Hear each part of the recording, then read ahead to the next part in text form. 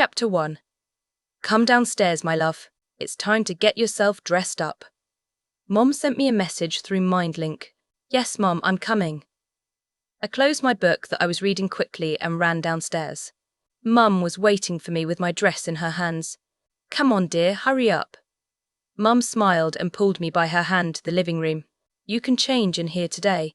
The boys have already left to meet their friends. I nodded and began to change my clothing. Mum was trying to get the dress over my head. Oh, Mum, I told you, I'm not 5-year-old anymore. I can put it on myself. Mum sighed and gave me the dress. All right then, but I'll do the ribbon anyway. I took over the dress and started to put it on. First over my head, then arms and legs. Turn around, dear, Mum said, and I followed her instruction. I turned my back to her and soon I felt my dress tug me at the waist. Done, Mum said in a happy tone. Go and check yourself in the mirror. Hurry! I nodded and walked towards the mirror. I froze in astonishment. I couldn't believe it was me. The dress was absolutely beautiful. It stopped just above my knees, and the sleeves were loose and went over my wrists. The print was captivating. It had a pink and blue floral print, with a white ribbon wrapping all the way around my waist. I looked up at my face. I didn't do anything to it, but for some reason it looked different. Maybe because the dress made my electric blue eyes pop. Thank you, Mum. I look perfect. I love you. I love you too, my dear. Now, time to go and join the party. I smiled at her and ran towards the front door. Bye, Mum. Bye, my dear. Have an amazing night, Mum said with a smile on her face. Oh, and also, my sweetie. What is it, Mum? I turned around and looked at her. Keep it in mind that you might meet your mate tonight. I playfully rolled my eyes at her and ran out the door, meeting with the brisk wind. Diana, finally. I thought you weren't coming tonight. Well, I giggled and turned towards Grace. Mom wanted me to come. Oh, by the way, I love your dress today. It looks great. Thank you so much, Grace. Actually, that's exactly what I thought when I looked in the mirror. All of a sudden, I had a strange feeling. I felt like my chest was tightening, which made it hard to breathe for me. Do you feel it too? Grace asked me. Yes. I nodded. It's definitely not right. I walked towards the village's fence and peered into the darkness of the forest. I felt like something was watching me, but I couldn't see it. Aha, gotcha! A familiar voice sounded in my ears. Hank, what are you doing here? Grace asked. It was nobody but Hank, my big brother. Hank, is this some sort of trick or what? I asked while crossing my arms over my chest. No, of course not, my dear sister, Hank said. I'm just here to retrieve you. I don't like the way you talk today. I rolled my eyes. Why don't you like it, my dear sister? I am a very polite big brother for you. Hank laughed. Wait, where were I? Oh, yes. Hank marched towards us and grabbed us by our wrists. Then he started to haul us towards the bonfire. I have 2 friends that would like to meet you two. No need to thank me. Boys? Grace and I shouted it out simultaneously. You mean 2 boys who want to see us? Well, I guess Grace was more excited than I was. To be honest, I was a bit nervous about this kind of stuff. Yes, you are right, ladies. They are 2 boys. Ah, look, there they are. Hank released our wrists and pointed to 2 guys waiting beside each other. One was wearing a dark dress shirt with a tie and dark dress pants. The other was wearing the same, but not as dark, and he had his hands in his pockets. Hey guys, over here, Hank called out. I froze as they started to make their way towards us. As for Grace, you could feel the excitement radiate off of her. I didn't want to make any contact with them, so I kept my head low, staring at the ground. Hello? I looked up to the most beautiful hazel eyes I've ever seen. Oh, hey, hi. Oh gosh, I stuttered. The guy standing in front of me held out his hand. My name is Paul, and this is Larry. We are friends of your brother, Hank. I took his hand hesitantly and greeted. Hi, my name is Diana. A smile showed up on his face, taking me off guard. Diana. That's a perfect name for a beautiful lady like you. My face felt so hot and my cheeks turned red. Well, thank you. That's my friend Grace. Grace, just say hi. I gestured towards her just to change the subject. We both looked towards our 2 friends who were flirting up a storm. Grace was blushing like a madwoman, where Larry was trying to get really, really close to my friend. As they continued to flirt, Paul and I stood there in awkward silence. It was so uncomfortable. "So," Paul started, "would you like to dance?" "Wait, what?" I took a step back by the surprise. Paul chuckled and held out his hand. "Don't be shy, Diana. Trust me, it would be a good idea to break the ice and all. I mean, everyone is dancing around the bonfire, our friends are obviously flirting, and your brother is checking out some girls." I quickly took a glance at my brother. He was not helping me at all. How could he be so cruel to her own sister? I finally turned back and took Paul's hand hesitantly. Sure." Paul's smile grew and he led me closer to the bonfire where the whole festival was. "But I don't know how to dance, so—" He turned around and smiled. "Look around. Most people are just bouncing around, but it still looks like they're doing it right." I nodded and he continued to pull me along. When we reached to where the pack was dancing, Paul turned around. "You ready?" I gave a small smile and nodded. "I guess." The music was rock, so it was loud and easy to bounce to. I closed my eyes and let my body move to the music. When I opened them, I saw a surprised Paul. "I thought you just told me that you didn't know how to dance." A blush crept up my neck. "No, I don't." "But you are dancing pretty well, Diana." He smiled. We continued to dance, but I felt a bit wrong, even dangerous if I may say it. By the time we were done dancing, we were tired, exhausted. Paul took me by my hand and led me to where no other pack members were, behind a huge building, the pack house. "What are we doing here?" He turned and gave me another smile, but this one felt different. It felt off, and a little threatening. He sat in the grass and patted a spot next to him. I thought we could get to know each other better. I nodded and sat beside him. "So, your brother told me that well, he basically said you are the runt of the pack." I felt a lump swell in my throat. Why, out of all things, my brother tells him that I'm the runt. I sighed. Yeah. I'm not really good at anything. But he told me about your feelings and how they're always right. That's something you're good at, feeling things." I nodded. Yeah, for some reason I have these senses. I feel something, it turns out to happen. I'm just different." He surprised me by laughing. "You're a good different. I mean, look at you. You're beautiful, and you're fun." I turned to him and gave him a genuine smile. "I'm glad you think so. You're like the—" I started to tense. A feeling. I had one. I turned towards the fence line and peered out into the darkness of the forest again. There was something defiantly out there. I could smell it. It was a smell I didn't recognize. "Are you all right?" I snapped out of my reverie and turned towards Paul. Yeah, just fine." "Are you sure?" "You don't look like all right." I nodded. "Don't worry, I'll be fine." I knew that wasn't quite convincing, but there was nothing else I could say. "Paul," I tried to change the subject a bit, "why aren't you here with your mate?" My brother told me all his friends have found their mates. He was seemingly a bit shocked by my question, but he soon pulled himself together. I rejected her. She was banished from our pack, so I had no choice but to leave her. I could feel his pain in the air. I felt like I had crossed the line, which I was not supposed to. "Now I have a question for you, Diana." I looked up at him, waiting patiently. "Would you ever betray your pack?" His question took me by surprise. Why would he ask me that? No, of course not. Yeah, they make fun of me for being different, but I wouldn't go that far. I felt his breath hitch a little. "Such a shame." "What?" I puzzled and asked. Without answering, he reached into his pockets and pulled out a small glass bottle, a lighter, and a cigarette. "What do you mean?" I asked again. He stood up and threw the glass bottle at the pack house, causing it to shatter and spill, its contents on the wall. He then lit his cigarette and took a long drag of it. "What I mean is that it looks like you won't live." I stood quickly and took a step away from him. "What are you doing, Paul? What are you talking about?" He turned to me with an evil smirk on his face. "Exactly what it means."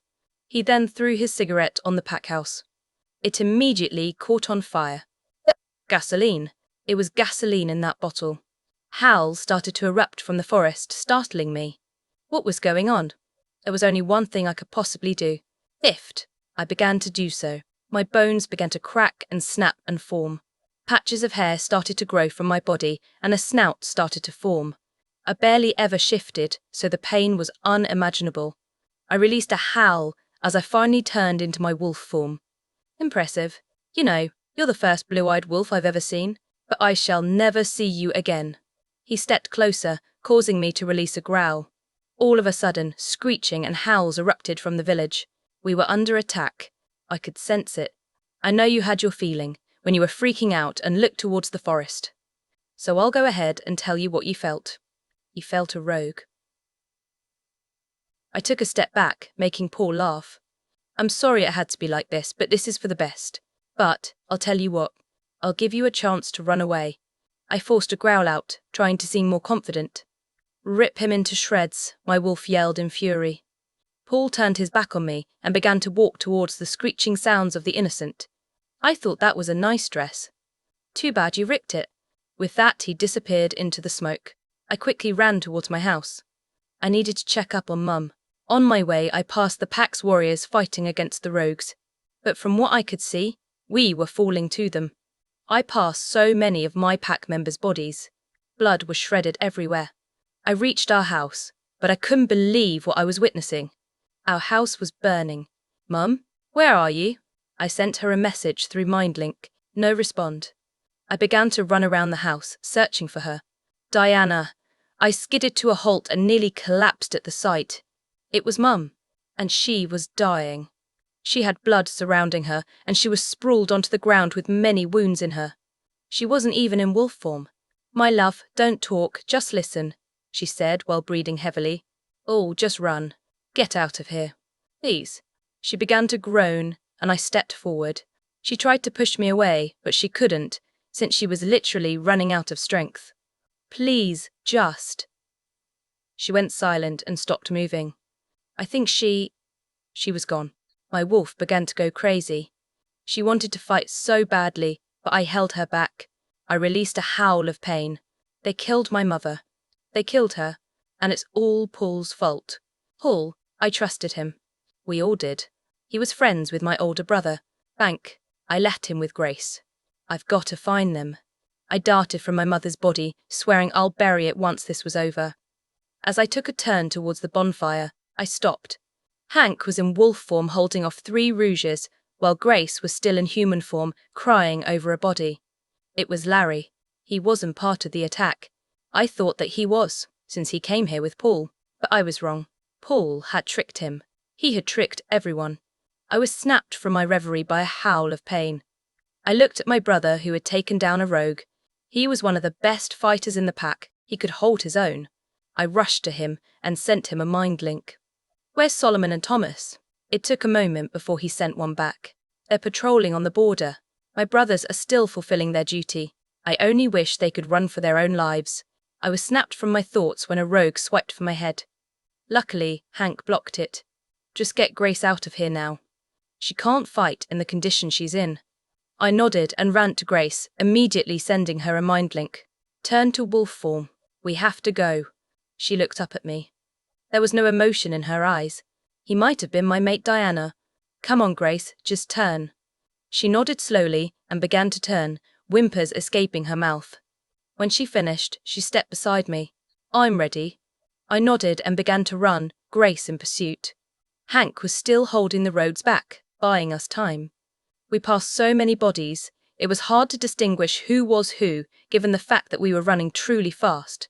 All of the buildings were on fire. Some of our pack members were just sitting in the grass by their burning houses, awaiting their death. I shook the thought of them out of my head and continued to focus on our escaping. Diana, we're about to pass the fence line. I nodded and pushed myself to run faster. We have to pass it and keep running until we find a safe place. Grace didn't give me a respond. I knew that she understood. It's just that she didn't want to accept the fact that we had to leave the village. When we were closing up on the fence line, we didn't slow down. Instead, we started to push ourselves to the limit to speed up, and we did it. We finally crossed the fence line. Can we stop now? Grace asked me. I shook my head and answered, No, Grace, we can't stop now. We have to go farther. Away from this? I could feel her uneasiness, but I knew she agreed. We continued to run for 10 more minutes at full speed until I collapsed. I've lost all my strength. Are you okay? I nodded and tried to stifle my heavy panting, but it was no use. Diana, if you look back at the village, it doesn't look like it's on fire. It looks like the festival is still in full swing.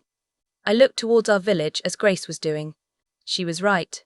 But if only it was just the festival. Mum wouldn't be dead. Grace, my mum, she's dead. I began to whimper, and Grace started to nudge me. Who knew that the festival of celebrating the moon goddess would become a disaster? I nearly jumped up as howls started to erupt from nearby. The rogues, they were tracking us. Diana, can you stand on your feet? I tried to lift myself up but fell right back down. No, I can't. Grace, just run for your own life. Grace shook her head. Turn to human form. I'll carry you on my back. But I have no clothes. She started to nudge me. Who cares? Just hurry. I nodded and began to shift. My bones began cracking and popping back into place. The fur on my body began to disappear along with my snout. Soon, I was a 15-year-old girl in the nude next to a giant wolf. Now climb on.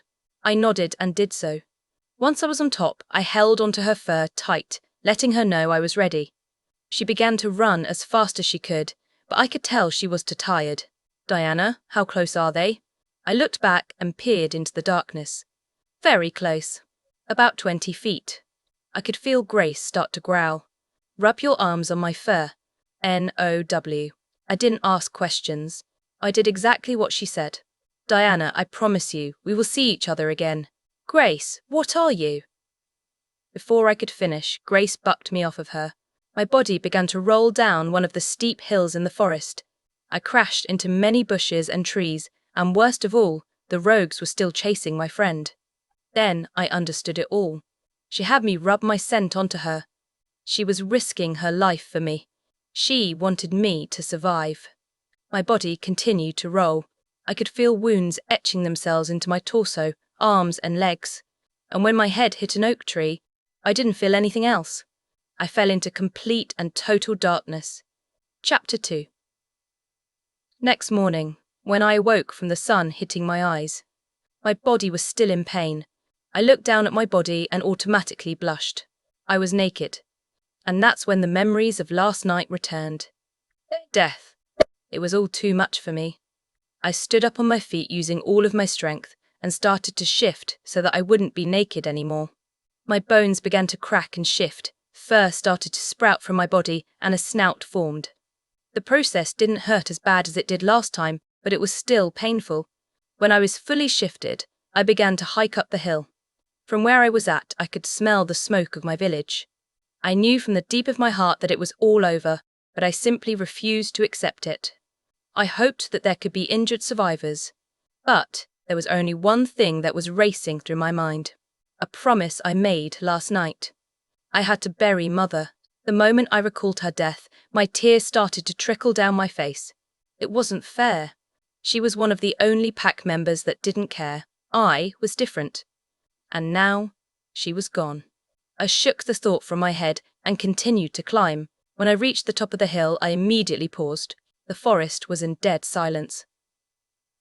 Usually there would be birds chirping by now, but there was no sound. None. I began to walk up the path to the village. The trail I was on had dozens of footprints. I could tell which ones were the rogues and which ones were Grace's just by looking at them. Grace. She was somewhere out there, either dead or suffering. And it was all my fault. More tears filled up my eyes, but I held them back. Pull yourself together, Diana. You want to believe that she's alive. Grace is alive. As I continued, the smell of smoke got stronger, and the memories of screams filled my head. I forced myself to keep going, even though my legs were aching and the memories were painful. But all I could think about was that I wanted to get to the village fast. I came to a halt when I heard rustling in a bush. A rogue? I got into fighting position and started to growl. Diana, kill it if it's a rogue. Remember what they did to our pack last night. My wolf growled. I promise I will, don't worry. Before I knew it, a yellow fluffy ball jumped from the bush. I ducked as it flew over my head. The thing was crazy. I turned to face it, but it wasn't what I expected it to be. It was a little puppy. I could see fear in its eyes, most likely because I looked so dreadful. So I did the simplest thing I could. I stopped growling. When it realized I wasn't going to hurt it, it started to wag its fluffy tail and bounce its way up to me. I didn't have time for this. I turned my back on it and started to make my way to the village. But soon, I realized it was a big mistake. It started to whimper and whine. Oh, my lovely puppy.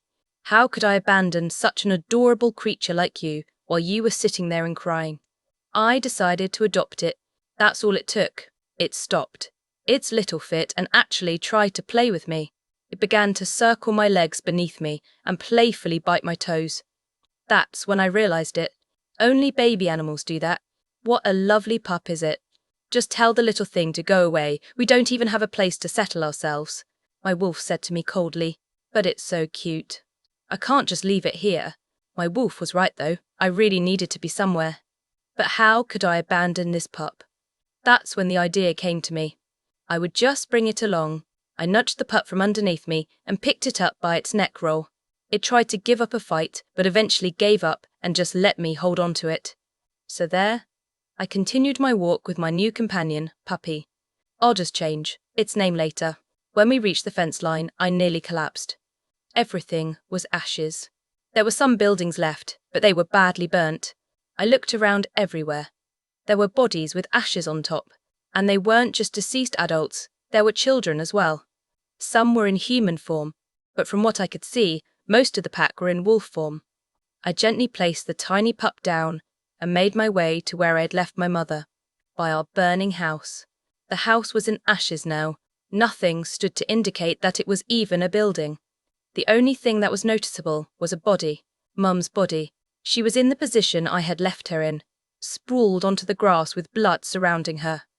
I promised myself I would come back to bury you, Mum. I'm sorry I couldn't have saved you. If a wolf could cry, I was doing a pretty good job at it. I could feel tears stain my fur. She's gone. We couldn't save her. I nodded to my wolf. No, we didn't. I jumped at the sound of her squeaky bark. When I turned, I saw the pup with a ratted blue dress in its mouth. I guess the pup is good for something. I began to shift back, ignoring the pain. When I was finished, I reached for the dress the pup was holding. It gave it up willingly. Isn't this Mum's old blue dress? Tears started to trickle down my face uncontrollably. Yeah, it is. I slipped the dress on. You know those dresses that are from, like, the 80s? They're short-sleeved, go over your knees, and they sprawl out. Well, that's what this dress was, and it was Mom's favourite colour, baby blue. Well, look who's back. I shivered at the voice of the man who started this. I will never forget this voice. It was Paul. What are you doing here? I asked furiously. Oh, don't treat me like that. I just came to look at the scene. I didn't expect to see you here in another beautiful dress. I turned to Paul with hatred in my eyes. Why did you do it? His face went emotionless as he sighed. You know how I told you my mate was kicked out of the pack, and I had to reject her because of it? Well, now there's no pack, I can have the love of my life. She said all I had to do was this, so I, damn you idiot. Haven't you thought about the chance that she's manipulating you? She doesn't care about you, and you stand up for... Within seconds, Paul had me by the throat, feet dangling above the ground. All I could do was struggle, but each time I did that his grip tightened. She's my mate. I have to stand up for her. I have to love her, or else I get hurt. Do you know the pain of it? Oh wait, that's right, you don't. You've never even met your mate. He released his grip and I fell to the ground, coughing like crazy. You just don't understand, Diana. The pain is unbearable, he said while turning his back to me. He's telling me about pain. He ruined my life. Pain, I choked out while getting to my feet. You know there's a thing called pain, but you destroyed my life. You murdered my friends and family, and now you're telling me about pain.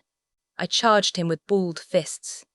I knew that he sensed me coming, but he didn't move when I struck him. I kept hitting and hitting him, but he just stood there, taking all the hits. I hate you. I hate you. I will kill you right here, right now. Tears began to well up in my eyes and trickle down. What a devil. How could he do this? Paul quickly turned around and grabbed my wrists. I'm sorry, Diana. I wish it didn't have to be this way. You can come with me. We have a pack of our own. Just take my hand. I shoved him off of me and crumpled to the ground. Get lost, you traitor. Why would I join a group of murderers like you? He sighed and started to rub the back of his neck. You know, if I would have just forgotten about my mate when I rejected her, this would have never happened, and I would have fallen in love with you. I looked up at him as the wind started to pick up. His brown locks started to rustle, and his eyes showed sorrow. What the heck are you talking about, you butcher? I will never fall in love with you. He nodded and turned his back on me.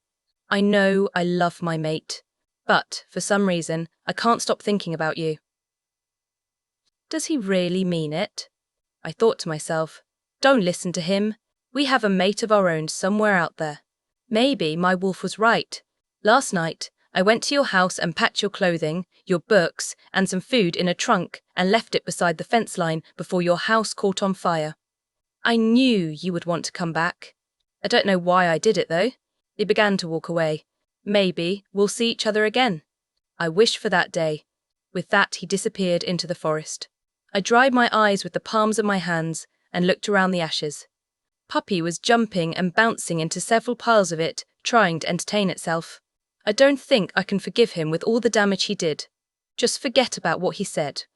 Let's just concentrate on burying our pack members and burning the dead rogues. I nodded in agreement. My wolf was right. There are other things to worry about. I got back to my feet and made my way to one of the buildings that weren't burnt down. The tool shack. The door was burnt to ashes, so it was easy to get in, and the tool that I wanted was lying on the ground. A shovel. I grabbed it by its hilt and dragged it out. Then I found that was perfect for the graves. I began to dig. First hole for the Alpha, killed in battle. Second hole for the Luna, killed in battle. Third hole for the Beta, killed in battle. Fourth hole for Gianna Jones, killed in battle. Fifth hole for Hank Jones, killed in battle. Sixth hole for Thomas Jones, killed in battle. Seventh hole for Solomon Jones, killed in battle. I kept digging hole after hole until each member of my pack had one. 87 holes. I then went to each body and hauled them to their graves. Each one I cried for. After burying them, I dragged the shovel back to the tool shack and took the gasoline tank and matches. It's time to light them up. I nodded and went back outside. I placed the tank and matches down, then began to drag the bodies of the dead rogues and pile them up. Are you ready? As ready as I can be. I nodded and went to retrieve the gas tank and matches. Once, when I had the gasoline tank in hand, I began to pour its contents onto the stack of bodies. Then I lit up the matches and threw it onto them as well. They were in flames. Suddenly, I felt something wet licking my bare feet. Chill, it's the pup. I looked down at the pup who was seeking for attention. What do you want? It ignored me and curled into a ball. You know what, I think I'll call you Puppy Eric. I smiled lightly at the name. It was from a book Mum had got to me a while back. The Hunger Games. Suits you better than Puppy. I picked up the tiny thing and started to stroke it gently. Can you go look for a house that's not badly burnt? I'm pretty sure the pup understood, because it hopped from my hands and ran to one of the buildings. Let's go retrieve our stuff. I nodded and searched for the trunk that was supposedly by the fence line. Soon, I spotted it. As I was walking towards the trunk, howls started to erupt from deep within the forest. The rogues. Don't worry about it, those are howls of departure. They're leaving and going somewhere else. I released a breath. I had no idea I was holding. I really couldn't deal with anything else.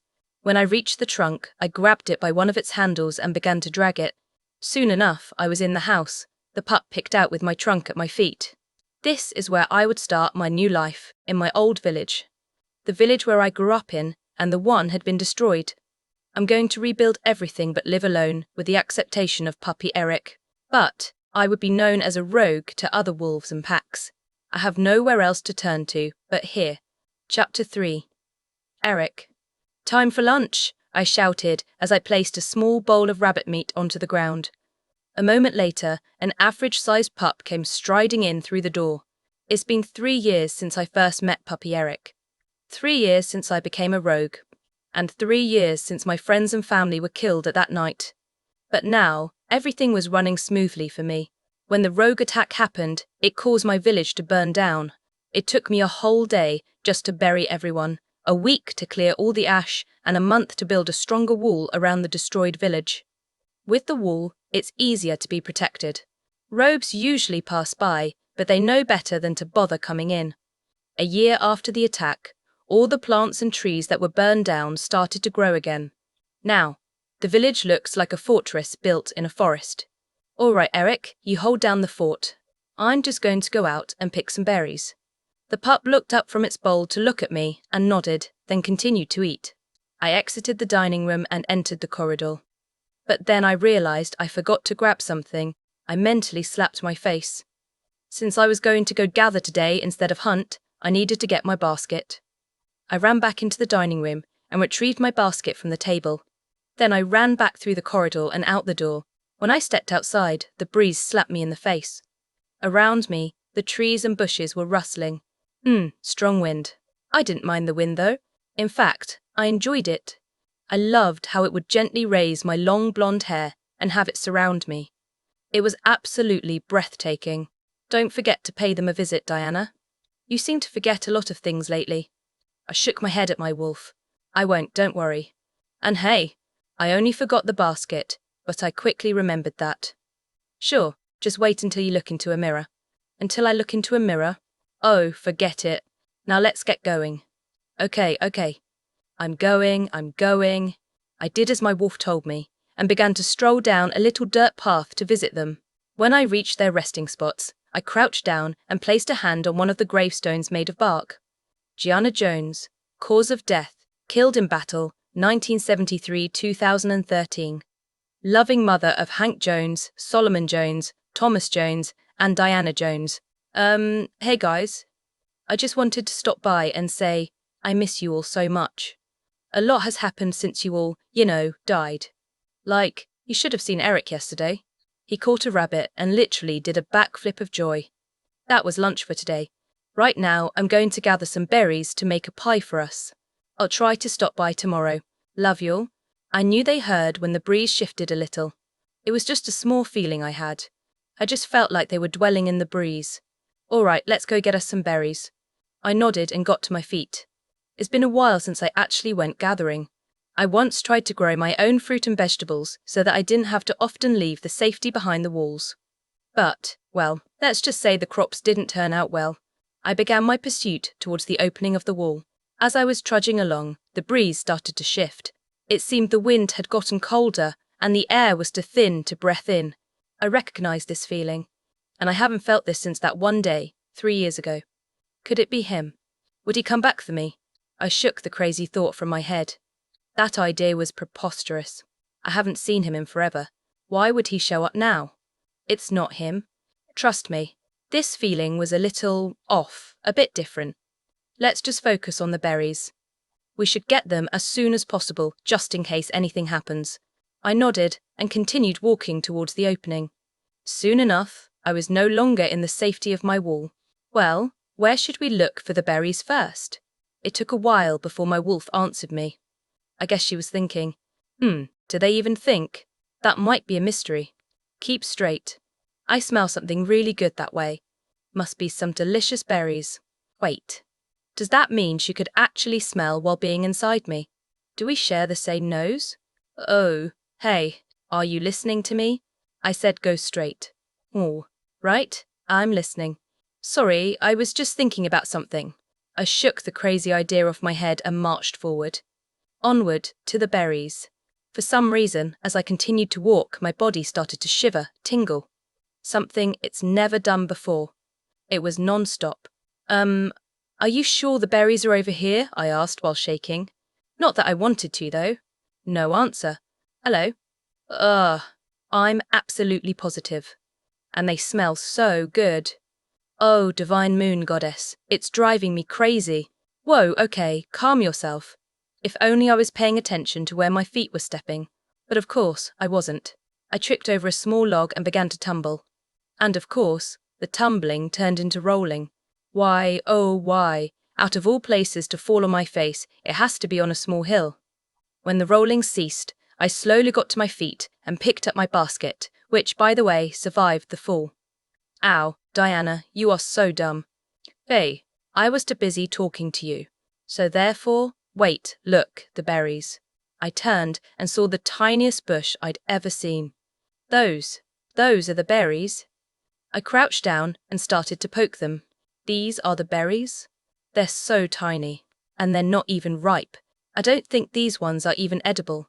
Wait, shush. Be quiet and listen. What? Just do it. I nodded and started to listen. There was no sound. Only the chirping of birds and the howl of the wind. But then I heard leaves crunching. Crunch after crunch. That's the smell. Does my wolf really want me to see what is making that crunching sound? Go see what it is. I guess so. I whispered in a hushed tone. I really don't want to die today. Let's just go back home. No. Please, it really smells good. And it obviously has an effect on you. Let's just take a look. I shook my head and turned towards the hill. No, I'm sorry. I just really want to go back home now. I was about to take a step when two voices started to speak. Christopher, are you sure there's a flower out here? There was a pause before the other spoke. Yeah, I'm positive. I can smell it. It's absolutely captivating. A shiver ran down my spine. Two guys, two men, were coming right towards me, and I was too afraid to climb back up the hill. Christopher, wait. Someone else is out here. I can sense it. It's a female. What are you waiting for, Diana? You said you didn't want to see who they are, but now you're just sitting there waiting to be spotted. I couldn't reply. My body felt weird. I've never felt anything like this. It was like I was going insane. A female. Where? Right ahead, where this so-called flower is. Let's just check it out. The crunching of the leaves got heavier, and the smell that my wolf was smelling was right under my nose. Come on, Diana. Time to move. I shook my head and snapped out from my trance. What the heck was I thinking? I began to ascend the hill, but it was already too late. Hello? I froze, not wanting to move. You know I can. Well, we can see you. I turned slowly, but kept my eyes closed shut. Talk to them, but don't act suspicious, my wolf told me. I nodded, high. Ah, so she speaks. Can't she open her eyes? Oh gosh, this was torture. Christopher, why is she wearing an apron? That got my attention. My eyes snapped open and immediately looked towards my clothes. Oh gosh, I was wearing my apron. I told you that you were forgetting things. I shook my head. Stupid wolf. May I have your name, apron lady? I looked up at the two men in front of me, but really only saw one. He was tall and handsome and captivating and… Oh God, what am I thinking? The strange thing was, he was looking at me the same way I was him. Like we were in a trance. Our attention was snapped from each other by a cough. Well, since you won't answer, Christopher, I guess I'll do the introductions. I'm Brent, the beta of our pack, and this is Christopher, he's the alpha. Now, who are you? Who am I? My God, you're Diana. Oh, right, silly me. The shock. I'm Diana. The guy named Christopher smiled. That's a perfect name for you. So, if I may ask, where's your pack? You shouldn't be out here alone. My pack? They're dead. I'm a rogue. Packs kill rogues. They could kill me. Oh God, I'm gonna die. I turned my back on them and darted up the hill. I'm not going to die today. Wait. I ignored him and kept running. Diana. Not now. Why I hope you know they're chasing us. Wait, what? I glanced back and started to freak out. They really were chasing me, and they were going full speed. I'm going to die. Diana, stop. Why are you running? Hurry, Diana. We're almost home. I nodded and pushed myself to go faster. I have to get inside my wall. They wouldn't dare to come in, would they? Soon enough, I made it. I was in my village, but I still didn't stop running. I had to get to Eric. Eric, I yelled while running. A moment later, my fuzzy friend came striding from the house. He cocked his head to the side. Sound the alarms. Do something. We're under attack. Why They're here. I skidded to a stop and looked behind me. My eyes widened. Yes? Christopher and Brent came charging in. Brent seemed to have lost breath and stopped running at the entrance, but Christopher was still running at full speed.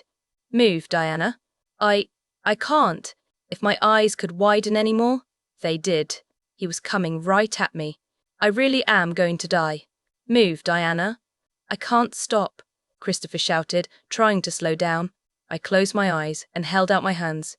A moment later, he crashed into me, and we tumbled. When we stopped tumbling, I opened my eyes. Christopher was on top of me. Oh God. I'm sorry, Diana. I didn't mean to. He sat himself up to where he was straddling me. Oh shit, you're hurt. Here, let me just. He put the palm of his hand on my arm where I had scraped myself from the crash. Immediately, sparks flew up my arm and engulfed my body. His eyes widened. Mart. Did I hear him right? Wate. I shook my head at my wolf. Impossible. But I couldn't help but question it. Mate? God, I stuttered. He nodded and leaned down to where his mouth was by my ear. Mart. Chapter 4. Wait, why, you're my mate. Christopher nodded and finally got up off of me. Yeah, I guess so, he happily said while holding out his hand. I hesitantly took it, but nearly let go as my arm was engulfed by sparks. When I was hauled up from my butt, Brent quickly ran up to us. Holy crap, guys. Are you guys okay? I swear I heard a loud crunching sound. He heard what? Oh gosh, if I end up having brain damage. Nah man, we're fine. Right, Diana? I nodded. Yeah, perfectly fine. Christopher's smile soon faded. Why did you run? I shook my head. Do you guys want to know the truth? They both nodded simultaneously. I looked down at my feet. What am I supposed to say? Should I tell them that I ran away from you because I thought you were going to kill me? That would just make me look stupid. Just say it. He's our mate. He won't kill us. I think. My wolf urges me. She thinks. Well, I guess if she thinks so, then he won't kill me. I ran because I looked up into Christopher's eyes and saw concern. I ran because I thought you guys were here to kill me. Silence. Wow, I can't believe you actually said it. My wolf sighed. What the heck does she want? It was her who asked me to speak up the truth. All of a sudden, they both erupted into laughter. Diana, why on earth would we kill you? Christopher asked while cracking up. Brent spoke up while clutching his stomach. For a gatherer, you sure are stupid. For some reason, that didn't seem offensive. I don't know why, but for some reason I started to laugh along. This just felt right. Me and Christopher were still laughing when Brent just froze. Wait, guys, have you noticed anything strange? Notice what? Christopher and I asked simultaneously, causing us to laugh even harder. He started looking around. This village is completely empty. I swear my heart stopped. They were going to find out. Find out I was alone and a rouge. Then they would either kill me or leave me and have Christopher reject me. Then I would feel the pain Paul mentioned all those years ago. Yeah, Christopher said, snapping me out of my reverie. Come to think about it, this village seems abandoned. Where is everyone, Diana? Tears sprung to my eyes, causing worry to flash across Christopher's face and confusion across Brent's. Christopher quickly grabbed hold of my shoulders. W, what's wrong? D, did I upset you? I covered my eyes with my hands and shook my head. No, you didn't do anything. I didn't want to tell him everyone was dead, but I had to. I crumpled to the ground, tears flowing from eyes. Christopher still held on to me, so he was on the ground too. Diana, please, just tell me what's wrong. I promise I'll make it better. I couldn't finish. For some reason, I didn't want to finish that sentence. Arms wrapping around me snapped me from my thoughts. I took my hands from my eyes and saw total blackness. It was soft and had a very fascinating smell. I just wanted to sit there and stay like this, but the blackness shifted, revealing a muscular arm. The whole time I was crying into Christopher's shoulder, getting his shirt soaked. Shush, it's okay. I promise it'll be all right. He continued to coo. I gripped his arm tightly. They're all gone. Dead. Christopher pulled away from me and cocked his head. What do you mean? Brent knelt down next to Christopher and gripped his shoulder, causing Christopher to look at him. She's a rouge. Her whole pack is dead. I covered my face with my hands, not wanting to look him in the eyes. I'm sorry. That's why I ran. But you just had to follow me. I felt his arms leave my body and heard him stand, causing me to cry harder. How did they die? M, my brother's friend, He be betrayed us and Al let the Rouges in. They killed everyone and they burned everything. I couldn't stop crying and stuttering. He was going to reject me. I knew he was. I don't want him to. I'd feel like I'd die if he did. I nodded. What did you do to the bodies? I looked up at him. He showed no emotion on his face. He must hate me now. What? I asked. What did you do with the bodies? I slowly got up and grabbed his hand. His eyes widened, probably from the static-like feeling. I turned around, still holding onto his hand. Then I began to pull. At first, he kept his ground, but then he followed. I stayed silent the whole time, trying to stifle my sobs. The only sound was the two men whispering. Are you sure we can trust her? Brent. Of course. She's my mate. I have to, Christopher. He accepts me as his mate. But will he reject me later? Brent didn't answer back, most likely shocked from the fact I was Christopher's mate. The rest of the way to the graves was silent. No one made a sound. When we got there, I immediately dropped Christopher's hand and went up to one of the graves and crouched down. Gianna Jones, cause of death, killed in battle, 1973-2013. Loving mother of Hank Jones, Solomon Jones, Thomas Jones, and Diana Jones. Hey Mum, this might be the last time I talk to you. I just wanted to thank you for everything. You buried them all. I nodded at Christopher's voice. They all deserve something better, but this is all that I could manage. I looked at Christopher. He was showing sorrow. Christopher, Brent said, there's a total of 87 graves. Christopher took slow steps towards me, his fists clenched. Was he going to hurt me? I closed my eyes, not wanting to see a fist come at me. But I was surprised when two strong arms wrapped around me. What? He sighed. I'm sorry, Diana. I'm sorry that you lost everything and had to face it on your own. And I'm sorry I was a jerk to you. It's just that you're a Rouge, and Rouges are usually, crazy. And I'm sorry that. I cut him off. It's fine. You don't have to be sorry for anything. He pulled away, a smile on his face. Do you forgive me? I nodded. How can I be mad at you? Brent began to laugh and Christopher began to chuckle. That's when I realized it. I just technically flirted with someone I barely knew. Kill me now. I felt a blush creep up my neck. It's fine. I know what you meant, Christopher said before he winked, causing me to blush even more. So, Brent started. What do we do now? Christopher grinned widely, still staring at me. Easy, we called back home. Within seconds, Christopher had a phone pulled out. A phone? Gosh, I haven't won in 3 years. Do you know how crazy that is? He dialed a number and started to talk in his cellular device. But I didn't really pay much attention. I was just so hooked up on the phone. Okay, bye. Christopher hung up and glanced at me.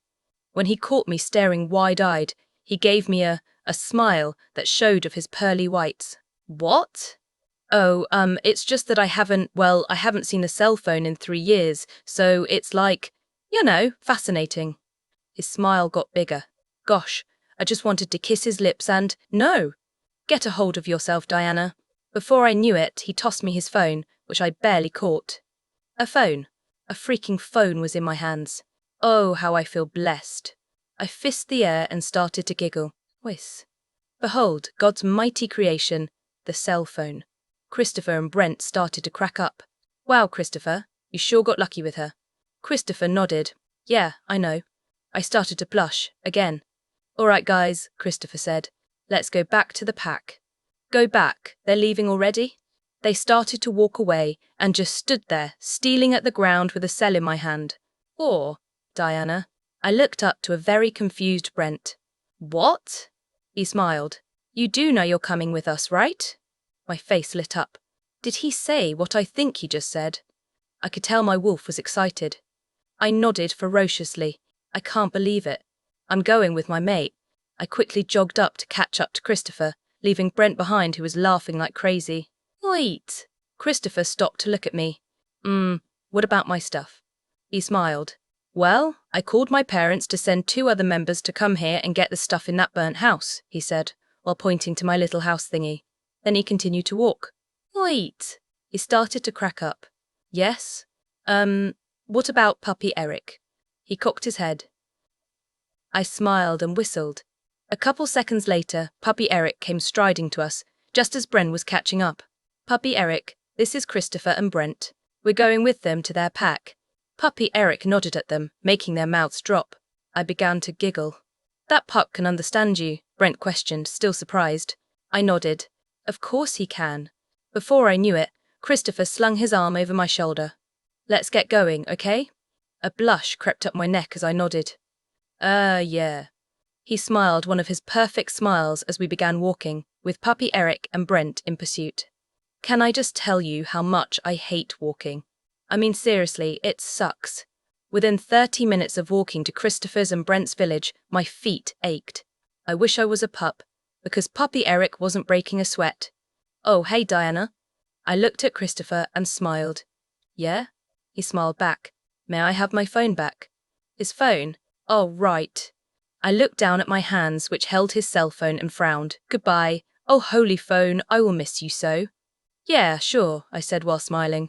Then I tossed his phone to him, which he easily caught. So, Diana. I glanced at Brent.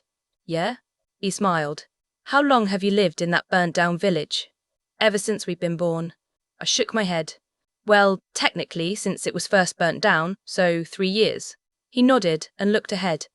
Before I knew it, I tripped on a log and fell on my face. Mother Nature, why do you hate me so much? I quickly stood like nothing happened, which caused everyone, not including Puppy Eric, to start laughing. I'm such a klutz. Wow, Christopher said while laughing. You're such a klutz. See what I mean? It's not my fault, I whined. My feet ache. Within seconds, Christopher had me swooped up into his arms, causing me to blush. Well, of course they do. A princess shouldn't be walking. My face ended up getting hotter after that comment. If it was possible, steam would probably be rising from my face. Go ahead and get comfortable, Christopher said. We've got a lot more ground to cover before we get there. Brent joined in. Yeah, like 45 minutes worth. I nodded and nuzzled my head into Christopher's shoulder. Gosh, it smelt good. I just wanted to stay like this forever. Before I knew it, I had fallen asleep. Diana, wake up. Wake up, we're here. I opened my eyes to see Christopher smiling down at me. We're here? Oh, right, his and Brent's village. When I sat up in Christopher's arms to look ahead, my eyes widened. There stood the biggest village I'd ever seen. Trust me, it was huge. Let's just say, I could already tell I wasn't going to fit in. Chapter 5, Welcome back, Alpha. It's nice to see you again, Alpha. That's all I heard. Apparently, Christopher wasn't some ordinary guy. Of course he isn't, he's the Alpha.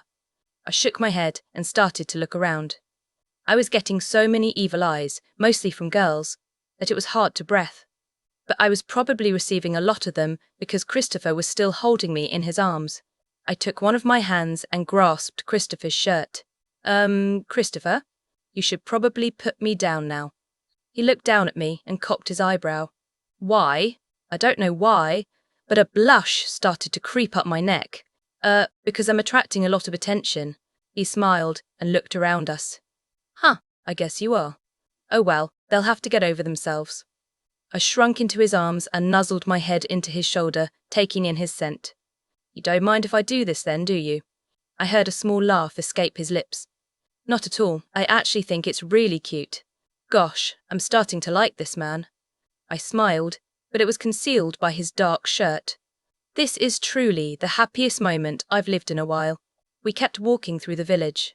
Well, I didn't, just Christopher, Brent, and Puppy Eric.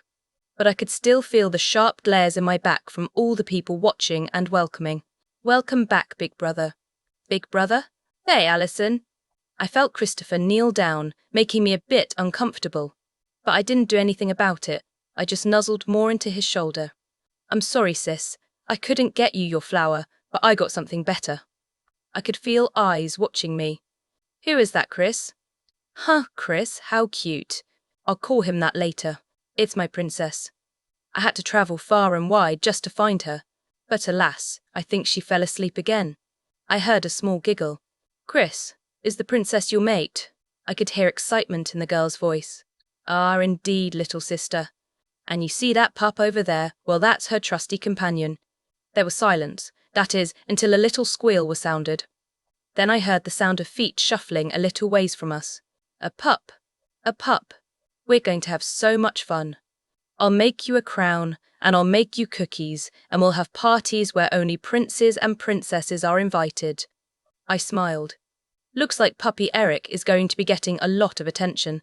You know, you're really bad at fake sleeping, Christopher whispered in my ear. I looked up to see him staring at me with a glint in his eyes. Oh gosh, I could just lose myself in them. Sorry, I just didn't want to interrupt you guys' conversation, Chris. A blush covered his face. Then he stood up. Tisk tisk. Princesses shouldn't be eavesdropping on conversations. Well, it sure is hard when I'm literally in the middle of them. He laughed and continued to walk, leaving behind puppy Eric with Allison. Hey, Christopher, what are you going to say to your parents? I looked at Brent, which was very hard from my position, by the way. He had a point. Everyone knows that it's forbidden to mate with a rouge. I don't think it's even happened. What if we're not accepted? We might get kicked out. Nonsense. Only the Alpha and Luna can kick someone out of a pack. It doesn't matter. Today is my ceremony. They can't say anything against me today. I looked up at Christopher, wide-eyed. He wasn't Alpha yet, but why did everyone call him that? Because his ceremony is today, you idiot. I shook my head. But if he's not the Alpha, then that means I can still get kicked out. Christopher, doesn't that mean I could still be thrown out? He looked at me with concern in his eyes. I won't let them, I promise. I nodded and looked towards where we were heading. You know those houses that look like they're for rich people? Well, that's where we were headed. It was a house that had stone steps leading to the front door, had pillars, a bunch of cars, vines going up the side, and was super big. If I was in it, I would most likely get lost and die. I pointed to it with my mouth gaped. Is that your house? Christopher let loose a laugh. Oh, that's my parents' and sister's house. Mine is much more smaller. I sighed and I nodded, but still gaped. It was just unbelievable. With me in Christopher's arms and Brent walking beside us, we started to ascend the stairs. Gosh, I was nervous. For all I knew, Christopher's parents were a bunch of crabby people. Hey Diana, a word of advice. I looked towards Brent and cocked my eyebrow. Yeah? He gave a sweet smile. Not as sweet as Christopher's though, and replied, You might want to act like you're asleep. Christopher's folks might think it's pretty weird for him to be carrying a girl who's wide awake. You know how parents are. I nodded. Speaking of his parents, what are they like? In a matter of seconds, Brent was hovering over me with the creepiest smile I've ever seen as he started to wiggle his fingers in my face. They're absolutely horrible. They get one look at you, then they judge you. Then while you sleep, they pour a bucket of spiders on your head. My eyes widened with fright and I began to shake. Spores. Spee spiders. Oh yes, and not only. Before Brent and I knew it, Christopher kicked him in the gut, sending Brent tumbling down the hard stone stairs that we'd been walking up. Stop scaring my mate. I looked over at Brent as he continued to tumble, then at Christopher, again at Brent, then back at Christopher. Is he going to be okay? Christopher started to continue up the steps with a smile on his face. Oh, just fine. There's a reason why he's the beta. I glanced back down the steps. Brent got to his feet and began to shout. No doubt in my mind that he was shouting a series of swear words. Then he began to climb back up the steps. When we reached the giant door, Christopher looked down at me. You ready? I shook my head and nuzzled into his shoulder, acting like I was asleep. Now I am. He laughed and began to pound on the door. I heard the door open and a woman speak. Oh, Christopher, welcome back. Oh, who's this? I'll tell you when I get inside. Is Dad home? Poor thing. He's in the living room sleeping. I felt Christopher nod. Oh, and leave the door open for Brent. He fell down the steps. I almost began to giggle but held it in. I heard the woman sigh. Again? Oh, yes, ma'am. Then Christopher began to walk. As we entered the house, a whole bunch of new smells whacked me in the face. And they sure did smell good. I felt Christopher take some turns before he stopped. Then I felt him sit down. Honey, Christopher's here, the woman said. I heard a yawn before a man spoke. Oh, Christopher, you're back. Welcome. And who's this young lady you have in your arms? Well, Dad, that's why I'm here. You see, this is Diana. She's my mate. Both of them gasped before the woman replied. How do you know? Well, Mum, I accidentally crashed into her. And when I touched her, I felt those sparks that you guys told me about. It was amazing. I heard a small chuckle. Congratulations, son. So whose pack is she a part of? Christopher sighed. Well, you know that forest fire we saw 3 years ago from our tower. Yes, they both said simultaneously. Well, you see, that was her pack. They were under attack by a small army of rouges. She was the only survivor. The woman gasped, then spoke up. May we talk to her? I felt Christopher nod before he whispered in my ear. Rise and shine. I could just hear the smirk in his voice. Well, it's acting time. I slowly rose from Christopher's arms and released a yawn while stretching. Then I took a look around. The living room was huge. It had a huge flat screen on the wall along with speakers. There were 2 sofas, one which Christopher and I occupied, 2 chairs which one was occupied by the man, who I'm guessing is Christopher's father, and a large coffee table. I looked at the woman and smiled. She looked pretty young for being a mother. She had no wrinkles whatsoever. She had Ryan's eyes and hair, hazel with a speck of green, and short brown hair. I looked towards the man and smiled at him. He had green eyes with short blonde hair. He too looked pretty young. The only thing noticeable were some dark circles under his eyes. I looked at Christopher and smiled. But that quickly changed when I noticed I was still on his lap. I released a squeak and quickly squirmed off of him, blushing. Hi, I'm Harper Thatcher, and this is my husband Douglas Thatcher, she said while holding out her hand. I took her hand and shook it just as Douglas spoke. I can introduce myself, one. I giggled as Harper rolled her eyes. Douglas was about to speak, but was interrupted by a sweaty Brent. I'm here. I survived. Brent shouted while fisting the air. Sit down, boy. I'm trying to have a conversation. Brent hesitantly nodded, then took a seat by me. Then he whispered in my ear while smirking. Remember, bucket of spiders. I went wide-eyed but shook my head. He's just teasing me, right? Anyways, Douglas said. I'm Douglas Thatcher.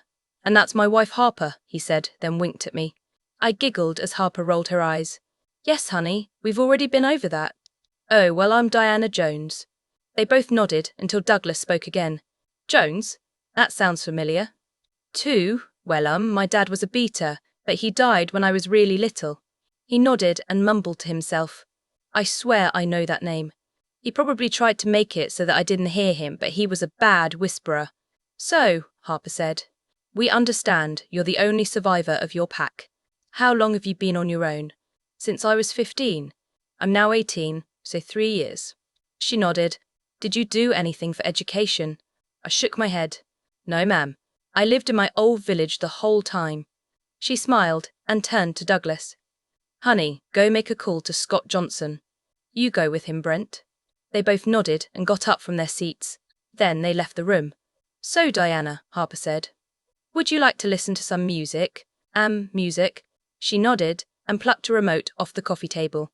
When she clicked a button on it, music started to play. I jumped off the couch and started to bounce in place. Oh my gosh, music! I haven't listened to any in 3 years. Christopher started to laugh along with Harper. Then he stood up and pinched my cheeks. God, Diana, you're so adorable. First, the phone. Then, the music. How are you going to react with a shower? Shower? They both began to laugh harder until Brent and Damien walked back in. Well, it's official, Douglas said. What is? Everyone stared at me and began to smile. You're going to school with me and Christopher next Monday, Brent said. Sci school? Chapter 6. Bye, you 3, Harper shouted out as Christopher, Brent and I walked down the stone steps. I waved to her and turned around to walk properly down the steps next to the 2 boys. They seem nice, I said happily, which caused Christopher to smile. He turned to me and winked. Glad you think so. So, were you afraid of meeting them? I nodded. Yeah, I was freaking out in my head about spiders the whole time. I heard Brent snicker. You're lucky they didn't do it while you were fake sleeping. My eyes widened. Yes? Would they have done it? In a matter of seconds, Brent was in my face doing his creepy smile. Oh yes. In fact, Brent was cut short with a fist making contact with his face. Then he began to tumble down the steps. Again, each step his body hit, he would release a swear word. What did I say about scaring her, Brent? My face went a tad bit pale. Don't worry, Diana, he'll be okay. I shook my head. No, it's just that I'm just thinking about how much he's fallen down these steps. Christopher began to laugh and bent down. I cocked my eyebrow. He pointed to his back. Get on my back, it'll be fun. A smile lit my face and I nodded my head ferociously. Yes, yes. I quickly scrambled to him and got onto his back, squealing like a little kid. He stood up and started to laugh. Gosh, Diana, you're so cute. A blush crept up my neck, but I didn't stop squealing with excitement. We continued down the steps until we reached the bottom where Brent was lying face first. Christopher bent down, still keeping me on his back, and began poking Brent. Dude, that was quite the trip. You need to watch your step. I couldn't help but giggle. It was just too funny. Okay, we'll meet you at my place. Brent groaned, and Christopher got back up and began to walk. When we passed the gates from Harper and Douglas's house, there was small movement from the corner of my eye. Big brother? Christopher turned and faced a little girl with puppy Eric. She was the most adorable thing ever. She had 2 pigtails with blonde curly hair. She was wearing a pink dress that went to her knees and was barefoot.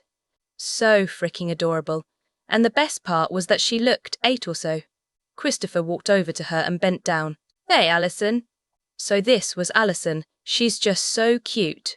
She looked up at me and a smile lit up on her face. Ooh, princess. I giggled. Hi. She curtsied, then looked up at me.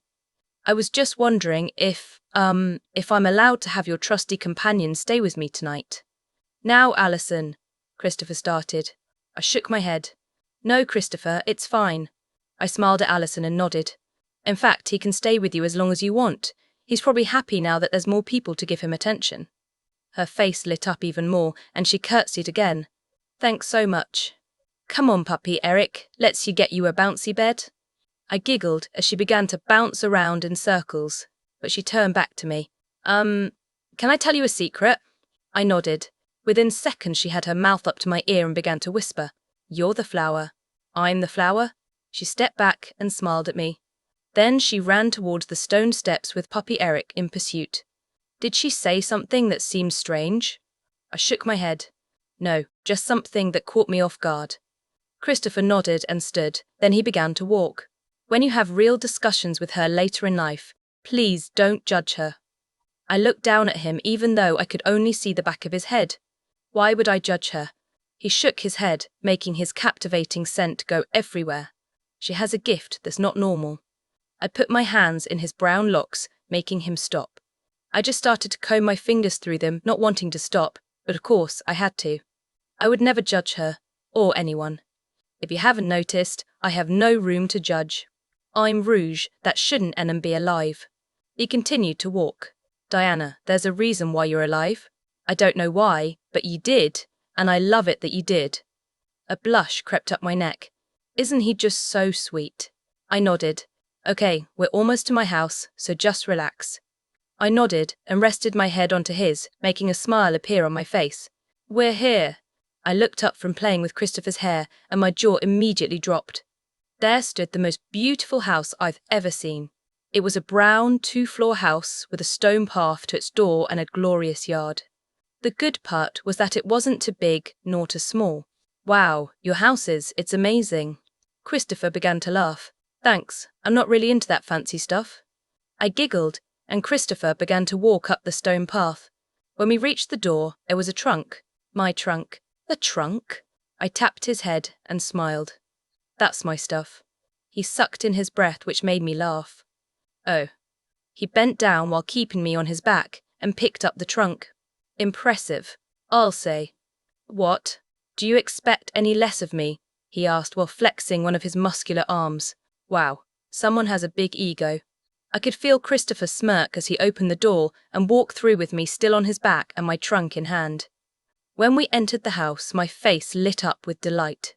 The smell of home hit my face and I absolutely enjoyed it. So we're going upstairs to your new room. I nodded as Christopher began to walk up the steps. The wall that the stairs were connected to had pictures all over it. I could recognize some people in them. There were ones with a man and a woman smiling and laughing, with a little boy running around with worms in his hands. I could tell the woman was Harper and the man was Douglas. I had no doubt that the little boy was Christopher. When we reached the top of the stairs, Christopher took a turn and entered a room. He set the trunk by the door and let me down. I looked around and smiled. It was a huge room with not a lot of furniture. And it was very simple too. It had a wardrobe, dresser and a mirror, queen-size bed, nightstand with a lamp, and a desk with a chair and lamp. But I still thought it was amazing. Sorry, the room is bland. I didn't exactly know I was going to be bringing home my mate. I turned to Christopher and smiled. No, it's perfect. It's all I can ask for. He smiled, making my heart race and the urge to trace my fingers on his lips. Get a hold of yourself, Diana. I have question though. He tilted his head in an adorable way. Is this your room? Christopher smirked. No, but it can be if you want it to. A blush crept up my neck. I. He began to laugh. I'm kidding, Diana. I just thought you'd want to have your own room because, you're a little shy. I nodded. Thank you. He gave a generous smile and turned towards the door. Sorry, but I have to get ready for my ceremony. Wait, I said. Am I going to that? He turned to me with a sorrowful look. I'm sorry, but that's against the rules. It's forbidden. I was lucky that I could get you to stay. I nodded, but I couldn't help but feel a little bit disappointed. I really wanted to see Christopher get appointed as Alpha. He turned back around and made his way out the room. I'll see you when I get back from it, though. I nodded, even though he wasn't in the room anymore.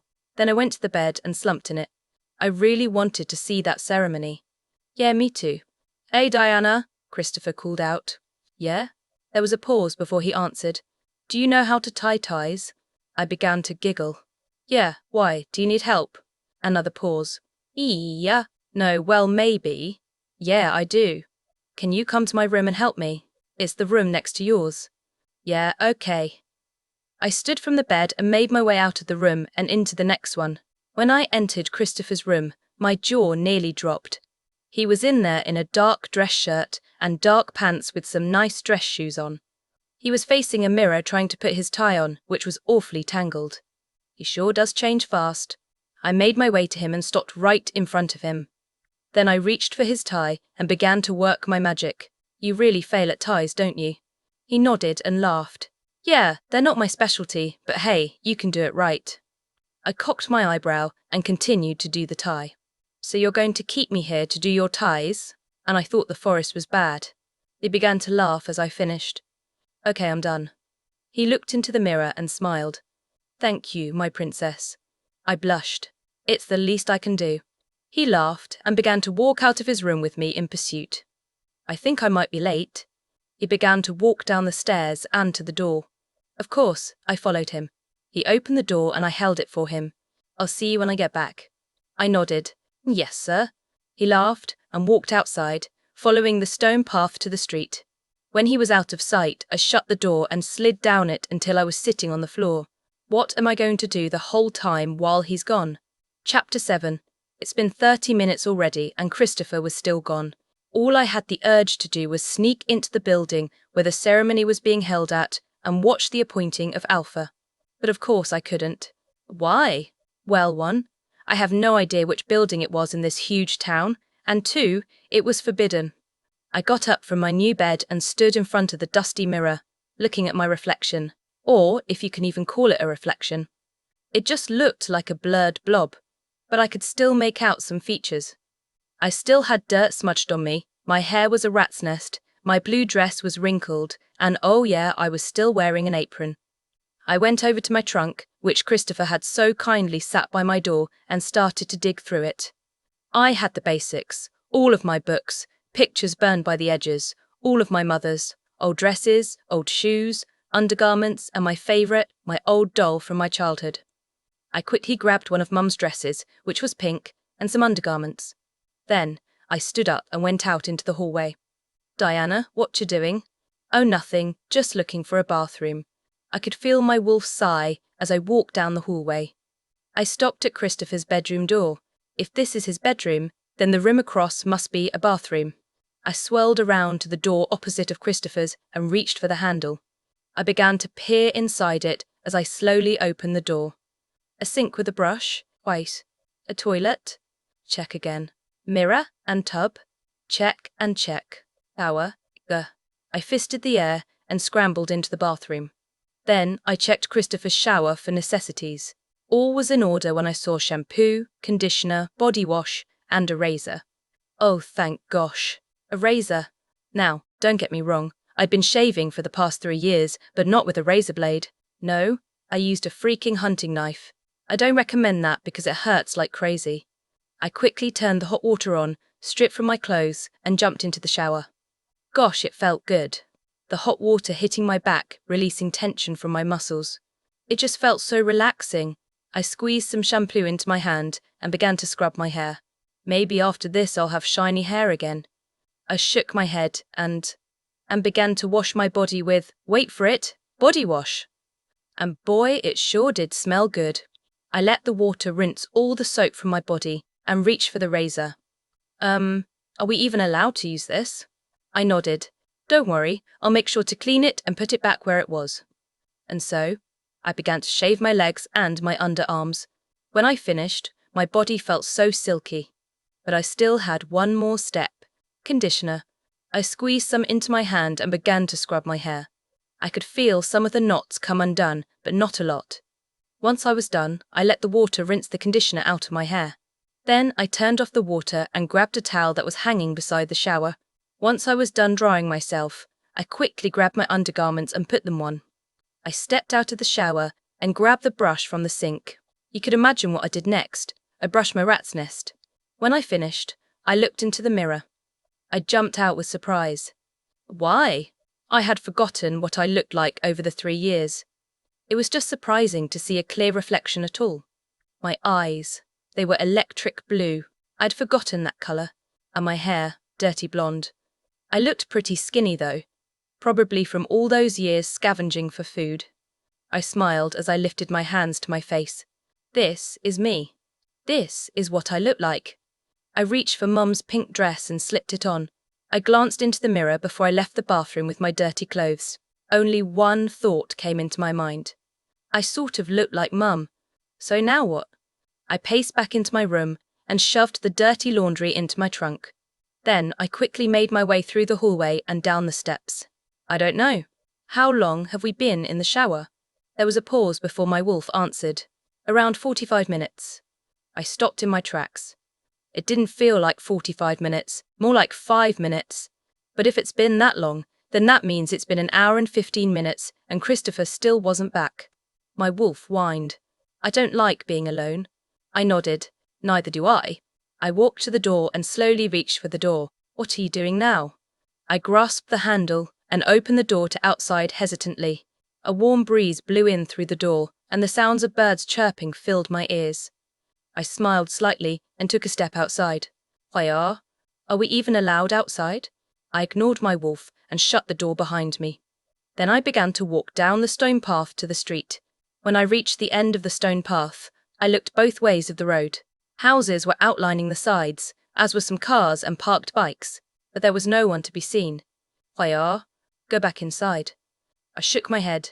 Oh, I just want to look around the village. Well, more like a town. My wolf snapped back. You're an idiot. It is a town. This is Bleak Falls in North Carolina, which means there is a huge possibility humans can be around here. I shook my head. First of all, how do you even know that we're in a town called Bleak Falls? And 2, how do you know if it's even in North Carolina? My wolf didn't answer. Well, okay. For the first question, it's a wolf thing. We automatically know where we are. And for the second question, it's common sense. Our village was here. I shook my head. Whatever.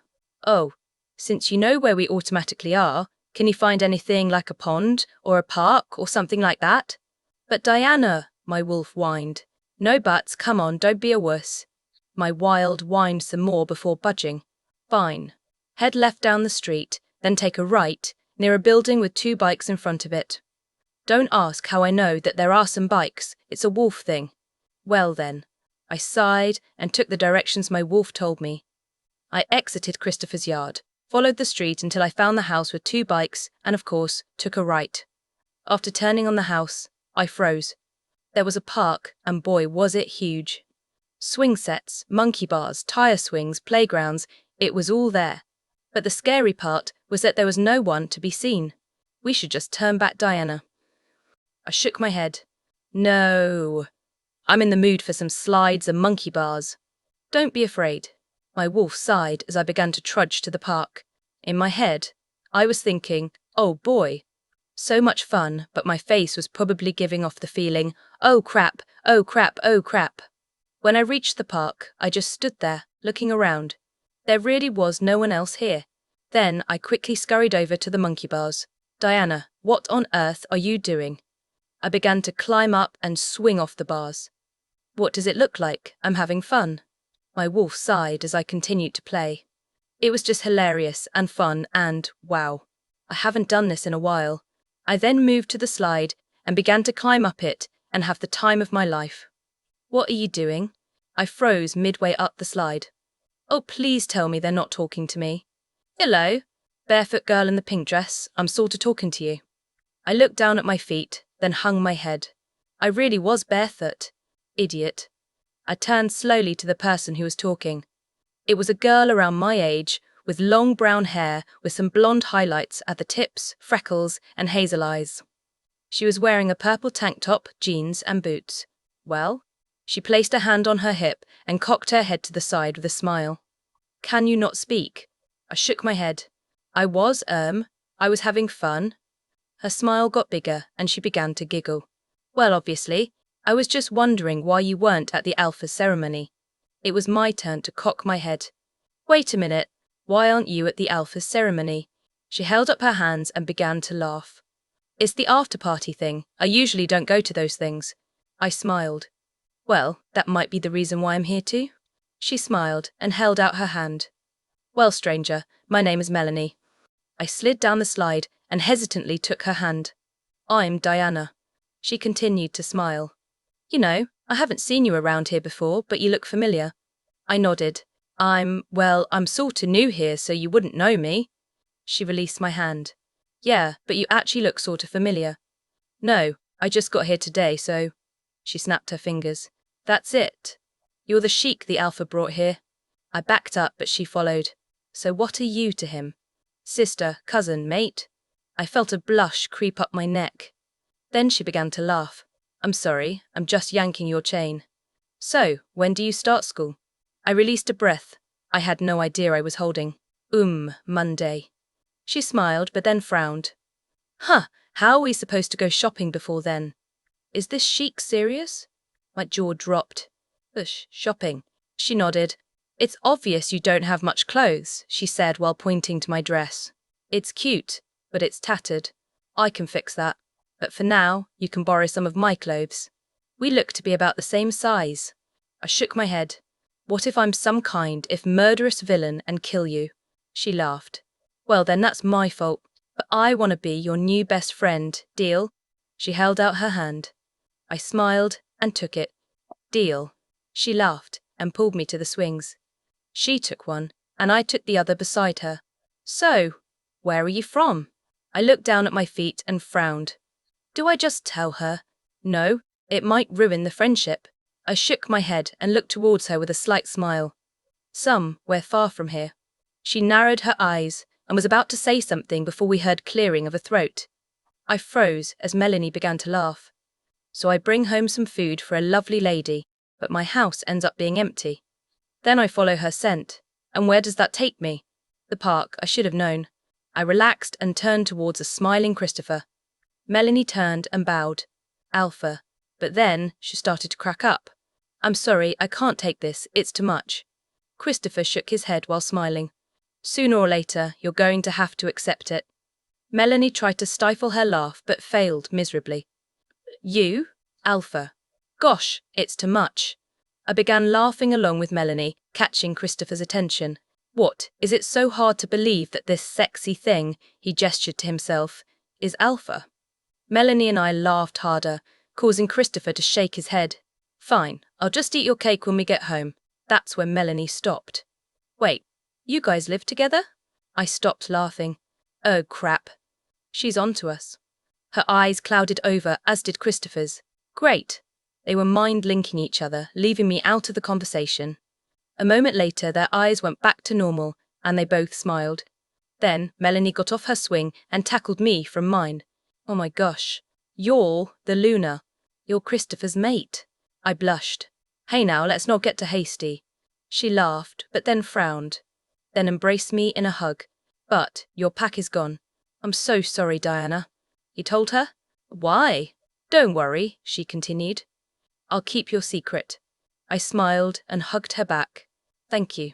And besides, she said, you were accepted into the pack by the Alpha, so you're not a Rouge anymore. My eyes widened. Yes? Really? They both nodded, and Christopher answered. Really? I smiled and got up off my butt. Then I ran over to Christopher and embraced him in a hug, catching him off guard. Thank you so much. A moment later, I felt his arms wrap around my waist, pulling me impossibly closer. Anything for you, he whispered. Chapter 8. We spent another hour at the park with Melanie before we went our separate ways. And it turns out, Melanie and I have a lot of things in common. For example, we both love books, especially Percy Jackson, but when we started to talk about the second series with the Romans, she showed a face of disgust. I would have pointed out that she was wearing their colours, but I didn't really want to risk it. So I'd have to ask her later about that though. But, seriously, she's just so much fun. So, do you like Melanie? Christopher asked as we were walking home. I turned to him and smiled. Yeah, she's just so much fun, she's a really sweet girl. He smiled and continued to walk with me beside him. I really can't wait to meet her mate though. They must be so cute together. He frowned. She hasn't met her mate yet, which is weird, because she's nice and talks to everyone here. I always thought she would have found hers before me. I nodded and continued to walk with Christopher. But then, something occurred to me. I stopped and grabbed Christopher's hand, making him stare at me in confusion. What is it? I stared at my feet. I was wondering if we could establish a link. There was a pause, and for a second there I thought he was going to say no. But then he began to pull me along. Of course, let's go do it in the yard. I smiled as we walked back to the house. He pulled me into the yard, and we both sat down in the grass. Okay, so you do know how to do this, right? I nodded. Sorta, I think. He laughed, and his eyes clouded over. I followed his lead by doing the same thing, but nothing happened. We both stopped simultaneously. Then he gave me a confused look. It seems that something is blocking our connection. I shook my head. Something's wrong with our connection. I don't understand.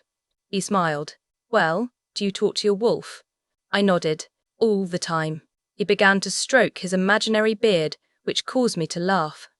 Were you accepting me in? Like, you're trying to establish a connection with me? I nodded. He tilted his head back and looked up at the sky. Well, I guess the only other reason is because you might not know your wolf's name. But that's retarded, right? I didn't answer. Instead, a blush appeared on my cheeks. Name? Why would I need that? I didn't have to know it for my pack. He looked at me and began to laugh. Well, you didn't have to know it before, because you were basically born with that connection to your pack. My blush got redder as I shook my head. So what do I do now? I could tell he was deep in thought. Well, I've never heard of this happening before, so I guess you should try to make a stronger connection with your wolf. Then I guess you'll find out her name. He ended it as a question which gave me doubt, but I still nodded. Okay, I'll try. He smiled. All right then, concentrate really hard. I closed my eyes and took a deep breath. I can do this. It shouldn't be too hard. You know when it's sunny outside and you have your eyes closed, but you can still see the light? Yeah, well, it was like that for a couple of minutes, but then I was engulfed in total darkness. I could look around and see hardly anything. It was like I was in a different world.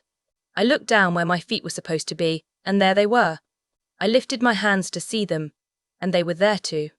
I know it sounds crazy, but it was like a world of darkness in my head. But I knew I was actually outside in Christopher's yard with him telling me to concentrate, but I couldn't hear him anymore. Over here, come on. My wolf? I turned and saw a small light erupting from the darkness. I quickly began to run towards it, but it felt like each step I took it got farther away. Just concentrate on me. Follow my voice. I nodded and pushed myself to run farther. I began to make progress because the light started to get closer. When I was almost there, I stretched my arms towards it, trying to grasp it. But I could barely see because it was so bright, so I shut my eyes and kept reaching. You're here. I opened my eyes slowly to see a room covered in white. On the other end, opposite of me, a girl my age was standing there. In fact, she looked exactly like me, except she had brown hair. She even had my electric blue eyes. So you're finally here, she said with a smile. I tried to speak, but it felt like my lips were glued together. It's fine, you can't speak in here, it's impossible. I cocked my head as she began to laugh. I can, because this is where I belong. You, on the other hand, you don't belong here. I shook my head in confusion. I know it's confusing, she started. But that's how this was made. I nodded, then cocked my eyebrow. Oh, right. Well, I guess you can call me your wolf, you always have. So this was her. My wolf. I nodded again. She took a step towards me and smiled. And sorry about your mind-linking problems, I guess that's both of our faults. We never had a proper connection, but I can fix that. I narrowed my eyes as she took more steps until she was right in front of me. You're acting like you don't trust me. I shook my head. Well, do you? Did I trust her? My own wolf. We've been together for a while, well actually my whole life so far. I nodded, causing her to give a sweet smile. Okay, good. She hugged me, catching me off guard. But the strange thing was, I could actually feel her warmth. She felt as warm as you do when you shift. But then something weird began to happen. She was dissolving. It looked like my body was absorbing her. My eyes widened with fear. But then I heard her voice in a tiny whisper. It's okay, I'm making the connection. She kept dissolving until she was completely gone. At first I thought I had somehow killed her, but then her body reappeared. The connection is complete now. I nodded, but then cocked my eyebrow. When you leave, you'll know my name, or, if you want, I can go ahead and tell you now. I nodded in confirmation. Well, my name is... She was cut off by a voice. Just concentrate. Breath in and out. Christopher. I heard him, but I could tell he wasn't physically talking even though I couldn't see him.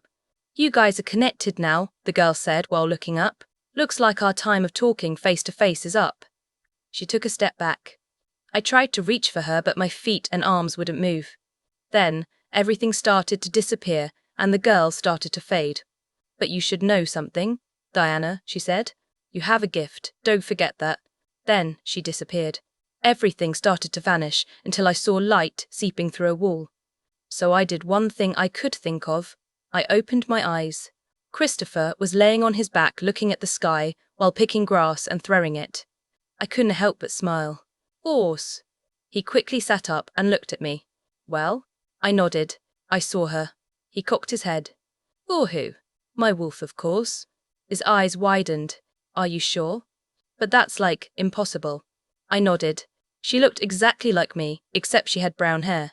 He ran his hand through his brown locks. Wow, I've never heard of someone seeing their actual wolf. I shrugged. Then I guess I'll go down in history. He laughed. He laughed. So, did you find out her name? I nodded. Yeah, she didn't exactly tell me it, but I can feel it. He nodded, as if to tell me to continue. Her name is Sophia. Wow, he said, astonishment showing on his face. That's a beautiful name. I couldn't help but blush. So, do you want to try the mind link? I asked, trying to change the subject. He smiled and nodded. Of course. At the same time, our eyes clouded. Diana? Yeah? He began to chuckle. Great. It works. Now that it's official, we don't necessarily have to go the full length. The full length? I really have no idea what you mean. Okay, I'm going to end the link, then I'll show you. A moment later, the link was ended. My eyes weren't clouded anymore, so I could see perfectly, which meant I could see Christopher smiling at me. Are you ready? I nodded. His eyes didn't cloud, but I could hear his voice inside of my head. See what I mean? My jaw dropped. Why, your eyes aren't even clouded. He laughed, and I really mean he actually laughed, as in, he moved his mouth. See, it's just like the link with your family and friends. We don't have to go the full length. I nodded and smiled. You want to know what I'm in the mood for? He cocked his eyebrow. What? I gave him a knowing smirk. I want my cake. So help me up. He laughed. He laughed. You know, you're more confident in mind links. I blushed. What do you mean? I take that back, he said linked while helping me up. You're as shy as ever. I slapped his arm and ended the link. You know, you're too cocky for your own good. He continued to smirk as we walked over to the door. And you're too adorable for your own good. He opened the door, and the sense of my new home welcomed me. Chapter 9. Wow, you really like cake. I looked up from my absolutely delicious cake and gave a smile filled with mostly icing and cake crumbs. I haven't had it for 3 years. What do you expect? Christopher laughed and took some icing from my cake. Oh no, he didn't. I'm sorry, when I'm eating, you don't take my food. Even if it's just a little bit. What on earth do you think you're doing? I asked sternly. He froze with the icing inches from his mouth. Eating cake. I shook my head ferociously. Not just any cake. Why cake? You know I could sue you for that. Do you want to go to prison? Do you want to rot in a cell for the rest of your life? His mouth twitched upwards a little. What? Do you want your precious icing back? I nodded. I don't just want it. I need it. He laughed and smeared the icing on my nose. There, now you have it back. My eyes widened. Yes? Do you know what you just did? You killed it. How am I supposed to eat it now? He began to smirk.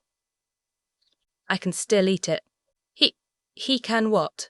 I stood from my new bed, placing the cake that was on a plate down gently, and began blushing. What are you talking about? He began to laugh and stood up. Gosh, Diana, you're so gullible. I narrowed my eyes at him. I don't trust you. He put his hand over his heart and gave a look of mock hurt. Ouch, you're so harsh. I laughed, and soon enough he did too. I can't believe it was still the day I was looking for berries. It felt so long, like I've been here for months. An arm wrapping around my waist snapped me from my reverie. I turned my head to a smirking Christopher. Or maybe I was just joking that I was joking. I nearly jumped back and hit my dresser. A blush began to creep up my neck. Yeah, hey now. It's only been a day. Let's not get too hasty or go too fast. He chuckled and took a step closer. Diana, you should run. That was my cue. I turned and darted out of the bedroom, Christopher's laughter echoing through the halls. You can run, but you can't hide. That's not creepy at all. I decided not to go down the stairs. He could trap me down there, so I continued to run through the halls, passing room after room. I met a dead end. The only thing in front of me was a huge door. Yeah, maybe you shouldn't go in there. But he's after me. Where do I go? I asked silently. Before my wolf could answer, Christopher's laughter echoed again, but this time sounding louder and closer. Without thinking, I opened the giant door and ran in. I looked around. There was a huge window with the sunset in view. That late already? A desk with papers on it, filing cabinets, a huge wardrobe and a bookshelf. An office? Of course it is. I shook my head and got back to reality. Christopher was chasing me, and I needed to hide, fast. I ran over to the desk, hoping to fit under it, but then realization dawned on me. He would find me easily and quickly. Just before I turned around, something caught my eye on the desk, a file labelled Rouge Attacks. I got closer and began to read. Lately, there have been Rouge attacks on nearby packs and territories. Surrounding packs have been informed to be cautious and have extra wolves guarding their own perimeters and borders. Be aware that the Rouges have been in large groups lately. Also, be advised that when one comes into view, do not, under any circumstances, take it head-on. I turned the page and my eyes nearly popped out of my head. There were pictures. The label was Seen Rouges. My eyes began to scan. I knew none of these people. They were all strangers. But then my eyes stopped at a picture that made my heart nearly stop. I could recognize the brown hair and hazel eyes anywhere. But I thought he was gone. I thought he left when he caused the death of my pack. Hall. I looked at the labels below his picture. Unknown Rouge. Travel with large group. Shows multiple threats so far. Possibly a leader. Paul was alive. And he was somewhere out there, probably following the command of his mate. The rattling of a doorknob caught my attention. I quickly flipped the page back to its cover and ran to the wardrobe.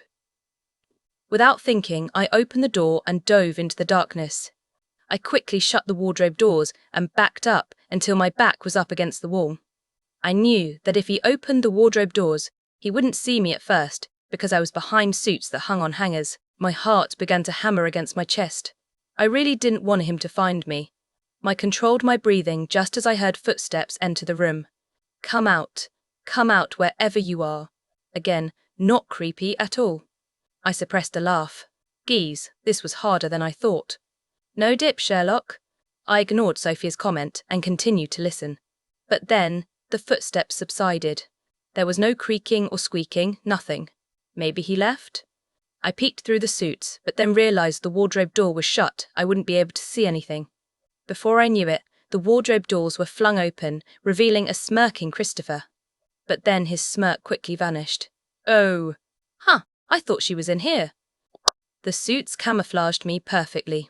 I am invincible. He was about to shut the doors until he froze. He just stood there, peering straight at me, yet he couldn't see me. Then his smirk reappeared. Is that icing I smell? Oh, dang. How good is his sense of smell? He reached his hand in, skimming my arm. I thought I was safe, until I felt the sudden shocks engulf my arm. Oh, shoot. Got ya. He reached his other hand in and grabbed me. I couldn't help but squeal with delight. He began to pull me out, a smirk still evident on his face. All I want is that icing. No, it's dead. It's poisoned. You can't have it. He pulled me out until he had me right in front of him. Then he began to laugh. That was my chance. I darted from him and tried to get to the door. Note, I tried.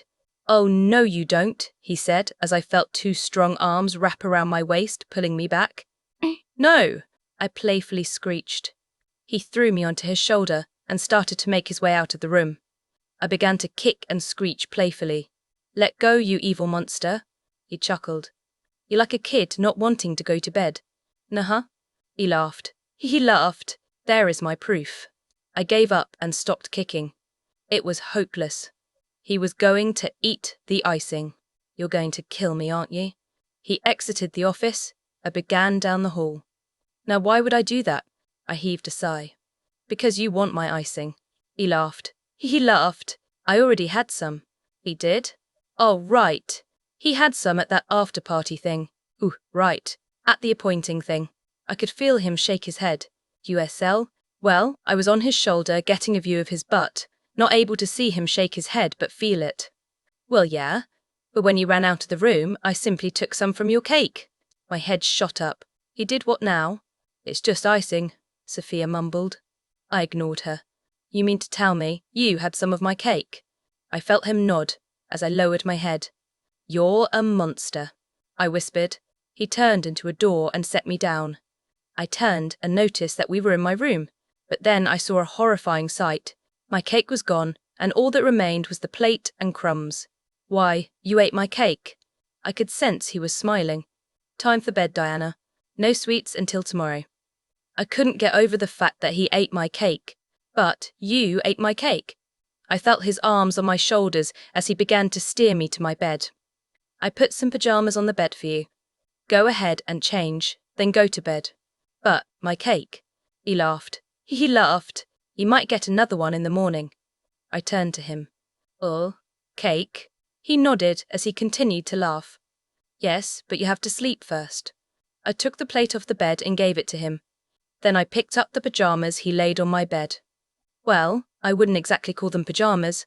They were cargo shorts and a man's t-shirt. These are pajamas? I asked while turning back to him. He smiled and nodded. Oh, now. Then he began to walk out of the room, but he stopped at the door and looked at me with a genuine smile. Good night, Diana. I couldn't help but blush. Why? I really don't know. Or, gee, good night. His smile got bigger. Then he turned and went out the door, closing it behind him. For I quickly brought my hands up to my face. Was I hot? Like literally burning on my face? I turned to the mirror. Even though I looked like a giant smudge, I noticed how red my face was. How did he have this effect on me?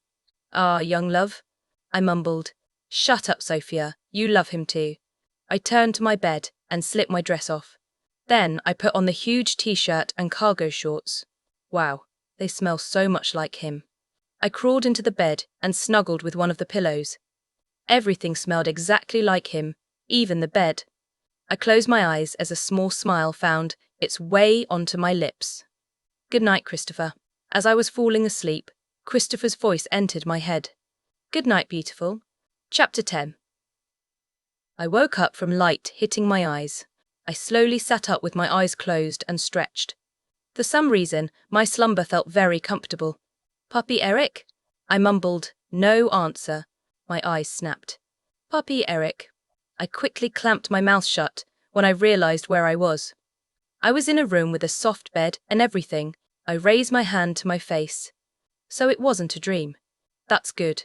I got out of the bed and made my way into the hallway and down the stairs. You really thought this was a dream? I nodded when I got to the base of the staircase. Hey, do you know where a couch is, or a dining table, or maybe even a kitchen?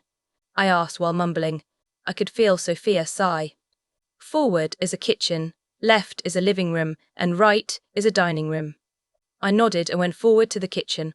When I entered, the first thing I noticed was an island with bar stools. I quickly made my way to one of the stools and sat down. Then I laid my head on the countertop of the island. Are you okay? I nodded. It's so much to take in. Sophia heaved another sigh. Yeah, you found your mate yesterday, found out he was the alpha, leading to which that you are the Luna. I lifted my head and nodded. Hey, just wondering, is there cake in here? Sophia began laughing. Really? You're thinking about cake when we were just talking about our mate. Gosh, you're pathetic. Hey, I'm sorry if Christopher ate my cake yesterday. He had no right to. I was interrupted by the sound of a doorbell. Where's the door at? Back where we came from, beside the staircase. Oh right, I knew that. I retraced my steps until I was at the front door, then I slowly opened it. Immediately a body slammed against mine and began squeezing the air out of me. What? Melanie. I choked. She pulled away and began smiling. But that smile soon faded away when she looked me up and down. So, she said slowly, you already moved to that stage in your relationship? She asked while crossing her arms and cocking her eyebrow. What are you talking about? She coughed and pointed at my clothing. I looked down and began blushing. I had completely forgot I was wearing Christopher's clothing. I had no pajamas, so he let me wear his clothing and... She raised her hand and began laughing. Oolit, I was just teasing you. I let out a sigh of relief. Before I knew it, she pushed me inside and marched on in. Here, she said while digging through her bag and tossing me some clothes. I held them out in front of me and observed. An orange shirt that said Camp Half-Blood, Long Island Sound. Then a pair of jeans and some flip-flops. What? I looked up at her with a questioning look. She flicked her hand at me and smiled. We, my friend, are going shopping for clothes just for you for school. I gaped at her. Shopping? Today? But I have like a week until I go to school. Wait, I said.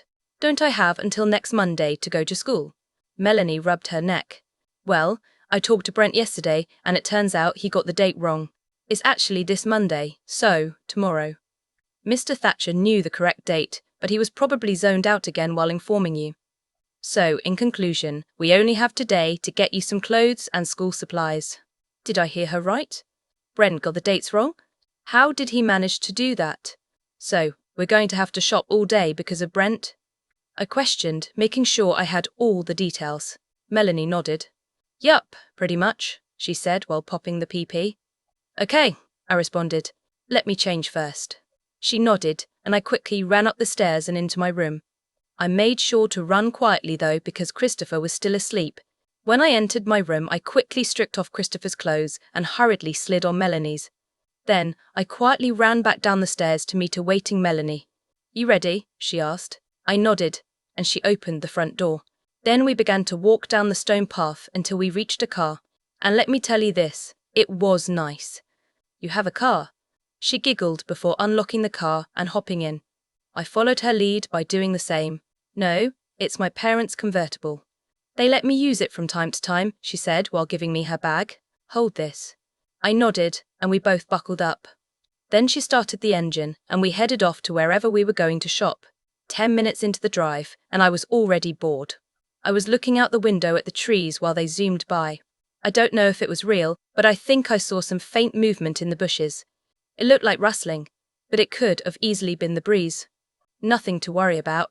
Hey, Melanie. It took a moment before she replied. Yeah? I heaved a sigh and turned towards her. Where are we shopping at? We're going to the mall 30 minutes out. They have like the best clothing items there.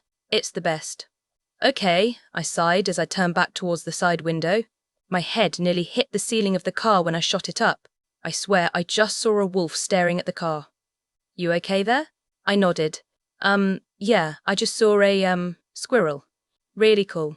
Melanie laughed. You're horrible at lying. I turned towards her with a look of mock hurt. What? What are you talking about? She laughed, then turned on the radio. Then, out of nowhere, she turned it up really loud and began singing. I had no idea what the song was though, because of the 3 years without the newest music hits from my old radio. While she continued singing, I continued to look out at the trees. I couldn't see the wolf anymore, but the idea of it staring at this car frightened me. I just hoped it was one of Christopher's scouts or a hunter's or anything a part of this pack. When the mall came into view, my eyes widened. The thing was huge. It was like an international mall. Welcome to the International Mall of the Universe. All is welcomed. Yeah, I bet there's a sign that says that. Well, we're here, Melanie said as we parked. She reached over and took the bag from my hands and exited the car just as I did. So what are we going to do first? She looked at me and showed me a toothy grin. Clothes shopping, of course. I giggled as we began walking towards the entrance. I don't know why, but this was exciting. Going shopping after 3 years of wearing the same clothes, it was refreshing. My eyes widened when we entered the mall. It was terrifyingly big, with hundreds, and I mean hundreds of stores. If the outside looked huge, the inside was 100 times bigger. Yeah, that big. Where do we start? Melanie grabbed my wrist and began pulling me toward a store called Hot Topic. I've got to take care of some business here first. I nodded even though she couldn't see. I wonder what business she has there. Or, Sophia said. Yeah, I thought, me too. When we reached the doorway to the store, Melanie stopped right in front of a girl who was playing on a phone and was leaning on a window that had Hot Topic engraved on it. The girl was about my height, with hazel eyes and auburn hair with purple highlights underneath. She wore ripped jeans, combat boots, and a purple hoodie that had SPQR on it, along with a reef circling it. Hey, Roman, Melanie shouted at the girl. She looked up and gave a wicked smile at Melanie before replying. Hello, Greek. Then she pushed herself up off of the window and walked the rest of the way towards us. So, she said while observing Melanie, I'm guessing I won the bet. Bet? What bet? Actually, no, I won the bet. The girl cocked her eyebrow. Really, prove it. Melanie nodded her head and pulled out her cell phone. The she began flipping through her pictures until she landed on one of her. Actually, it was a picture of her from yesterday. She was wearing the same exact clothes and everything. She showed it to the girl, which caused her to mumble under her breath. Great, the girl said. Well, you wore purple, so I lost.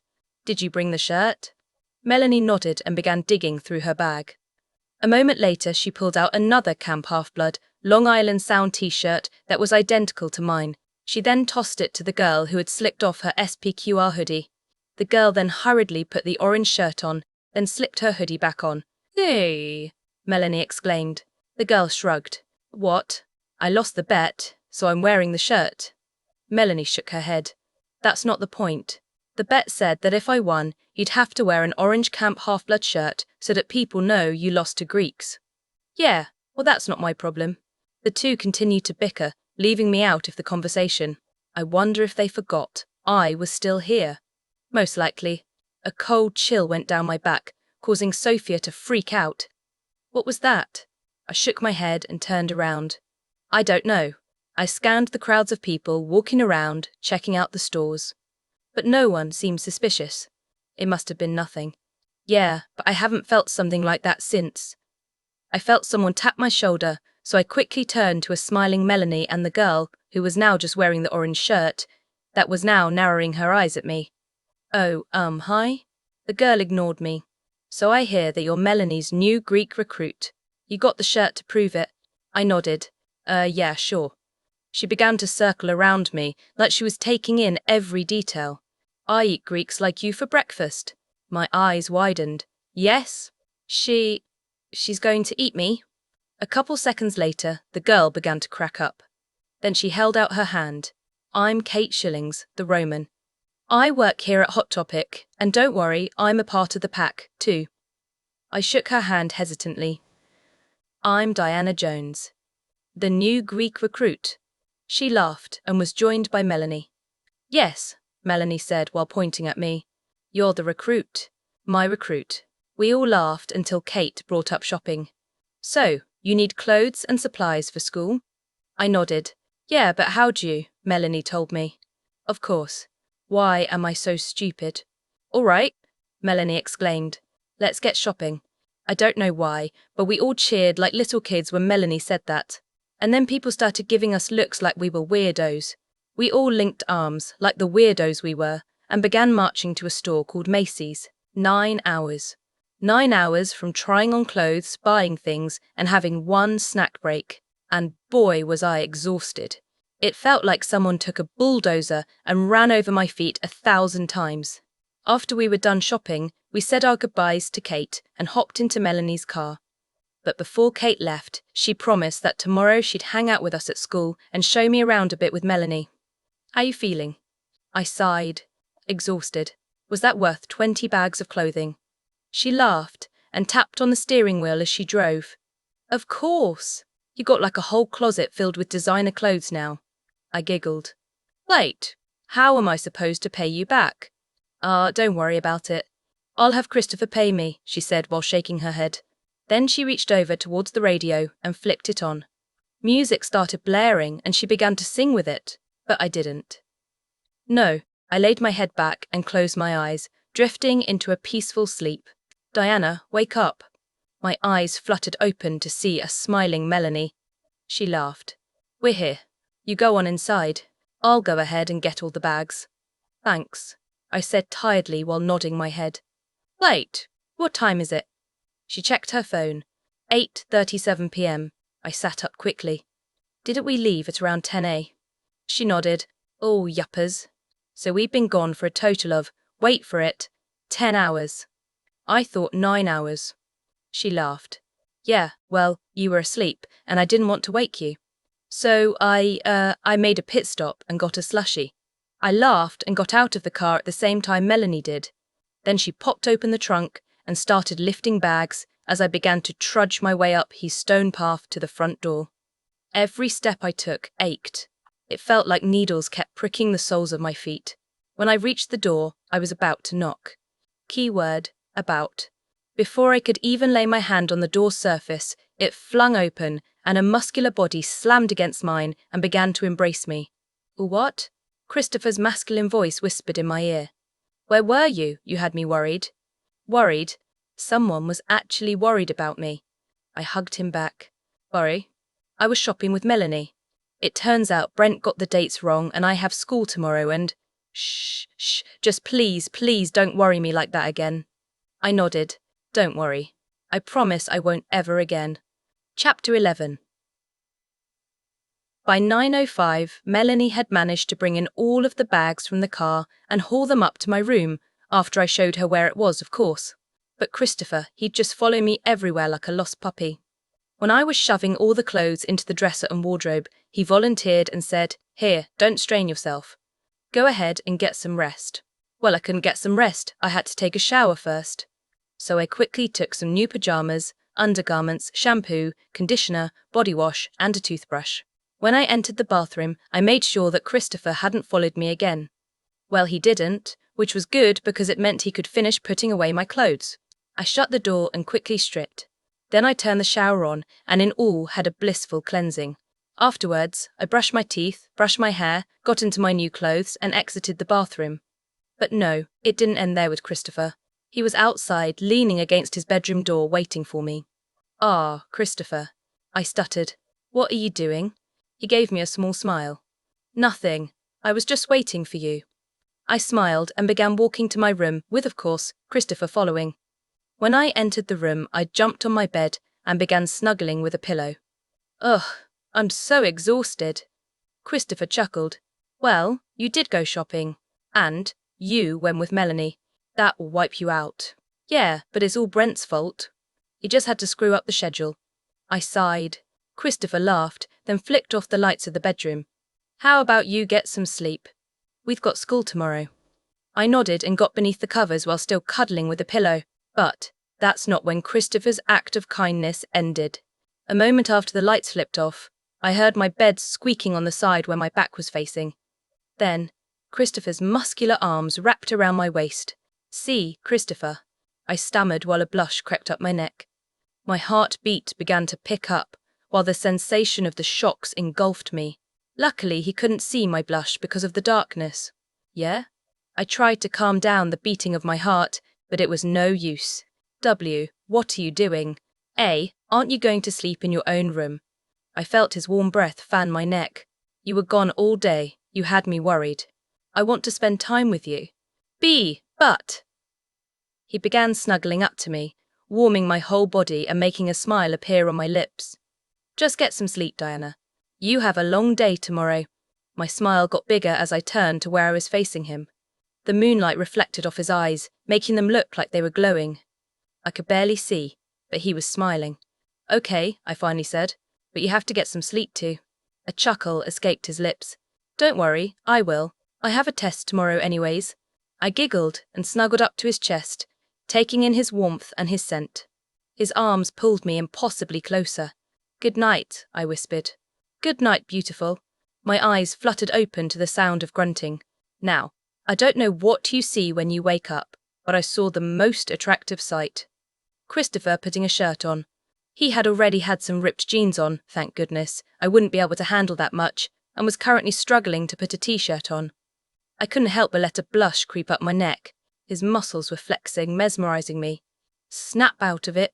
Shut up, I whispered, screamed. What?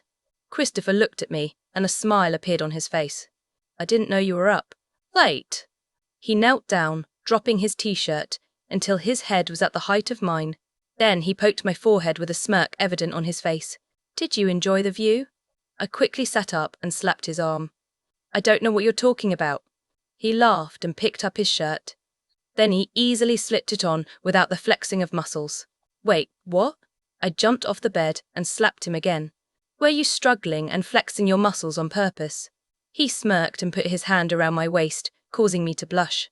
Maybe. Wow, the effect he has on me. We've got to get ready for school, Diana. I nodded and began pushing Christopher towards the door. Hey now, what are you doing? I stopped pushing until he was completely out the door. I gotta get dressed, so you have to wait out here. Unless you want to see me change. A smirk appeared on his face, so I quickly shut the door and locked it. Through the door I could hear him laugh, and I couldn't help but giggle. I quickly shook my head and ran to my wardrobe. When I opened it, piles and piles of bags filled with clothes and other things fell out. Really, Christopher? Really? You couldn't have put them away properly. I shook my head with disbelief and began digging through the bags. I pulled out a nice, baby blue, modern 80s-style dress along with flats. Then I went through the bag with school supplies and pulled out a huge binder, scissors, pencils, paper, and last but not least, a panda plushie backpack. The thing was so cute. Its mouth unzipped so that you could slide the school supplies in it. It was basically a giant stuffed bear strapped to my back with secret pockets. I smiled and quickly slid on the dress and slipped my feet into the flaps. Then I shoved my things into the panda's mouth and slung it onto my shoulders. You ready? We're gonna be late. I laughed and opened the door. Then I ran into the hallway until I entered the bathroom. I quickly brushed my hair and teeth. Then I ran back to Christopher, who had a look of confusion on his face. Why? Why are you dressed so adorable? You remind me of a little girl. I gave him a toothy grin. What? It's a cute outfit.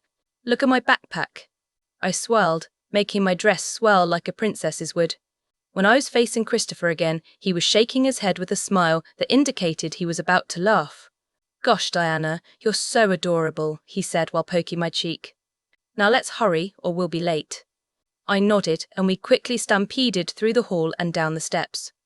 Then, Christopher threw open the door and quickly made his way to his car, with me in pursuit.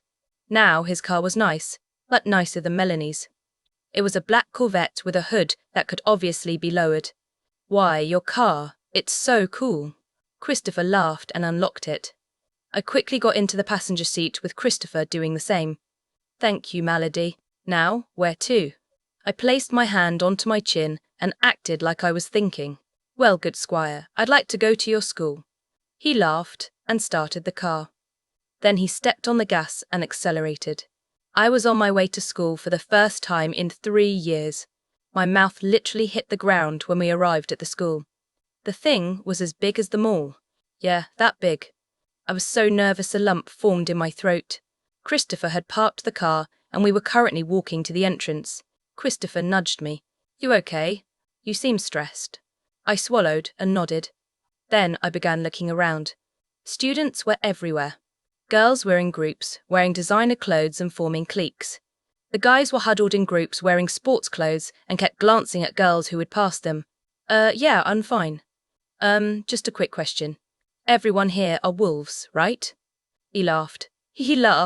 Yeah, most humans haven't heard of this place, so if they ever drive by, they usually just ignore the town and forget about it. And humans have never lived here, ever. I nodded. So no humans, no normal people. Just wolves. Sup? I looked to my right and saw a blonde, muscular guy with a smirk evident on his face. He had stormy grey eyes and was handsome, but not as good-looking as Christopher. Oh, hi. To my left, a growl erupted from Christopher. It echoed through the parking lot and grabbed everyone's attention. In other words, everyone was staring at us. What do you want, Alfred? Christopher snapped. The blondie, well, Alfred let loose a chuckle. Oh, nothing. I just wanted to meet this lovely lady, he said while smiling at me. She seems nice. His eyes skimmed my outfit, and I immediately felt violated. I don't like this guy, Sophia stated. Yeah, I thought. Neither do I. I latched onto Christopher's arm.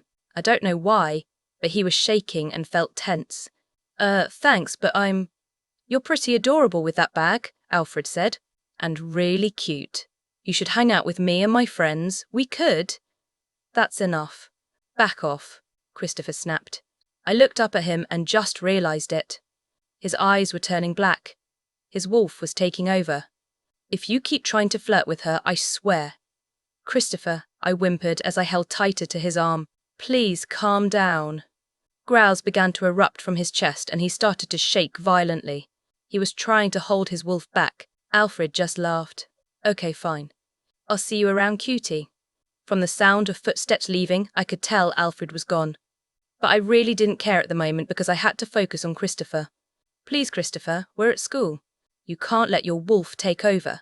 His shaking calmed a little, and his growls subsided, but his eyes were still black. He tried to win you over, he said. I shook my head. Well, he didn't, and he never will. Just please calm down. He took a deep breath, and his eyes turned back to normal. He looked at me with a look of sorrow, and hung his head. I'm sorry, I don't want him flirting with you.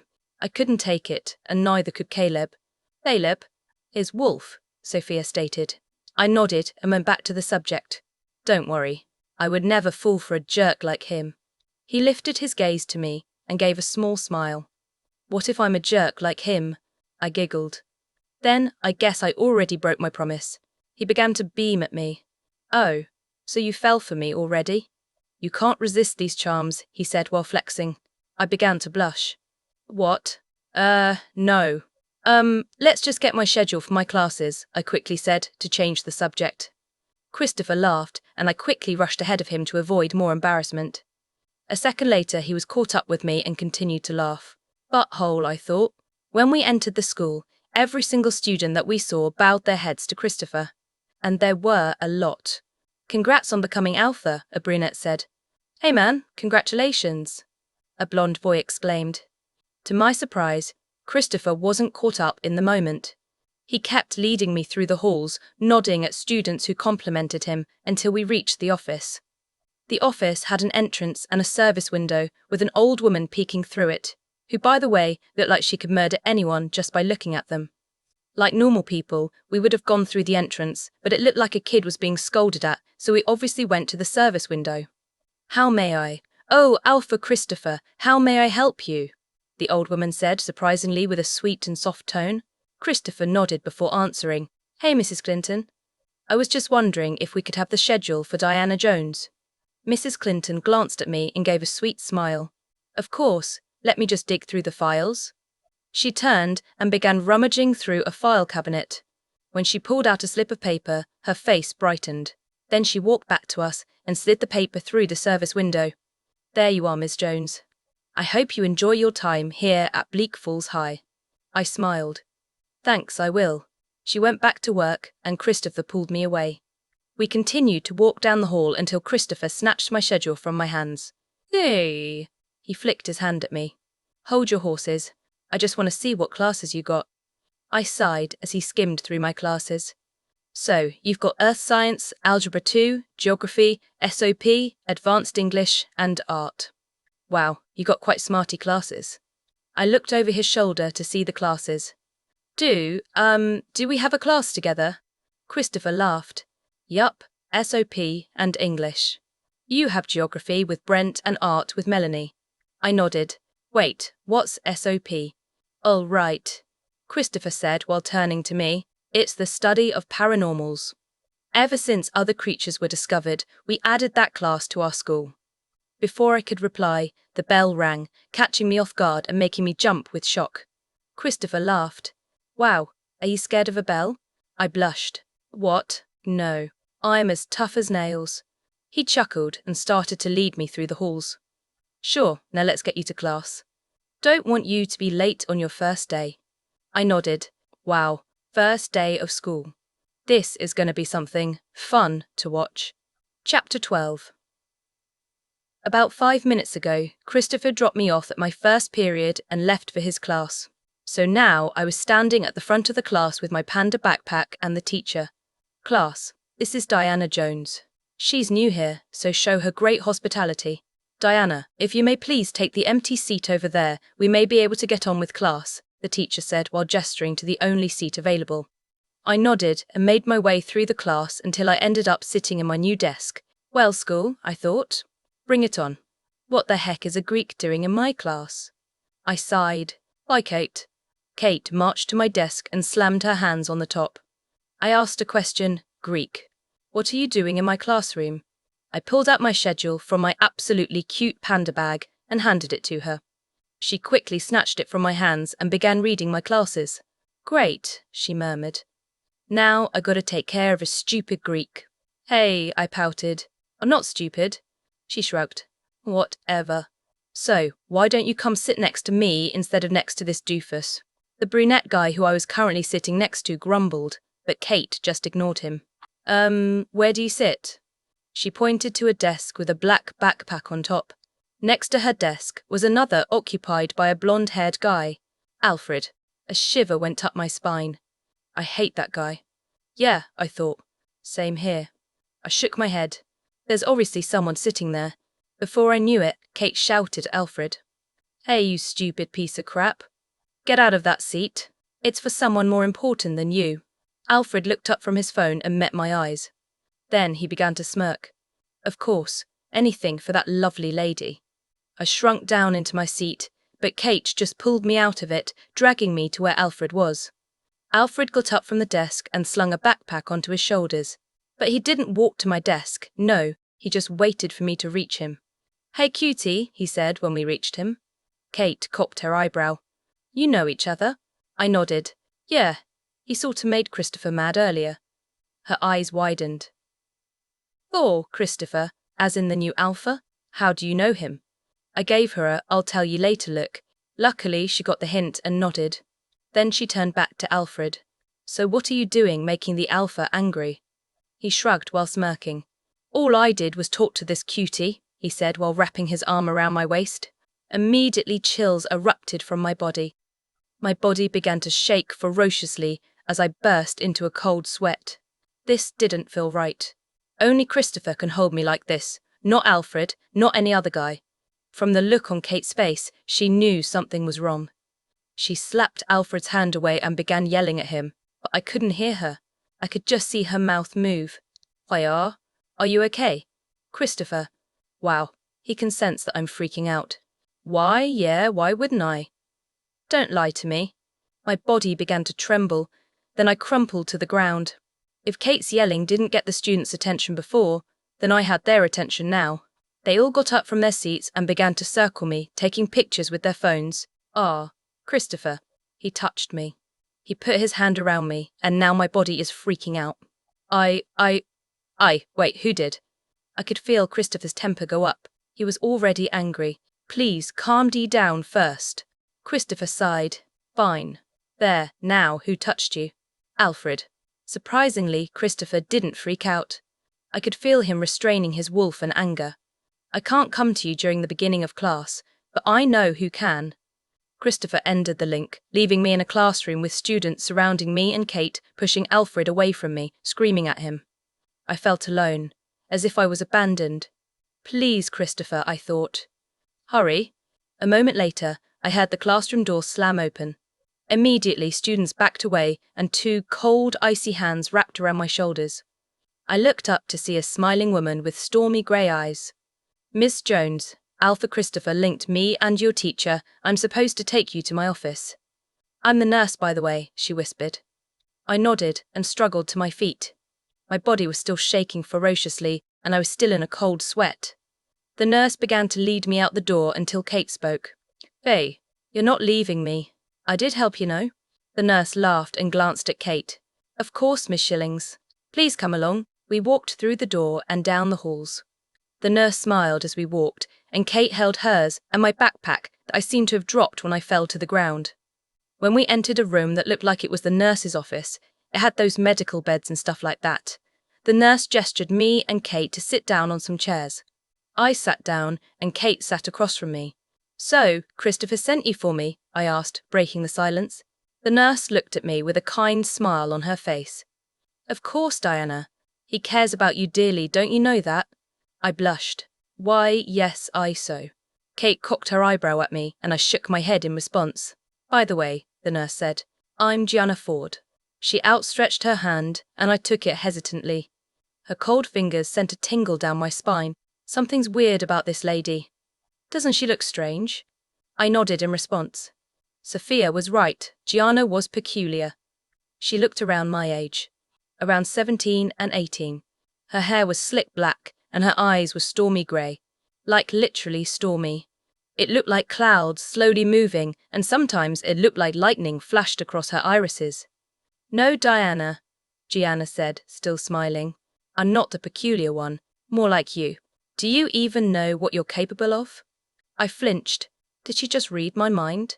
How was that even possible? Gianna began digging through a cabinet until she pulled out a flask with glowing orange liquid. She held it out to me. Here, this will make the chilling feels calm down. She handed it to me, and I held the strange liquid in front of my face. It looks like a potion. Gianna laughed. That's because it is. My eyes widened. Yes? Diana, Kate whispered. She's a witch, the pack witch. A witch? In a pack? Why? I nodded, ignoring my thoughts, and quickly drank the potion. Immediately, the chills vanished. H. How did you know what to give me? Gianna laughed and sat next to Kate, right across from me. Because I'm witch. And you were just yearning for your mate's touch. Yes, I know, you felt his touch this morning. But honestly, I think it has something to do with your gift. Whoa, Kate said while gesturing with her hands. Her mate? She just got here. How did she find her mate already? Well, Kate Shillings, Gianna said while facing Kate. I'll go ahead and answer that for you. You see, well, just answer my question. What do you see when you look at Diana? Kate looked at me with furrowed eyebrows. I see a Greek. Gianna laughed.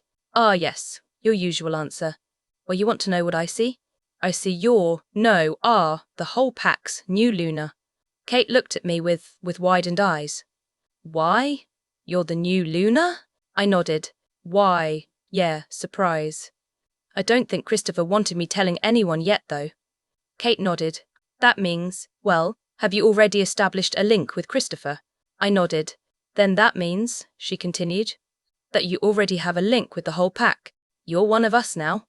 Gianna clapped her hands. Wait, bravo. You are very intelligent, Kate. Yes, she's your Luna, and is in link with everyone already. But she still has secrets of her own that she must unlock. She is the key for this pack, and the treasure dwells within her. I'm a key? I have a treasure in me? Ah, the witch continued. I see I have confused you two quite a lot. I must apologize with a gift. Yes, a gift. She flicked her hand and the school bell rang. There, your first period is over. Now you two better get to class. A lot is in store for today. Kate and I rose from our seats and made our way to the door that led to the hallway. Oh, and Diana, welcome to high school, Gianna called.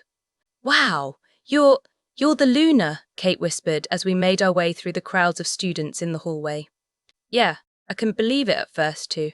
Kate sighed as she pushed some guy to the ground, trying to get through the crowd. Or Kate. She looked at me and cocked her eyebrow. Yeah? Never mind. She shrugged and we continued to walk through the hallway. That was until something slammed me against a locker. A yelp escaped my lips as I cringed in pain. Hey cutie, are you trying to avoid me? Alfred. I scanned past his head for Kate and found her behind the crowd of people gathering around. Kate, I whimpered. Help! She tried to push through but failed. I can't get through, besides I don't help Greeks. I sighed and struggled to get out of Alfred's grip, but that just made him hold on tighter. Hey, what's the rush? I just want to talk, without Christopher interrupting. I tried to shove him off again, but failed miserably. Leave me alone. Just stop. All, Alfred said slowly. You're so cute when you're mad. It makes you. He was ripped off of me and slammed onto the lockers this time. Then a growl erupted through the halls. Don't touch her again, Alfred. Christopher growled. I'll rip you to shreds. Students backed away and Brent walked beside Christopher, narrowing his eyes at Alfred. Just listen to your alpha, Alfred. You don't want to see his wolf, do you? Alfred sighed. I can talk and touch any girl I please, just like Diana. That set Christopher off. He quickly punched Alfred in the gut while growls erupted from his chest. Then Christopher tackled him onto the floor. Both men began to wrestle as Brent tried to pull Christopher off of Alfred. That was my chance. I turned and was about to walk away, but someone's hand wrapped around my ankle and pulled me onto the ground. I landed flat on my chest and looked at the boys. Alfred was holding on to me while Christopher kept landing a punch on his chest. Where do you think you're going, cutie? Alfred grunted while smirking. It would have looked like he was a bad boy if he didn't look so beat up. I struggled to get out of his grip, but failed. Then I heard squealing from the end of the hall. I looked up to see a happy Melanie bounding toward us. Oh my gosh, Diana. I just heard we share a class together and… She stopped and fell silent as she took in the scene. A crowd of students, me lying on the floor, Alfred's hand wrapped around my ankle, Christopher in mid-punch on Alfred's chest, Brent trying to pull Christopher off of Alfred, and Kate on the sidelines. Then, anger flashed across her face. Alfred, leave Diana alone. She charged with her hand raised, prepared to punch someone. Melanie, no! Up, Brent shouted as Melanie charged. He jumped in front of her and held out his hands ready to catch her. He failed miserably. Instead of catching her, his face made contact with her fist. That's right, she punched him. The contact made a noise so horrible, it made me cringe. The sound echoed through the halls, grabbing everyone's attention. Silence. Everyone stared at Brent and Melanie, but they weren't paying attention to them. No, their eyes were locked to each other. Melanie stammered. Before anyone knew it, Brent grabbed hold of Melanie and threw her over his shoulder. Then he bolted out the hallway. Him and Melanie were gone. What? What just happened? A noise that sounded painful soon echoed, and Alfred's grip released my ankle. I looked back at the two boys fighting and saw Alfred lying unconscious and Christopher standing, looking down at him with disgust. That's just a sample of what's to come, he mumbled. Wild of cock, ing, and Alfred is down for the counting. All right, everybody, clear the halls, Kate shouted. Just like that, all the students went back to their normal schedule, roaming the halls. Kate then came over to me and helped me up. but I was sort of in a daze. Christopher, I could tell he was holding back so much strength in that fight. He was just, wow.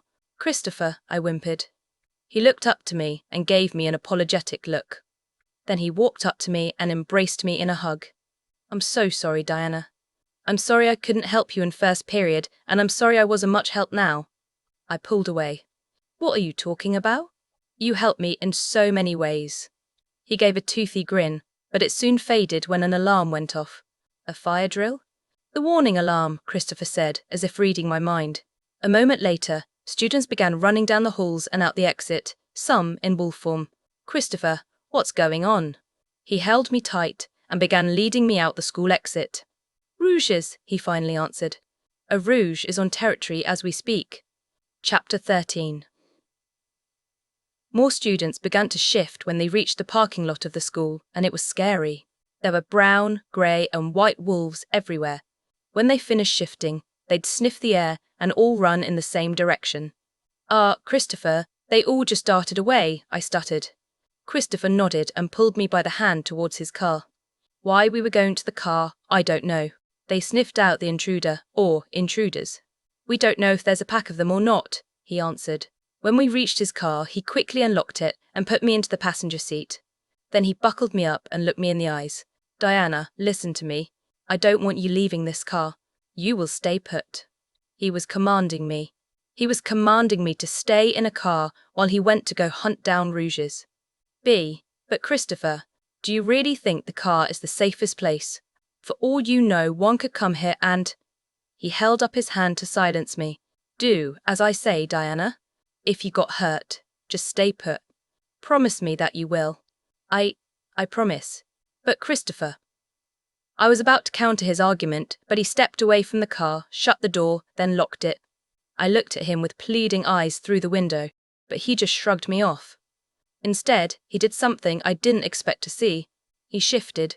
His form began to deform and grow hair.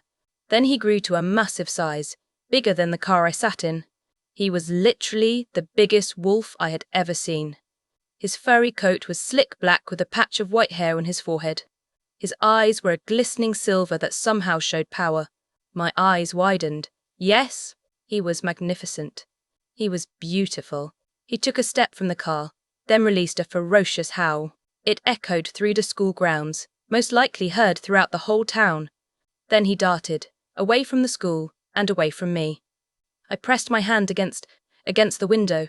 Christopher, it's for the best, Sophia said. It's his duty. He's protecting us and his town.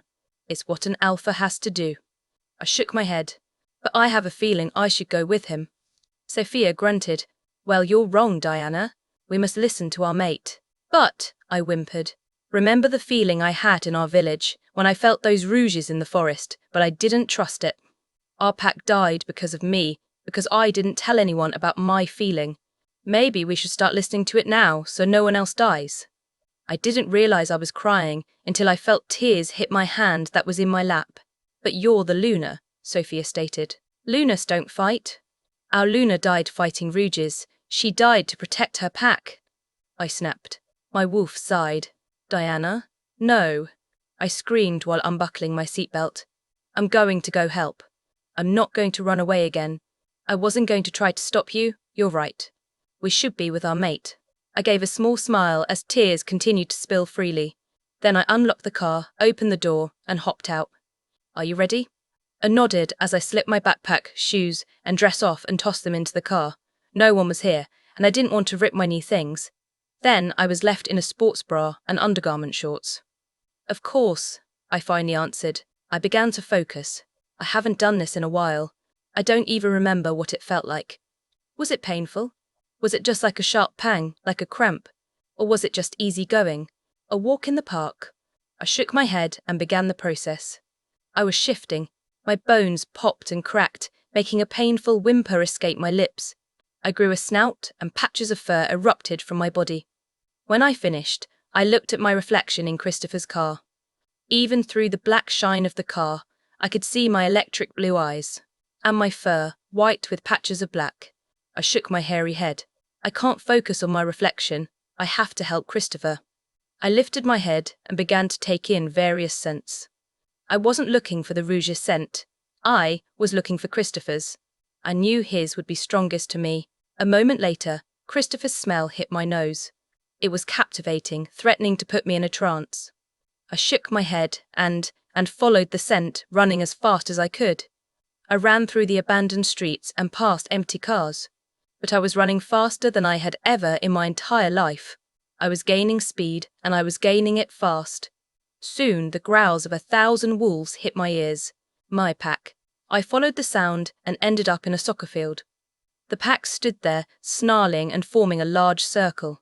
I could barely see past the wolves, but I caught a tiny glimpse of Christopher's wolf in the middle of the circle. Christopher, I thought. We've got to push past the pack to get to Christopher, Sophia stated. I nodded in response and ran to the pack. Then I began to push through. Most of the wolves ignored me, but some made cautious growls. But I just kept pushing until I was in the middle. Christopher stood there, snarling and growling at a scrawny light brown wolf. Both of them took no notice to me. The brown wolf whimpered while its body shook ferociously. It was scared. If Sophia could gasp in my head, she did. "Diana," she said so quietly I could barely hear her. "Doesn't that wolf look familiar?" I looked closely at the brown wolf.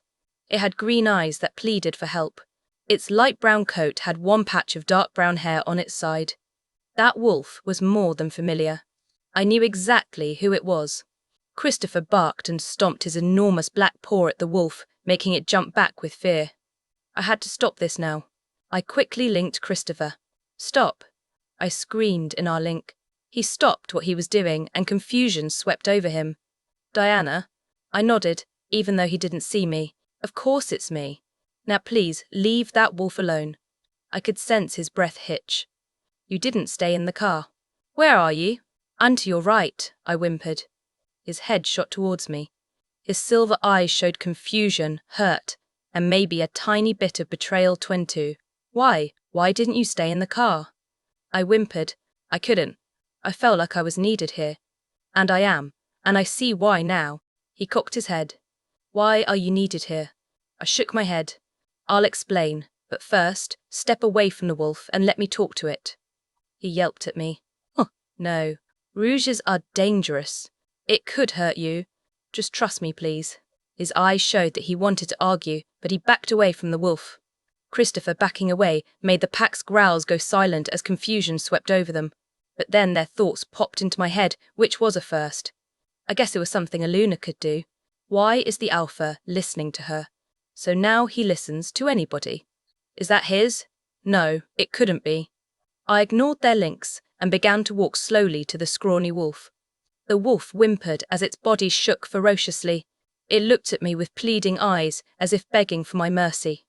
"Okay," I thought, as I took a deep breath. "I can do this."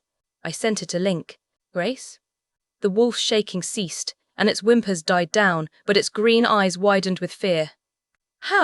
How do you know my name?" she asked, fear evident in her voice. "Because I know you." I took a step forward, but she took a cautious step back. "No one knows me. I'm a rouge. Everyone I knew is dead. I even tried to save my friend, but she died." I shook my fuzzy head. "Look, it's obvious you're scared, tired, hungry, and exhausted.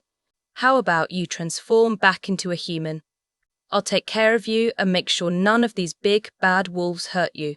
She whimpered. "Why do you want to help me?" "I'm a rouge. I could kill you any second." A rumbling came from my chest. It wasn't a growl, more like laughter, if that was even possible. "That's why. You don't want me to trust you. That's my indication of why I do. So just shift back, please." She was hesitant, but then she nodded. Her bones began to shift and pop. Her snout shrunk into a nose, and her hair turned back into skin. But the sight of her made tears prick my eyes. She was just skin and bones. It looked like she hasn't eaten in years. Her long brown hair was mostly split ends, and her hazel eyes with a green tint had dark circles underneath. But what threw me off the most was that she was wearing the same exact dress. For some reason it didn't rip like mine did when I shifted from the festival the day we were attacked, except it was stained, tattered, wrinkled, and ripped. She stared at me, waiting for what I would do. So I did the only thing I could think of. I shifted. The process wasn't as painful, but it hurt so much that I released a silent whimper. When I was back to human, I was surprised to see that my sports bra and undergarment shorts weren't ripped. And to think that's why I took my dress off. I looked at my long-lost friend Grace and saw that the colour from her face had drained. "Oh, Diana?" She crumbled to the ground and tears began to spill from her eyes. "Why, you died. I went back to where I left you. You weren't there.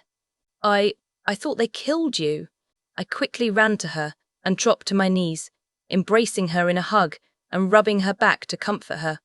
"I went back to the village. I've lived there for 3 years and I just got here."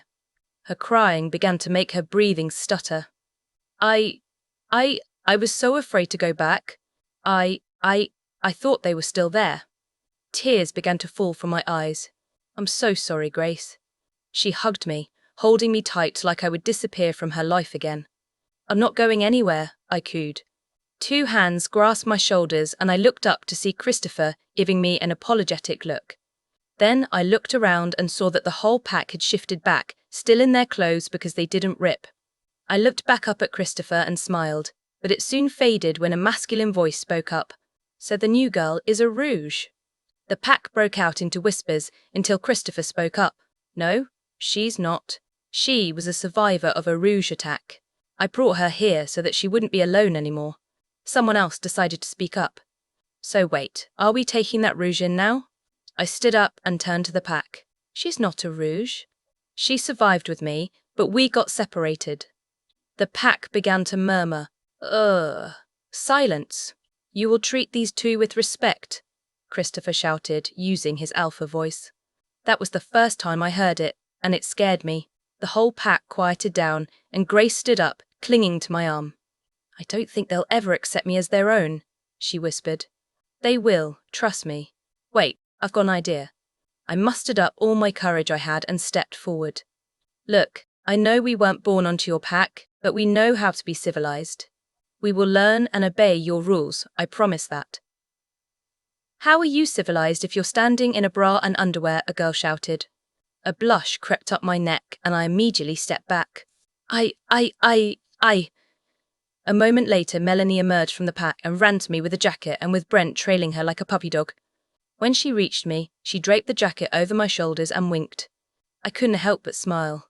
She is civilized, and you will treat her with as much respect you treat me.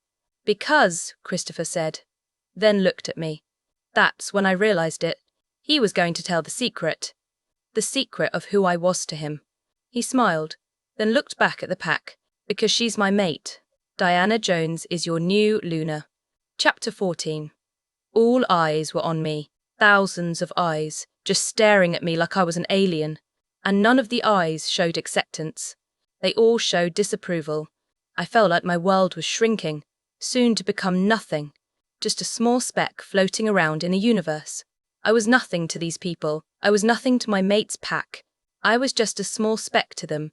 Would Christopher deny me because of this? Would he just kick me out like I was morning trash? Thoughts kept running through my head. I had to just let it go, forget that they didn't accept me. "Diana," Grace whispered as her bony fingers dug into my forearms. "Are you okay?" I nodded and gave her a relieving smile. "Of course," I lied. The jacket on my shoulders seemed to have felt heavier, as if the weight of the world was resting on me. My world was resting on me. This pack would soon have to depend on me, after they accepted me. Christopher came to me and grabbed me by my hand. Immediately shocks engulfed my arm, but weren't as sensational as usual. Then he pulled me closer to the pack, as if presenting me as a gift. "This is your Luna, you must accept her," he said while releasing my hand. Their eyes continued to stare, making me feel more like an experiment that was getting observed. Tears threatened to fall from my eyes. This isn't how I imagined it would go. But then, a familiar pack member bowed their head. "Luna," Kate said loudly as she bowed her head.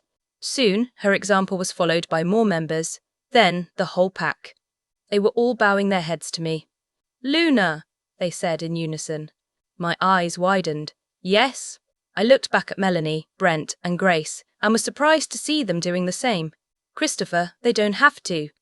I looked at Christopher and smiled. He was bowing to me too. The hurt that I was feeling earlier was replaced by happiness.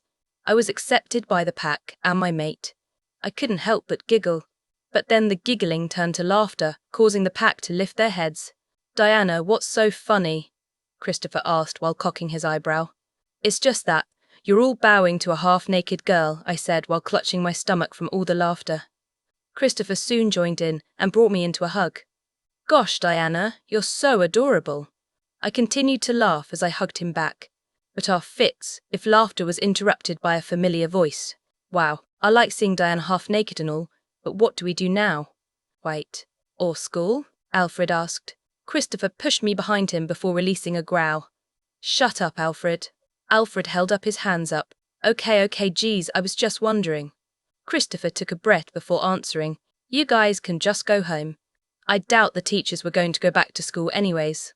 "I'm talking about you, Mrs. Bookard." A moment later, an elderly woman giggled in the crowd. Then she jumped into the sea of people. "Weird." The pack began to cheer.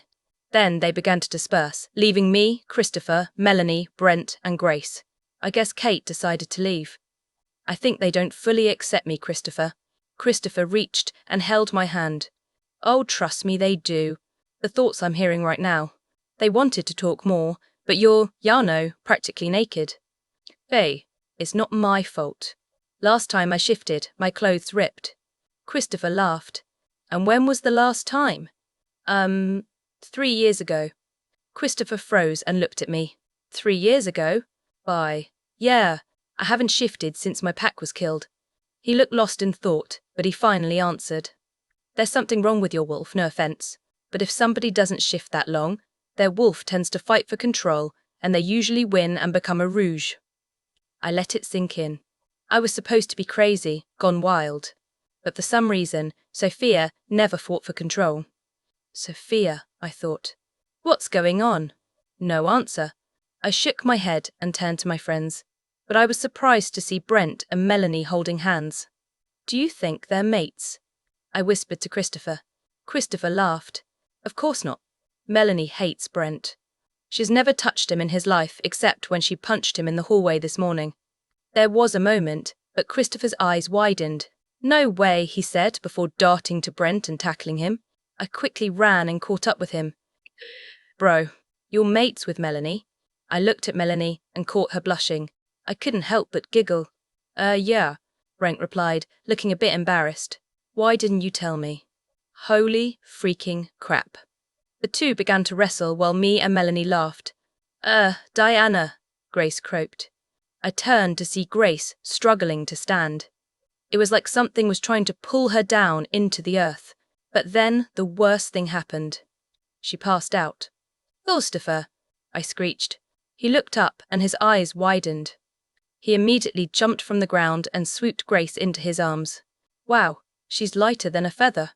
She needs to get dehydrated, food, and sleep." I nodded. "Then that means we should get home." He nodded and began to walk. I caught up to him and fell into his pace. That was until Melanie spoke. "Oh, I know you guys aren't leaving us." Christopher laughed and dug into his pocket while holding Grace. Then he pulled out his car keys and tossed them to Brent. "Ride my car home? Then you guys can hang out with us." They nodded simultaneously and began to run to the school at inhuman speed. "All right, let's get home and take care of your friend." I nodded, and we both began to walk quickly to Christopher's house. Paul's POV, Diana Jones. She was all I could think about. The way her blonde hair blew in the wind. The way her blue eyes always showed kindness. The way she talked. The way how she acted so real. She was just captivating. That's why I loved her. But how can I love her if I already found my mate? How is it even possible? For some reason, I couldn't see myself with Sophia. She's my mate, but I have to admit, she's cruel. We have our own pack of rouges, but she just treats them like trash. A real Luna would never do that. That's why it feels like we're drifting apart. But Diana, I can see myself with her. I can see us raising our own pups and teaching them how to shift for the first time. If she was my mate, that would be perfect. But I think she still hates me. After that night, who wouldn't? I killed everyone, even my best friend. I thought I killed Diana too. My heart just felt broken. But when I saw that she was still alive, joy overwhelmed me. I shook my head. I shouldn't be thinking about this. Sophia's my mate, and I love her. But why does Diana keep popping up in my head? Hey, babe, I whispered. A moment passed, until Sophia finally answered. Yeah, she mumbled from underneath the bed sheets. I smiled. Her morning voice was so cute. She almost sounds like Diana. No, I can't think about her. I'm going to go for a jog, if that's all right. Yeah, but when you get back, I have some loose ends I want you to take care of. I nodded. Of course. I got out of bed and slipped on a sweatshirt, sweatpants, socks, and some tennis shoes. Then I crept out of our room and out the front door of our small shack. It was morning for sure. The sun had barely risen and the wolves were sleeping by some forest trees. I wonder which one Sophia wanted me to take care of. I shook my head and began to jog into the woods. I began to pick up speed, and the trees soon became blurs as I ran. I only had one thing on my mind. Diana. I kept running until I was right in front of Diana's wall. The wall she made around her burnt-down village. I remember watching her build it. She wouldn't take a break until it was finished. And sometimes I could tell when she had her feelings, when she would feel that I was watching her from the trees. But she would just ignore it. I stepped inside the wall for the first time and was amazed at what I saw. There were flowers growing everywhere. There was a partially burnt house, but it looked well taken care of. And down a path from it were graves. A lot of graves. Most likely the bodies of her pack. But something caught my eye. There was a large circle of dead grass. I knew exactly what that was, 3 years ago. It was the bonfire Diana and I had danced around. That was the first time I realized I actually loved her instead of my mate, but I denied those feelings then. Like a Diana, I called. No answer. I walked to the burnt house and entered. It was cleaned up and well decorated inside, so this is where she lived. Like a Diana, I called again. Still no answer. I began to panic. Where could she have gone? This was where she was meant to be, in a house near me. If she left, no, I can't jump to conclusions. I began to search frantically. I ran around, searched every room, and tore things apart. She wasn't here. My wolf began to grow restless. He even cared more for her than Sophia. Where could she have gone? Douglas demanded. I don't know. Douglas was silent, as if he was concentrating. Then it happened. He took control. I could see what was going on, but I couldn't control it. It was like I was in a daze. Douglas didn't shift, but instead he began running. He zoomed past trees and ran down hills. That was until he reached the edge of the forest where a town lied. He released control and allowed me to take over. Ooh, Douglas, I hissed. What was that all about? Diana's scent came from here. Look around. I nodded. Diana. She was somewhere around here. I began walking along the border, just on the edges of the town, and it was huge. But the weird thing was, the streets were abandoned. Paul, this is a pack territory. I froze. Why would Diana be with a pack? Did someone take her in? No, I can't think like that. I continued to walk until a soccer field came into view. A group of teen kids were walking away, leaving a small group behind. But these weren't normal kids. They were all wolves. I stared at the group of kids left behind. A scrawny girl that looked partially familiar. A girl in a t-shirt and jeans holding hands with some guy, and in front of them with their backs turned to me was a blonde girl that seemed to only be wearing a jacket. She was holding hands with a tall, muscular guy. Must be mates. They turned their heads to each other and seemed to be talking.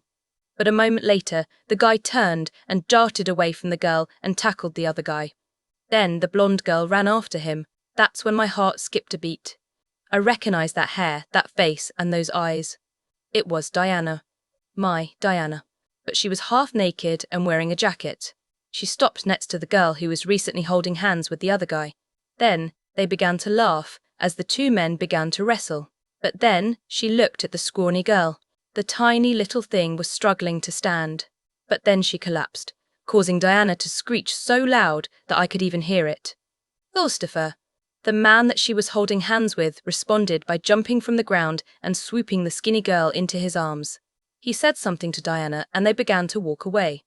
He was walking away with my Diana. A small growl erupted from my chest. At first, I thought they heard me because they turned towards me, but they just began to talk to the other couple.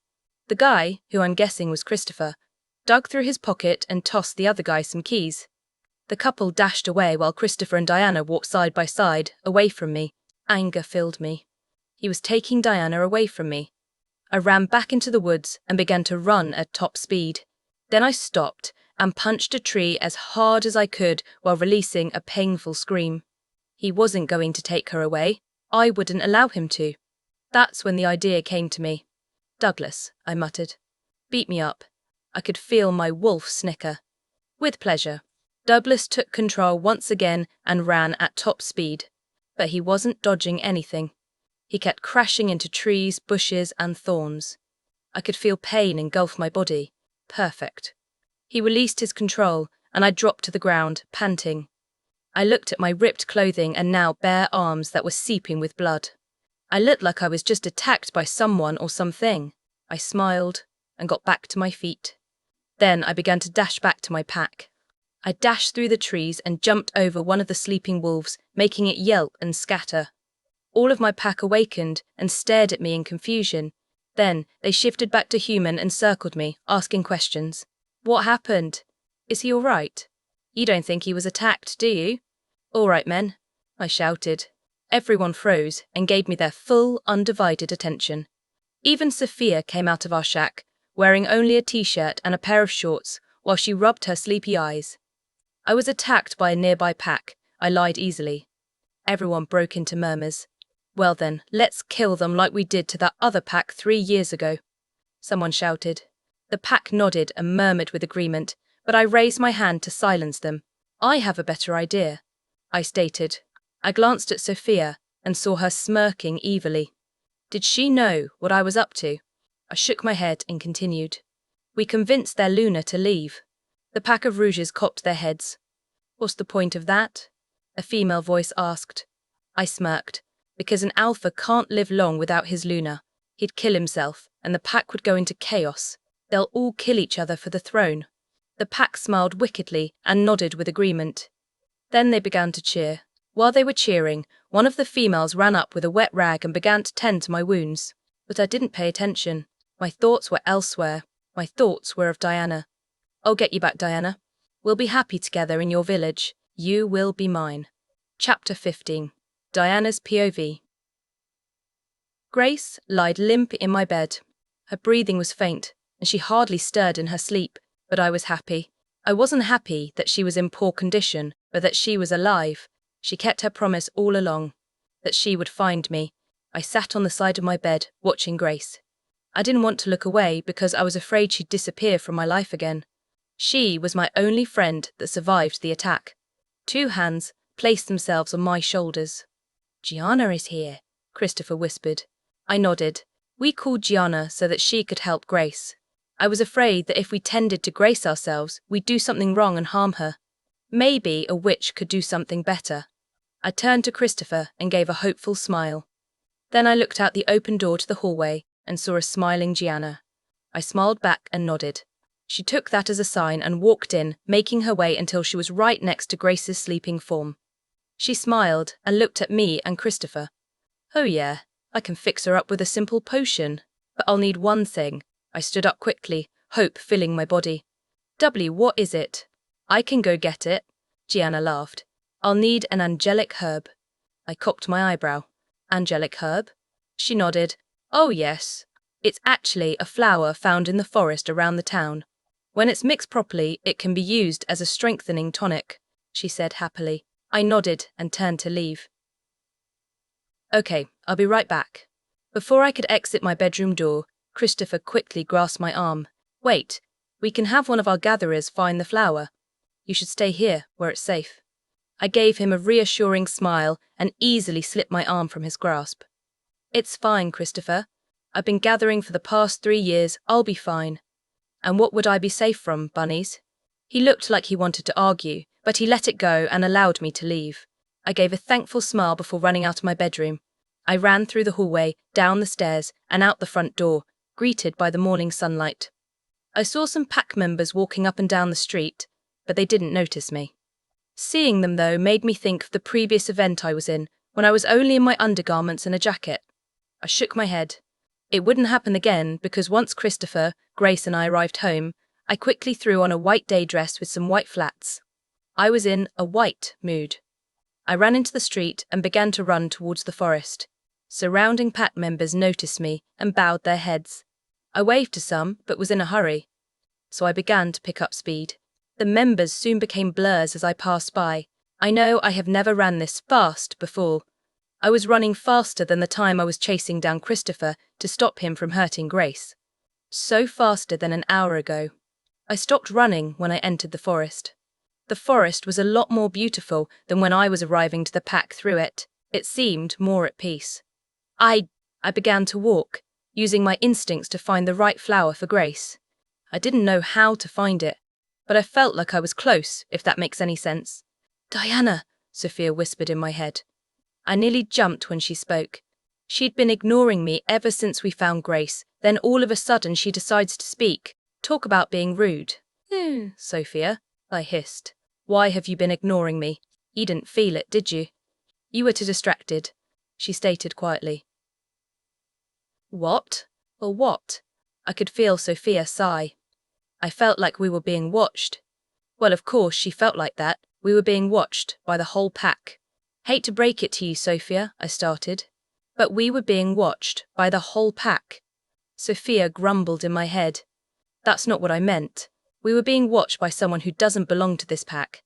I sighed while I continued to search for the flower. And who would that be? I don't know why, but it felt like. Sophia didn't get to finish her sentence. Why? Because I wasn't paying attention to where I was going, as usual. Instead of tripping on a log and rolling down a hill, I caught my foot in a tree root that was sticking out of the ground. Then I stumbled and caught my balance, but doing so made me cut my ankle on a nearby thorn bush and earning a little blood to seep out. I have the most amazing luck. Son of a poop, I screeched. Well, at least it didn't tear my dress. Sophia sighed, but then went silent. Sophia, don't ignore me again, I whined. No, I'm not. But do you hear that? I went quiet and listened for a bit, but nothing made a sound. Sophia, there's nothing. That's when I heard it. A type of whining sound.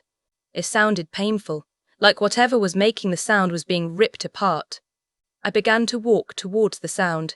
What are you doing? Sophia hissed. Yes! Never walk towards a strange sound. This is probably why Christopher didn't want us coming out ourselves. I shook my head and continued to walk. The sound got louder as I pushed through some bushes. Then a small clearing opened up, and that's when I saw it. An injured doe lying on the ground. Its legs were sliced, causing blood to seep through its wounds. And there was a huge claw mark across its side, as if a wolf had attacked it. It took one look at me, then its big black eyes filled with fear. It began to do its painful whimper while it tried to stand, but it failed miserably. To be honest, it looked like it was struggling just to hold on to its life.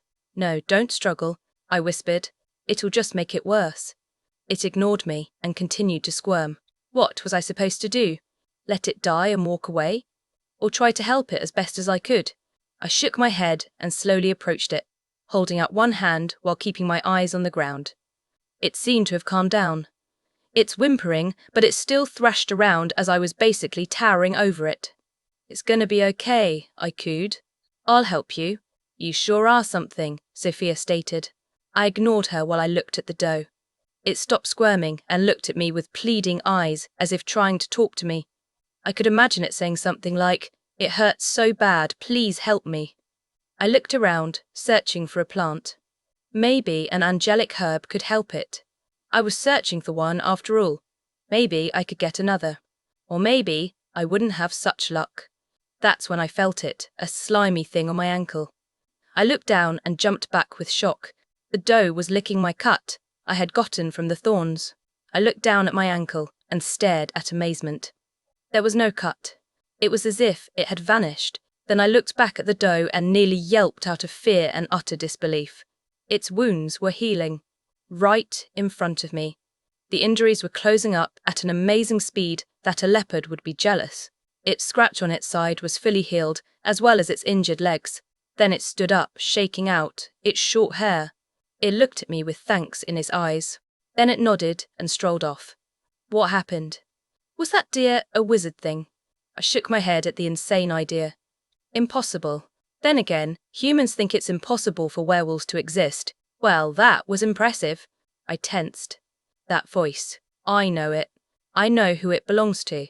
It belongs to the boy who caused everyone that was precious to me be killed 3 years ago. It belonged to the boy that played with my feelings. It belonged to the boy who I actually cared for once. I turned around slowly and met with his still beautiful hazel eyes. Paul, I whimpered. What are you doing here? He was a couple feet away from me, smiling as if we were best friends. If I had never known what he was like, I would have mistaken him for a kind, loving boy. And that's when I noticed what he was wearing. It sent fear into my body. He was wearing the same clothes he did the night he killed my family. A dark dress shirt with a tie, dark dress pants, and dress shoes. I've come for you, he said while closing the space between us until he was towering over me. That outfit is beautiful, by the way. It looks like you're getting married. I was too scared to move. My body was shaking ferociously. He probably came back to kill me, to kill off the sole survivor of a dead pack other than Grace. Why, you're a killer, I stuttered. You'd only come for me to kill me. Paul laughed and traced his hand down my cheek, causing me to shudder with disgust. Why would I kill you? Diana, I came back because I love you. My heart stopped. He loved. He thought he had the right to say he loves me after everything he did so far. That's when the memories of that morning came back to me, the morning when I went back to my burned-down pack. He sighed and started to rub the back of his neck. You know, if I would have just forgotten about my mate when I rejected her, this would have never happened, and I would have fallen in love with you. I shook my head from that memory. He was controlled by his mate. But I still couldn't trust him. You don't love me, I said with false confidence. If you did, you would leave me alone. Paul's smile disappeared and a frown took its place. Diana, I can't forget about you. It's like you're my mate. All I do is think, and you're the one that pops in my head. I can see us together happily. I can see us raising pups. I see myself with you. I took a step back. Stop it. You killed my family for your mate, and now you say you want me. Stop kidding yourself. And besides, I wouldn't go with you anyways. I found my own mate. Paul scowled. Yes, and he's the alpha, and you're the new Luna. My body went cold. How did he know that? Has he been watching me the whole time? Was I just something he observed? I staggered backwards. While he paused. How do you know that? He shook his head and held out his hand. It doesn't matter, but what does matter is that you come with me. I stared at his hand as if it was an alien. How could he offer me his hand? Did he really think what he did was right? I shook my head and slapped his hand away, but he grabbed my hand with fast reflexes. He didn't pull me along with him. He just stood there with his head hung while he held my hand. Paul, what don't you get? You understand that you have to do anything for your mate, don't you? I flinched. Was he really feeling this way? Paul raised his head and looked at me with tears in his eyes. I didn't know any better, Diana. I thought I had to do that. But then I met you, and I felt stronger feelings for you, and only you. I looked at our hands and slipped mine from his grasp. I can probably forgive you, but I won't be with you, I stated while looking back at Paul. His face flashed with hurt and anger. That won't do. Then he ran off, so fast that the leopard would be more jealous of him. I stood there, looking at my hand that he held. I can forgive him, but I won't be with him. Diana, I shook my head. Not now, Sophia. Sophia ignored me. That flower right in front of you is the angelic herb. I looked ahead of myself and saw what she was talking about. A white flower that gleamed in the little sunlight it received.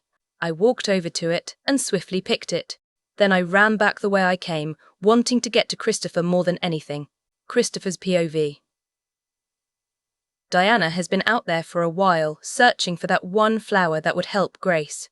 I was worried, for both of them. I wanted to run outside and search for Diana, help her find the angelic herb. But Gianna said that she needed to face her demons out there and learn the truth. I didn't know what she meant, but thinking about it over and over again made it sound like Diana was in danger. "It will be fine," Gianna stated. "She'll come back safely with the flower." I looked at her and narrowed my eyes. You know, something has been itching at the back of my head. "You're a witch, so why do you need potions when you can just flick your finger?" Gianna smiled. "That's true. I don't necessarily need potions, but this will help everything place itself in order." "What do you mean?" The witch ignored me and looked down at Grace's sleeping form. "She's here." A second later, I heard the front door open and slam shut from downstairs. Then I heard the running of footsteps coming up the stairs and through the hall. I looked towards the hallway door and saw Diana standing there, holding out a flower while panting. "Here, the flower, take it." Gianna snapped her fingers and the flower appeared in her hands. "Thank you, Diana. Now, Christopher, go comfort our Luna." I nodded and gently took Diana's hand in mine. She stared at it with a horrified look, but then she calmed down. Did I scare her? Was she afraid of me? I shook my head and pulled Diana out of her bedroom. Then we walked down the hallway and entered mine. She went over to my bed, a lied on top. I smiled and joined her, pulling her close to my chest. "You know," she panted, her minty breath fanning my neck as she spoke. "It's obvious Grace is going to be staying here with us." I nodded. "Of course, I wouldn't want to separate you two." I could feel Diana smile. "You know what that means, right?" "She gets my run." "Which means, I'll have to sleep and stay in your room." I looked down at her as my heart began to hammer against my chest. She was blushing and averting my gaze. Gosh, she was adorable. I kissed her on her forehead. "I'm fine with that. I want you as close to me as possible." She snuggled deeper into my chest. "Good." I began to rest my eyes, even though Diana kept shifting for some reason. It was like she was trying to get up. That's when I felt it. Sparks engulfed my body as my eyes snapped open. She was staring down at me with a crazy blush on her face. I chuckled. "If I wasn't so tired, I'd kiss you back." Her blush got even redder. She swiftly went back to my chest and began to snuggle. "You're so adorable," I said while resting my eyes again. "And you're so cute," she mumbled. I smiled as I held her closer to me. "What?" Then fell into a peaceful sleep. The only thing I thought of was the kiss she had given me. Chapter 16. Diana's POV. I awoke from my sleep still cuddled in Christopher's arms.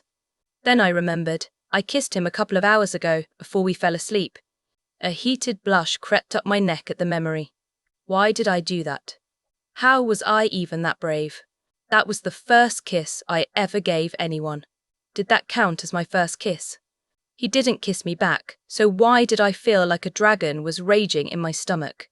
I shook my head of that thought and began to struggle to get out of Christopher's arms. But I failed miserably. It was like he was Popeye, as if he ate a whole can of spinach and became super strong. Wait a minute. Could he possibly be? No, what am I thinking? Christopher can't be a fictional cartoon character. I giggled as I tried to push myself away from Christopher. "Release me, you stubborn bull." I sighed and began to scan the room for anything that could help me get out of Christopher's arms. That's when I saw it, a single feather sticking out of Christopher's pillow. I quickly plucked it and narrowed my eyes. "All right, soldier," I whispered. "Do your job." I dangled the feather over Christopher's nose and began to move it back and forth. At first, he just scrunched his nose, but then Christopher began to squirm on the bed, constantly scratching his nose. That's right, tickle, tickle, tickle. Christopher finally released his grip, and I quickly and stealthily rolled off the bed. "Finally," I murmured. I got up from my knees and quickly began to tiptoe out of the bedroom. When I entered the hallway, I closed the door slowly and quietly, doing my best not to wake up Christopher. But when I was done with that, the thought came to me. What do I do now? "Grace," Sophia stated in my head. I nodded and made my way to my old bedroom that Grace now slept in. When I opened the door, my eyes widened with shock. Grace, she was all better. She was no longer skin and bones. She looked like she did 3 years ago, healthy. And her cuts and bruises? They were all gone. It was as if a wizard or something in that category had came and healed her. I narrowed my eyes. Could it have been that deer that healed itself in the woods? I shook my head. No, it was Gianna, the pack witch. She used that angelic herb. I stepped into the bedroom and slowly made my way to the bed. Then I sat on the edge of it. "Grace," I whispered. Her breathing was at a healthy state, and her skin color wasn't pale as it was when she showed up. I smiled when she stirred in her sleep. She was going to need a lot of rest, so I probably shouldn't wake her. I was about to get up off the bed until a familiar red ball of fur jumped onto the bed. "Puppy Eric?" The pup nodded and curled up into a ball, laying on top of Grace's stomach. "Puppy Eric," I hissed quietly. "Don't wake her up." Grace stirred a little, but didn't wake. Then her hand raised itself and rested on top of Puppy Eric's silky red fur. I couldn't help but smile. "Okay, fine. You can stay in here, as long as you don't wake her up."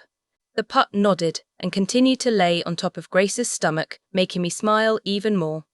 I finally got up from the bed and exited the bedroom, shutting the door behind me slowly and quietly. Like a Diana. I jumped from fright and quickly turned towards the source of the voice. "Allison?" That must be why Puppy Eric was here. He didn't know where I was staying, and I left him with her. "Allison," I whispered. "What are you doing here?" The small girl gave a sweet smile and walked up to me. "I came to get you. We haven't hung out that much since you arrived." I nodded. "Okay, so what do you want to do?" "Well," she started. "Let's go to the park. I want to show you something." I nodded once again. "Okay, let's go." She smiled and grabbed my hand. Then she began to pull me through the hall and down the stairs until we reached the door. I quickly slipped my white flats on and exited the house with Allison. Then she pulled me and we continued to walk off Christopher's property and down the street to the park. As we continued to walk, I stared down at Allison. She was so cute and adorable and sweet.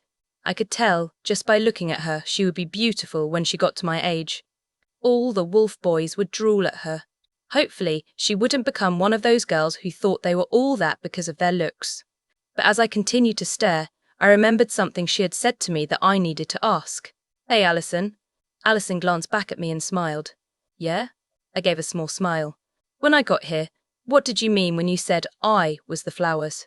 She stopped walking and turned to face me, a smile still evident on her face. "Well, I told Big Brother Christopher that day to find a flower. I told him to find the most beautiful flower he saw. I was talking about you." My heart stopped. She was talking about me? How did she even know about me then? Then again, Christopher did tell me she had a gift that wasn't normal. What? I stuttered. "How did you know about me?" She continued to smile. "Solomon told me." My body went cold. Solomon, my youngest brother? That wasn't possible. He died fighting. I remember burying his body next to my mother's grave. My little brother?" She nodded as she still smiled. "Yeah, I talk to him all the time." Tears pricked my eyes as I crouched down until I was at Allison's height. Then I placed my hands onto her shoulders. "Bye," I croaked. She smiled. "He's always with me. We talk for hours, all the time. In fact, he's right here," she said while pointing next to her. I looked to where she was pointing. There was nothing. The spot was empty. That's where it hit me. Could her gift possibly be that? "Your gift? You can talk to ghosts." Allison's smile grew wider. "How do you know?" "I thought Big Brother would have to explain that to you." I shook my head and got back onto my feet. It was hard to believe. Allison could talk to my brother, and I couldn't. It hurt. But I guess if she couldn't, I wouldn't be here. Allison grabbed my hand again and began to pull me along. My feet obeyed, but I felt like I couldn't look up anymore. All I did was hang my head. We continued to walk for who knows how long. All I thought about was Solomon. I could have saved him if I searched for him. He could be alive right now. He could have met Puppy Eric. He was dead because of me. "We're here," Allison exclaimed, pulling me from my thoughts. I looked up to see the playground where I had met Melanie, where Christopher came to come pick me up. But, to my surprise, someone stood there. Only one person. "Honor, I thought you had to show me something," I croaked. Allison nodded, and Jana spoke up. "We do, Luna."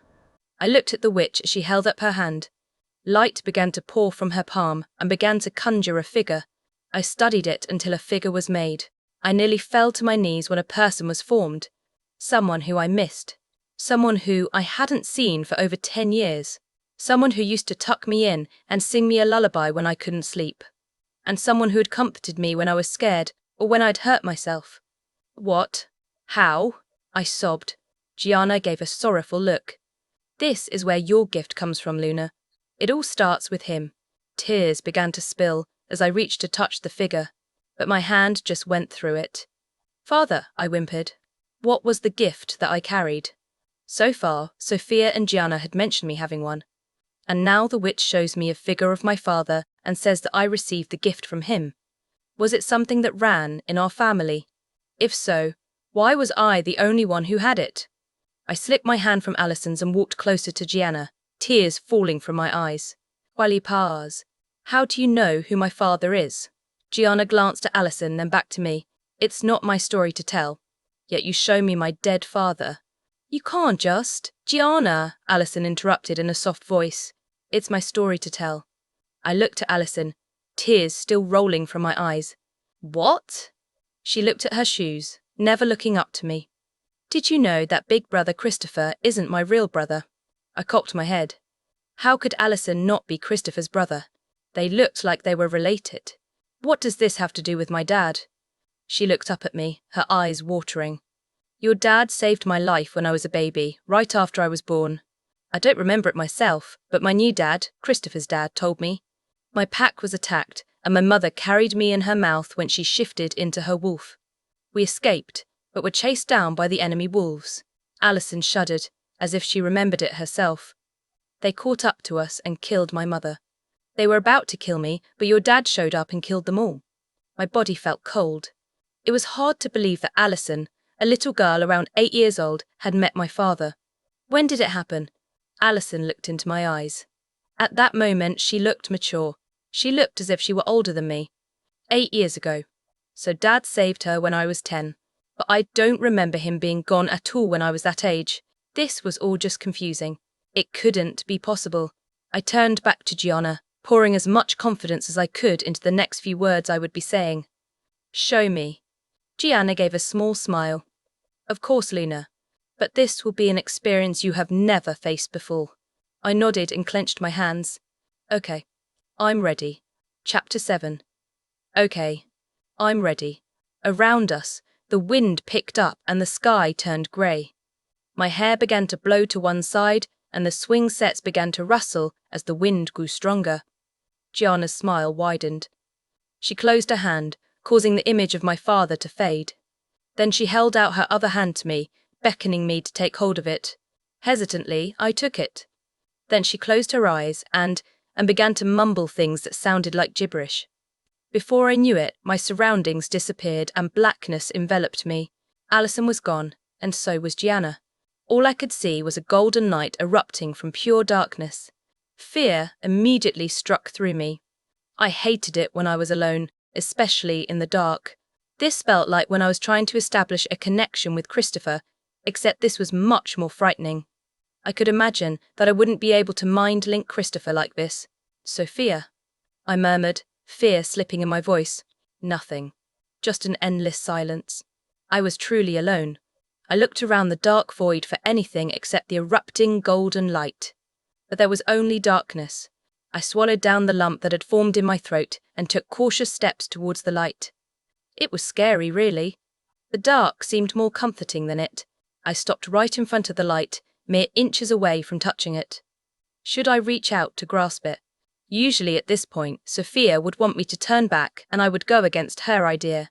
But right now, I felt small. I wanted to cower into the endless darkness. But you need to touch it to find out the truth, I thought. I slowly reached out, letting my hand and arm be engulfed by the bright light. The golden light was cool as water. I at least expected it to be warm or hot. Then, out of nowhere, the light began to grow brighter. At first, it was as bright as a star. Then, it was as bright as the sun. I tried to pull my hand away, but it was stuck. It felt like something was holding me down, like superglue. Immediately, panic surged through my body. What was I going to do? The light kept getting brighter and brighter while I was stuck in place. I felt like it was going to incinerate me. Christopher! I screamed for help as I continued to pull. I knew he wouldn't be able to save me from this, though. I pulled once more, but the opposite of what I wished to happen occurred. The light started to suck me in. No! I screeched. Let go. Gianna, help me. No answer as I was being pulled in. By this point, my legs were being devoured by the light, as was both my arms. But I wouldn't give up. I kept struggling, but it was no use. When I realized I wouldn't be getting out of this one, I leaned my head back to peer into the forever darkness as a tear raced down my cheek. "Christopher," I whispered. "Ilp." A moment later, I was completely covered by the glowing light. It swirled around me, making it look as if I was under the stars. But then, it began to fade into a scene. Trees began to surround me, as well as small buildings and a fence line. I recognized this place. It was my home, my pack. Around me, kids were playing. A girl ran around, picking every flower she saw. A boy sat in the grass, sketching pictures, and 2 boys were wrestling. The boy who seemed to be winning the wrestling match had brown, bushy hair and green eyes, where the other boy who seemed to be losing had short brown hair and hazel eyes. "Yay! Yay!" The bushy-haired boy shouted with glee while getting off of the other boy. "I win. Now I get to have the yo-yo." The other boy stood and brushed off his shirt, which was covered in dirt. "I was going easy on you, Hanky. If I showed you my real strength, you would fear me." The boy named Hanky laughed. "Yeah, right. I'm the son of the beta." "Son of the beta?" Then that must mean Hanky. I turned to where the voice had came from. Standing there was a tall man with a small beard and brown hair. He had brown eyes and some power that seemed to radiate off of him. Tears welled up in my eyes at the sight of him. That was my dad, before he had died. "Yeah, Daddy?" Hanky called. "Daddy?" So Hanky was Hank, my older brother. Dad smiled. "Your mother is back with the baby. Would you like to meet your new sister?" Hanky's eyes lit up. "Whis." "Ooh, yes," he shouted as he began to run to his dad. Hanky was coming right at me. I would have said, "Watch out," or "Be careful." But the little boy went right through my body and stopped at the side of our father. They couldn't see me. They couldn't touch me. I was a ghost to them. Hanky looked at the other boy and smiled. "Bye, Paul." "Paul." I glanced at the other boy, my eyes as wide as the moon. That little boy, Paul, he would be the murderer of my pack. My killer. I turned back to my father and Hanky, only to see them walking off. I quickly ran to catch up to them. When I was caught up, I listened to their conversation. "What does she look like?" Hanky asked excitedly. "I don't know, I haven't seen her yet. All I know is that her name is Diana." I froze as they continued walking. I was the baby. I completely forgot that I was born after Hank. I caught up to them once again just as they were entering our house. I slipped past them and through the door. The next thing I saw brought a smile to my face. My mother in a dress, singing to a bundle as she walked around the house. Dad and Hanky walked past me and straight to Mom. "Mummy." Hanky shouted with excitement evident in his voice. He ran to Mom and began to bounce up and down while reaching for the bundle in her arms. "Let me see. Let me see." Mom laughed and crouched. Okay. But you must be quiet. Her ears are sensitive." Hanky nodded ferociously.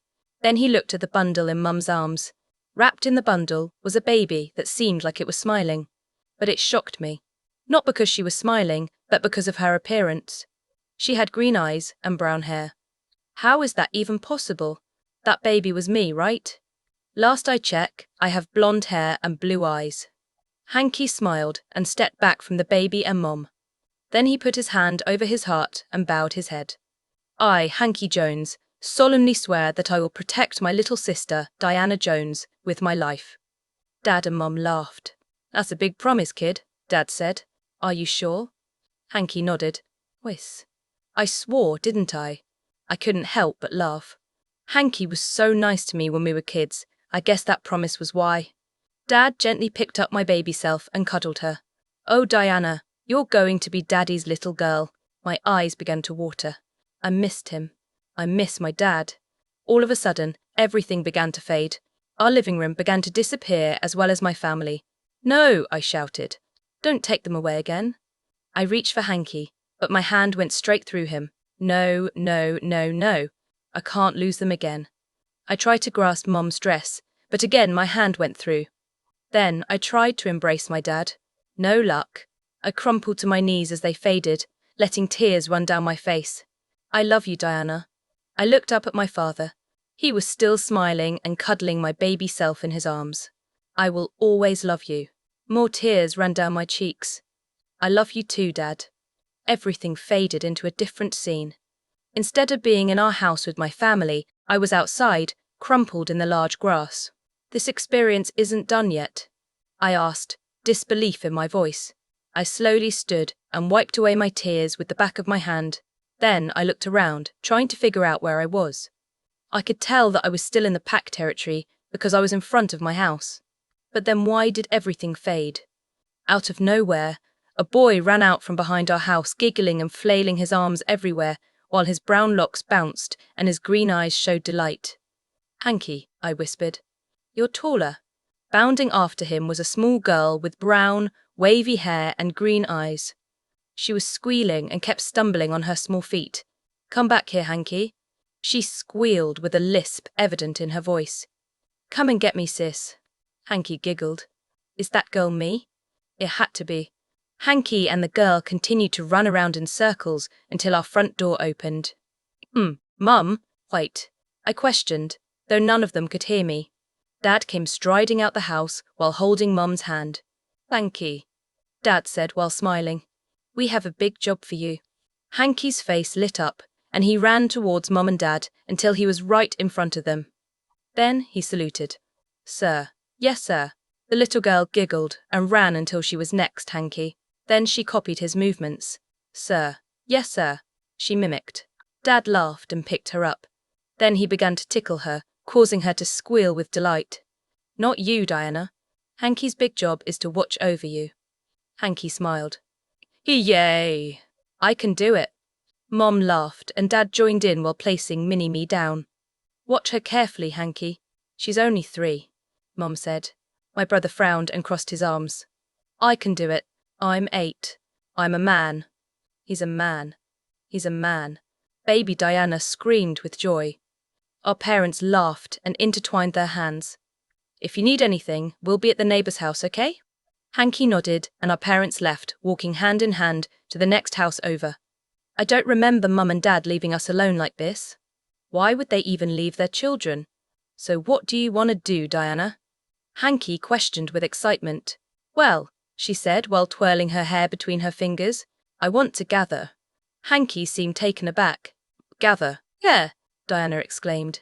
I want to be a gatherer when I grow up. I laughed at the silly dream I had when I was little. I can't believe I wanted to be a gatherer. It did make sense though because I was a horrible hunter. Hanky sighed. Okay. The first step to being a gatherer is to use your senses to find a plant. Mini-Me nodded and lifted her head towards the sky, as if sniffing the air.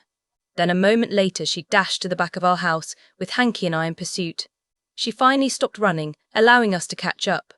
Mini-Me was fast for a 3-year-old. Baby Diana reached down to the ground and plucked something. Then she turned to Hanky and held out a rainbow-coloured flower. Is this a good plant? Hanky eyed the flower carefully, as if it was dangerous. I don't know.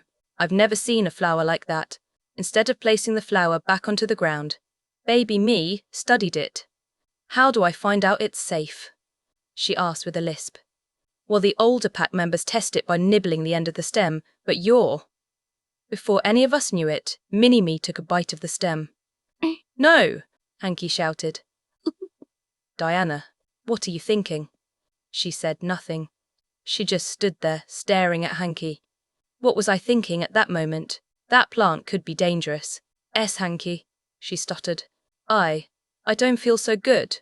Baby Diana crumpled to the ground, catching both Hanky and I off guard. My brother quickly jumped to her aid and placed her head on his lap. What hurts? He asked frantically. My tummy, and my throat. Hanky's eyes widened. Oh! Don't worry, I'll link Mummy and Daddy. Soon his eyes clouded over. Poor Hanky, I must have worried him a lot when we were kids. Okay, Hanky said, as soon as his eyes returned to their normal colour. They're on their way. Hanky, Mini-Me groaned. I'm sorry. My brother shook his head. Don't be, it's not your fault, it's mine. It's not your fault, Hank, why are you blaming yourself? I was the stupid one to eat the plant. A moment later, Mom and Dad ran to us at inhuman speed. Then my father swooped my baby self into his arms. She's barely breathing, Dad gasped. We have to take her to the witch. Mon nodded and turned to Hank. It's okay, Hanky. Go inside and don't do anything dangerous. Hanky nodded with tears in his eyes and ran inside the back door of our house. Then a second later, Mum and took off, their speed faster than the speed of a cheetah. I struggled to keep up. We ran past trees, up and down hills, and across a river until we stopped at the wall of a mountain. On the side of its rocky surface, a curtain was draped as well as dream catchers. She not breathing, Mum bellowed. Dad's eyes widened at the sight of baby me. She was a lifeless body. A heap of nothing. Just the sight of her made my skin grow cold. Had I died? If I did, how was I still a living, breathing girl who had found her mate? Mum and Dad rushed inside the curtain, me in pursuit. What I saw caught me by surprise. Past the curtain was a cave that was lighted with candles. It was also decorated with dream catchers, worn-out books, a giant cauldron seeping with green smoke, and several plants and insects on a shelf. Judy, Mum called. A woman with messy hair and large glasses that were cracked popped her head around the corner of the cave. Garner? Yeah? What are you guys doing here? Honor, I totally forgot my mother's name. And not only that, but she shared the name of the witch in Christopher's pack. I'm really stupid. Judy, please help us. Our daughter, she's not breathing, Mum pleaded. Judy raised her eyebrows and nodded. Then she stepped from around the corner and made her way to my parents, which gave me a good view of her. She was in a light, loose sweater and some khakis, and her messy hair was accessorized with pencils. She basically looked like a librarian. When she reached us, she looked at baby me. Then she placed her hand on my forehead. A frown covered her face. I'm sorry, but your daughter, well, she's dead. My breath hitched and I broke into a cold sweat. I had died. But how am I alive then? Mum gasped and crumpled to the ground, tears rolling down her cheeks. She wailed as if her heart was broken. Dad just stood there, cradling my small body as a tear raced down his cheek. This couldn't be real. I couldn't be dead. I crumpled to the ground and watched as my parents mourned over me. There has to be a way, Dad wailed. She can't die. Judy looked at my parents with a pained expression. There is one way to bring her back, but she will be different. Dad shot his head up to Judy, hope in his eyes. I don't care. I just want my little girl back. Judy gave them a look of pity before she nodded. Then she snapped her fingers. A small plant shot from the shelf and floated above her fingers. Since she's dead, she can't eat this. So one of you must eat it and give her your blood. You will gain a power, and so will she. But she will be different. Stranger than the rest of your pack. Dad and Mum nodded simultaneously. I'll eat it, Dad said. Anything for her. Judy nodded and snapped her fingers once again. The plant drifted to Dad and stopped right in front of his face. He took a deep breath before biting into it. Are you ready? Judy questioned. Dad nodded and gave my baby self to the witch. As Judy held me carefully in her arms, she mumbled some gibberish. Then, all of a sudden, a knife that seemed like it was made during the medieval times appeared in my father's hand. You don't have to give yourself a large cut, just prick your finger and get the blood to go into her mouth. Dad nodded and did just that. He pricked his finger and put it over my mouth just as the blood was about to drip. The drop of blood fell into my baby self's mouth. Moments passed and nothing happened, causing my mother to continue her crying. But then, something happened. My younger self's hair turned from brown to blonde, the same colour I had now. Diana, my mother gasped. Mini-me began to stir in Judy's arms. Then her eyes opened, showing the same colour I had now, electric blue. I had died, and because my father ate that plant and gave me his blood, I was brought back from the dead. Mummy? Yeah? Daddy, where are we? I laughed just as Dad began to. Then he took me into his arms as tears fell from his eyes. What's wrong? Mini-me asked. Dad shook his head and held me tighter. Nothing, sweetheart. Nothing. The scene began to fade. But I wasn't upset like last time. I was happy. Thanks, Dad, I whispered through my grateful smile. For everything. This time, instead of seeing another scene from my past, all I saw was the golden light swirling around me. Open your eyes. Christopher. Can I mind link him? Does he even know about what I'm doing right now? Open your eyes. I nodded and thought only of Christopher. I thought of when he had crashed into me and we found out we were mates. I thought of when he pushed Brent down the stone steps of his parents' house. I thought of how he even protected me from Alfred. All the things that made me love him. I love him. I finally opened my eyes and smiled at what I saw. I was on Christopher's lap in his living room with Brent, Melanie, Kate, and some other guy. But they didn't seem important at the time, only Christopher. Are you okay, Diana? Christopher asked with concern in his voice. I ignored the question. Christopher? Yes? I raised my head up to his and gave him a passionate kiss, which he quickly responded to. I didn't care that people were watching us. He was all that mattered to me at the moment. I pulled away sooner than I wanted to and took a deep breath. I love you. Chapter 18.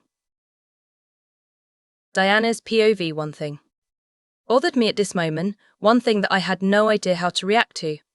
And that was the guy holding hands with Kate. He had dark, almost black hair with pale skin, as well as darker than normal brown eyes. In other words, he was a perfect Nico D'Angelo. He stared at me, emotionless, as if I was his next experiment. Then he finally opened his mouth. Are you ever going to get off of Christopher's lap? I blushed, and Brent snorted while Kate giggled. Geez, wait to say hello. I quickly hopped off Christopher's lap and sat on the cushion next to him, leaning against his shoulder. Then Kate stepped forward. Diana, this is my mate, Baron. Baron gave me a sup nod before he let Kate continue. Baron, this is Diana. She's the new Luna. And a Greek. Baron actually laughed and wrapped his arm around Kate's waist. Oh, so she gets on your nerves already? I cocked my eyebrow as I watched their little conversation. What's going on? Christopher laughed and put his arm around me. Nothing. This is how they usually are. I nodded and continued to watch. Maybe, Kate said, looking up into Baron's eyes. He smirked. Maybe I can fix that. My mouth dropped as a heated blush crept up my neck. Did he mean, whoa, whoa, whoa, Melanie shouted while separating the couple. If you guys didn't notice, we're in the Alpha's house. And plus, our Luna is a little bit innocent if you haven't noticed, so calm yourselves. We all laughed, and Brent snaked his arm around Melanie's waist. Come now, must we be so formal? She turned to him and flicked his nose, making him flinch. If you act the same as the Roman, I'll kill you. He let go of her waist and held up his hands. Dang, babe, I didn't mean to. Before any of us knew it, Melanie punched Brent in the face, sending him straight into the wall. And not your babe. Everyone laughed. But Christopher leaned over to me and whispered in my ear. So why were you sleeping in the park with Gianna? I looked at him, ignoring the conversation our friends were having. What? Gianna linked me. She said you were exhausted and told me to pick you up at the park. I went there and found you lying on the ground, while Gianna sat there and watched you. She told me to carry you home before waking you up. I looked into his hazel eyes with the green specks. Should I tell him? Should I tell him everything I saw? Oh, well, she used a power to show me my past. He stared back into my eyes, showing only curiosity. Is that it? I nodded. What? It was true. She showed me my past. I just didn't want him to know about how I died and resurrected and how I'm different. He looked away, back at our friends, but the last thing I saw flash in his eyes was the feeling of hurt and betrayal. Did he know? Did Gianna tell him? He probably thinks I lied to him. I frowned. I didn't want Christopher to hate me. Could this ruin our relationship? What if he rejected me? Stop it, Diana. He's not. He can't. Not after I told him I loved him. And that's why you missy, Melanie said while poking my chest and interrupting my thoughts. Are coming. Coming where? Melanie's mouth dropped and Kate laughed. Oh, wow. That's hilarious. Who knew all Greeks were dumb? I narrowed my eyes at her. Well, excuse you. We're going to the beach tomorrow. Melanie shouted while flailing her arms in the air for a dramatic effect. Yeah, Baron joined. Apparently Kate and Melanie are taking you swimsuit shopping. I stood up, crossed my arms, and shook my head ferociously. Absolutely not. I didn't agree to this. Kate shrugged. I guess if you want you could swim naked, but that would be skinny dipping. I blushed and looked at my feet, not wanting to meet their gazes. I'd love to skinny dip with you, babe, Baron said. You could just hear the smirk in his voice. You to Melanie, Brent said, but all you could hear was nervousness in his voice. Do you want me to punch you again? No, ma'am, Brent squeaked. I glanced at Christopher, hoping to get some help out of him, but what I saw broke my heart. He was staring at the wall with a glum look upon his face. He was really mad, wasn't he?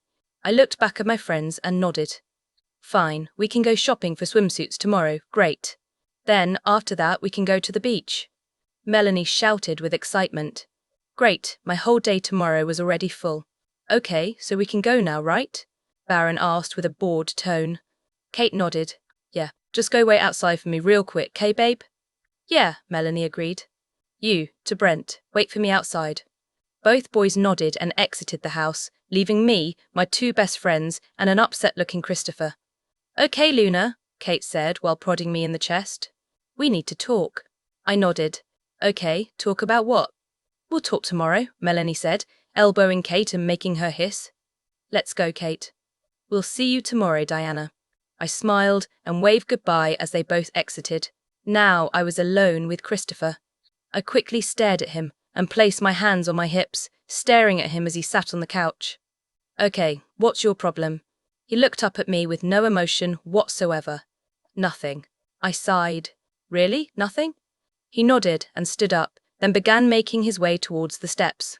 We should go to bed. I stared at him in disbelief. Was he giving me the cold shoulder? Did I make you mad? No, he said in a bland tone, his back still to me as he continued towards the staircase. Okay, he was obviously mad. Then what's your problem?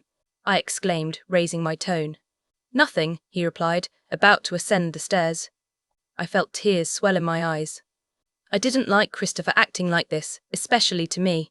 Then why are you ignoring me? I screamed, some tear rolling down my cheeks. He finally turned towards me. I guess he noticed how much pain I was in, because sorrow flashed across his features. Diana. I held up my hand. What did I do? He walked back to me and placed his hands on my cheeks, rubbing away my stray tears. Nothing at all. Then why are you ignoring me? He brought me into a hug, which I quickly obliged into by hugging him back and nuzzling my head into the crook of his neck. It's easy to tell when you're hiding things. I took in his scent. It is? He laughed. He laughed. Why? Yeah, your nose flares up in the cutest way, and you bite your lip, which makes you look even more adorable. Huh, I bite my lip. That's good to know. I giggled.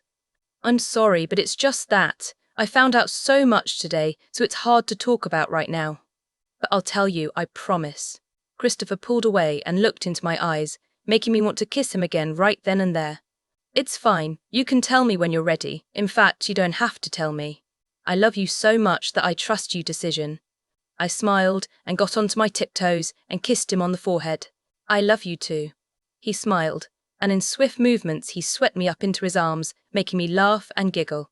Now, how about we get to bed? I bet you're going to have a long day tomorrow. I laughed and nodded. Whatever you say, Captain. He smirked and raced up the stairs with me in his arms.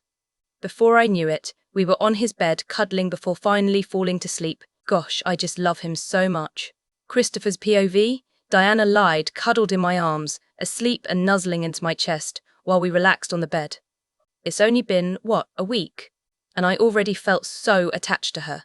She was my missing piece, and I had found her randomly in the forest. Or maybe it wasn't random. Maybe Alison had sent me into there on purpose. It was as if she expected me to find my mate. My sister has always been strange, but now she was acting a little more. Double weird. Like yesterday, on the way home from the park, she had acted cautious when she saw me carrying Diana home. For some reason, it felt like she was hiding something from me. But she wouldn't hide anything from me, right? And to top everything off, I knew about Diana. I knew how she was different. Gianna told me everything when I went to retrieve my mate, but she had me swear not to allow Diana to find out that I knew. She said that my mate would tell me when the time is right, but I bet yesterday, when I was acting like a moron and almost made Diana cry, I bet I almost let it slip that I knew. That would have been the biggest mistake I would have ever made. Diana snuggled deeper into my chest, making her blonde hair spread across her back and onto my chest. Gosh, she was adorable. I wanted to stay like this for the rest of my life. I wrapped my arms around her waist and leaned my head down to hers, taking in her scent when my nose made contact. Strawberry and coconut, a strange yet charming combination. Oomph, Diana mumbled as her head snuggled into the crook of my neck. Oh, Diana. Yeah? She answered drowsily. She was awake? Or maybe just half that. I smiled as I looked down at her sleeping, drowsy form. You know you're mine, and mine alone, right? She nodded slowly. Yeah, and you're mine and mine, I sighed. Of course she fell back asleep without finishing the sentence. She's just that adorable. Gosh, I love you. Mm. I laughed and sat up, causing her to squirm. Stop moving. It takes forever to get comfy on your chest. Oh, so you're still awake? Diana lifted her head from my chest and looked at me with her drowsy eyes. No, and this is why I loved her. She's just perfect in every single way. Oh well, guess you won't be able to swimsuit shopping. Okay. I smirked. And you're going to have to swim in the nude. Diana's eyes widened, signaling that she was now wide awake. You want to see me swim naked, don't you? What? No. I. A heated blush crept up my neck, and I knew, Diana knew she succeeded in getting back at me for the nude comment because a smirk lit up her face. Oh really? Because I think that blush says otherwise. I think. Bam. We both froze and looked towards the bedroom door, which had been kicked open by two girls holding an unconscious girl. To be precise, it was Melanie and Kate carrying Diana's friend, who seemed to still be in a sleeping state. What was her name again? Pam? Benny? Grace? Yeah, Grace, that's it. Gee guys, Grace is still ill. She needs… Diana started before she was so kindly interrupted. Oh, look at the two lovebirds, Kate said. It's so cute. Too bad Diana needs to go. Well, where? I looked at Diana and saw that she was worried. Was she afraid of them? Oh gosh, that's hilarious.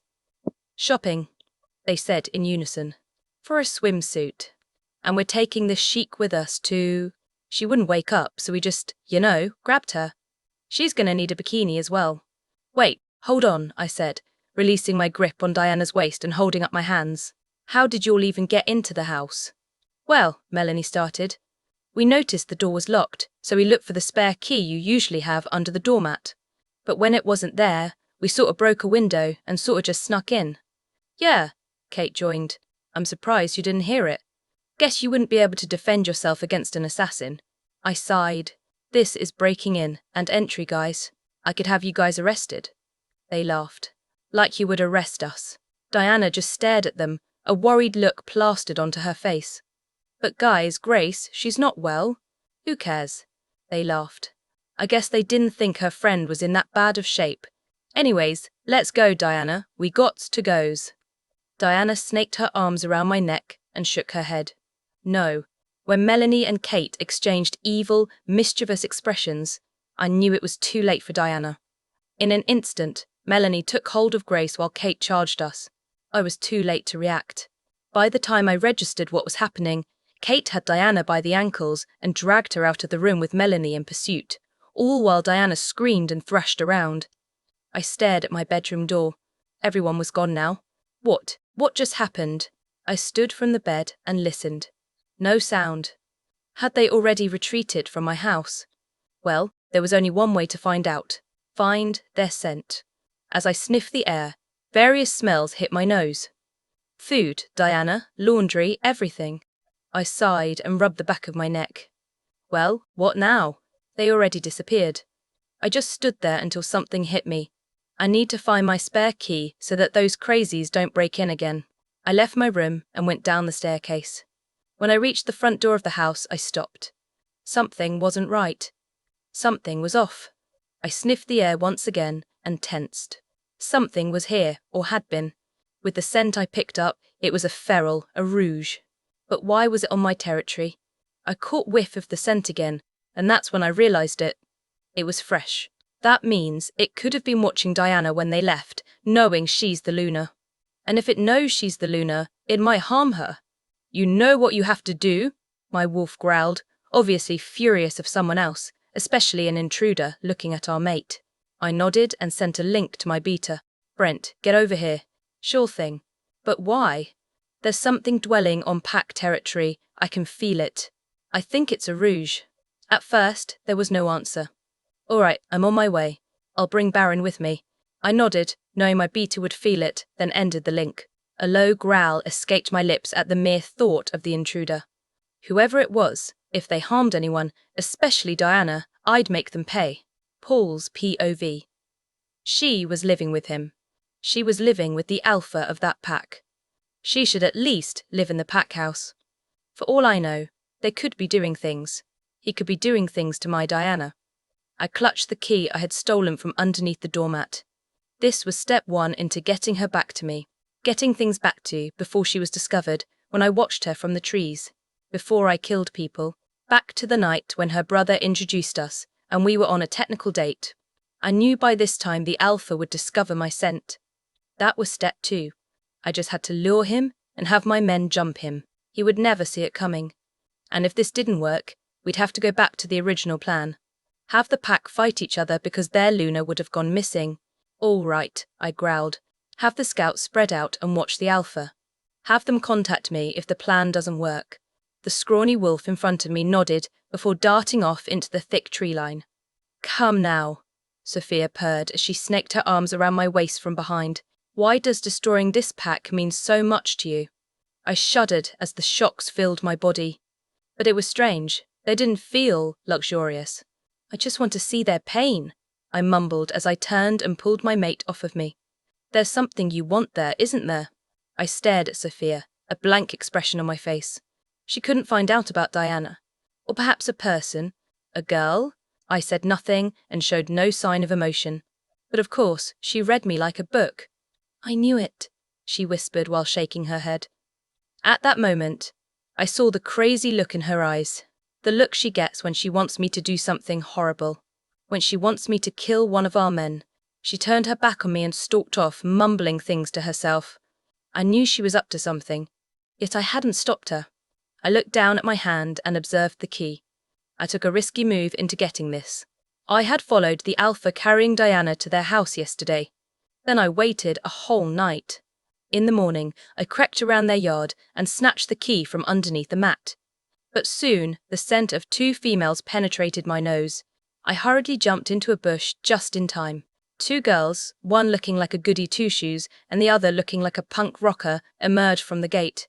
They looked under the doormat, most likely for the key, but when they didn't find it, the punk one elbowed a window and broke it. They snuck in with ease, not even sensing me. That was my chance. I jumped from the bush, shifted, and darted from the scene, but before I left, I rubbed my fur against the door. Surely the alpha had smelt it when I left. And now I was here, planning to get the love of my life back. Diana! I looked up at the bright blue sky, the colour reminding me of Diana's eyes. I love you. Chapter 19. Diana's POV. Guys, no. Or, I stated wide-eyed, as Kate threw swimsuits at me one after another, and while Melanie tried to dress an unconscious Grace into a bikini.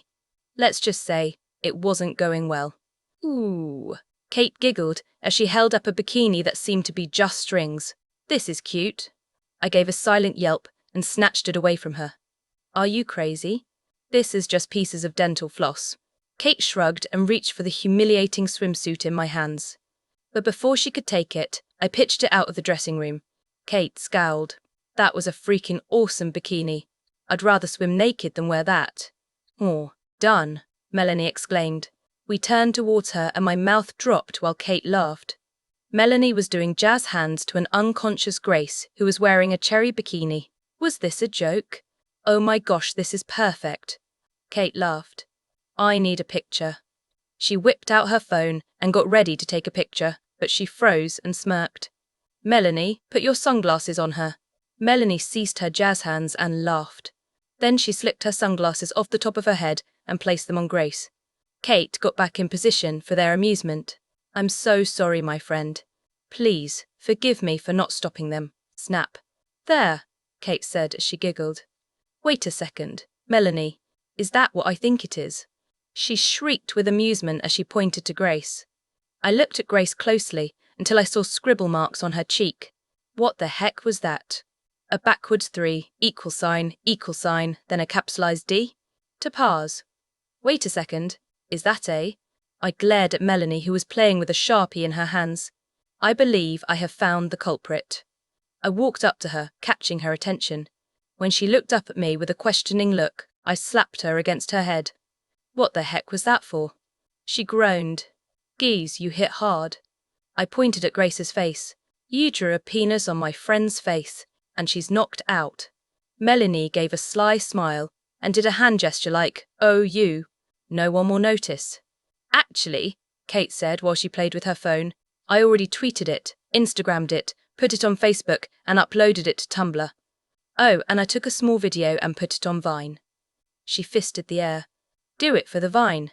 I rubbed the back of my neck while Melanie broke out into laughter and fell on her butt. It can't be that bad. I mean, how many people could possibly see it? Well, Kate continued, I have 2.5 million followers on Twitter, 1.9 followers on Instagram, 500 friends on Facebook, 3 million followers on Tumblr, and 760 followers on Vine. My mouth dropped. That many? Holy crap, that means poor Grace. She's very popular, Melanie chimed in. I gave her a death glare, telling her that she was dead in the next 5 seconds. You know what, guys? I'll be in the car. So, you guys, pay for my bikini, please. And with that, she was gone. I smirked at the sight of Melanie running away. Looks like there's a way of frightening her. With this knowledge, I could scare her later on in life. Why are you smiling like an evil scientist? You're creeping me out. I laughed at Kate and smiled. Oh, no reason, just my thoughts. But, we should probably pick up all these bikinis and pay for them. Kate smirked. But we haven't found you a bikini. My smile dropped. Oh, yes we did. I have no idea what you're talking about. Slowly, with a smirk still evident on her face, Kate lifted a 2-piece. Oh gosh, no. Within seconds she had tackled me and began to rip my clothes off. No, I screamed. Let off. Kate pinned my arms behind my back. You're putting the bikini on now. I kicked and tried to shove her off, concluding in a soft kick to the back of her head. You're putting the fucking bikini on now. But I don't wanna, she growled. I'll give you a painful death. I'll kick your butt down to Tartarus and watch you squirm like a worm. Your cries will mean nothing to me as you scream my name. You will think, why, Kate? Why did you throw me down here? And I'll laugh while saying, because you didn't put on the bikini. So put the bikini on. Now. I stopped squirming. Fine, I cried. You win. I'll put on the stupid bikini. I could feel Kate smile evilly. Good, now change. And if you excuse me, I still have to try mine on. I sighed when she got up off of me and pulled me to my feet. Then she threw my bikini at me as she began to change into hers. I turned the other way so that I wouldn't see Kate change. Then I took off the rest of my clothes and changed into the swimsuit. The bikini itself made a blush come to my cheeks. It was black with white polka dots covering it. The top was decent, but the bottoms made it look like I was wearing a really short skirt. But luckily it was like a skirt. Okay, turn and face me, Kate said after I finished changing. I heaved a sigh and turned towards Kate, who was observing me while she was in a bikini herself. 8. Why do I get this one and you get the Batman one? Kate shrugged. 'Cause I'm cooler. And plus, we want to make you look sexy. www. What? Why? I don't want to look sexy. Kate laughed. Don't you see, this is for Christopher. I blushed. Well, if it's for Christopher, then I guess. Great. She shouted as she began pushing me out of the dressing room. Now let's go. 8. We have to change back into our clothes. And what about Grace? Kate stopped. Oh yeah. Okay, I'll carry her. You grab our clothes. What? We ain't changing because we're going straight to the beach once we pick up the guys. So? Kate stopped talking and stared into space. After a few moments, I waved my hand in front of her, but she just stood still. That's when I noticed her eyes were clouded over. A mind link. Then just like that, she snapped out of it. She gripped my shoulders so tight that I flinched and gave me a panicked expression. Diana, Get to the car and tell Melanie to drive you back home, now. You stay in Christopher's house and you do not move a muscle. I'll be there with Grace as soon as I can. What? Why? I still have to change. She cut me off. Forget about changing. The pack. There's rouges, and we need to keep our Luna safe. I'll tell the clerk that you're the Luna. She'll understand. Kate shoved me away. Hurry and run. I nodded and ran out the shop. Behind me, buzzers went off, because I was still wearing the unpaid-for swimsuit and a woman started screaming at me. But I ignored them. I had to get to Melanie, and quick. I had to get her to drive me home fast so that I could hide. But what about Christopher? Would he be hiding with me? Or would he be fighting? Most likely fighting. Christopher, please be okay. Christopher's POV, hold your ground. I commanded to my men through our link. There were 7 of us and 23 rouges. We were outnumbered and surrounded. Christopher, Brent barked. More people are on their way to help, but I don't know if they'll make it on time. He shook his furry head. We're fighting against time. I nodded and looked past my beater at the pure black rouge with red eyes staring at me with hatred. I'd have to fight him.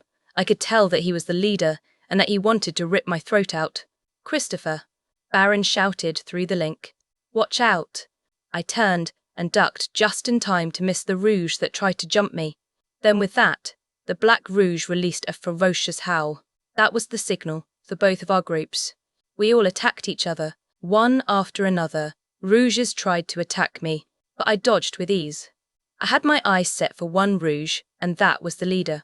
As I ran through the battles my men were having, I caught sight of a tiny white wolf running downhill towards us. That couldn't possibly be who I thought it was. I skidded to a stop. Allison, go back home and hide.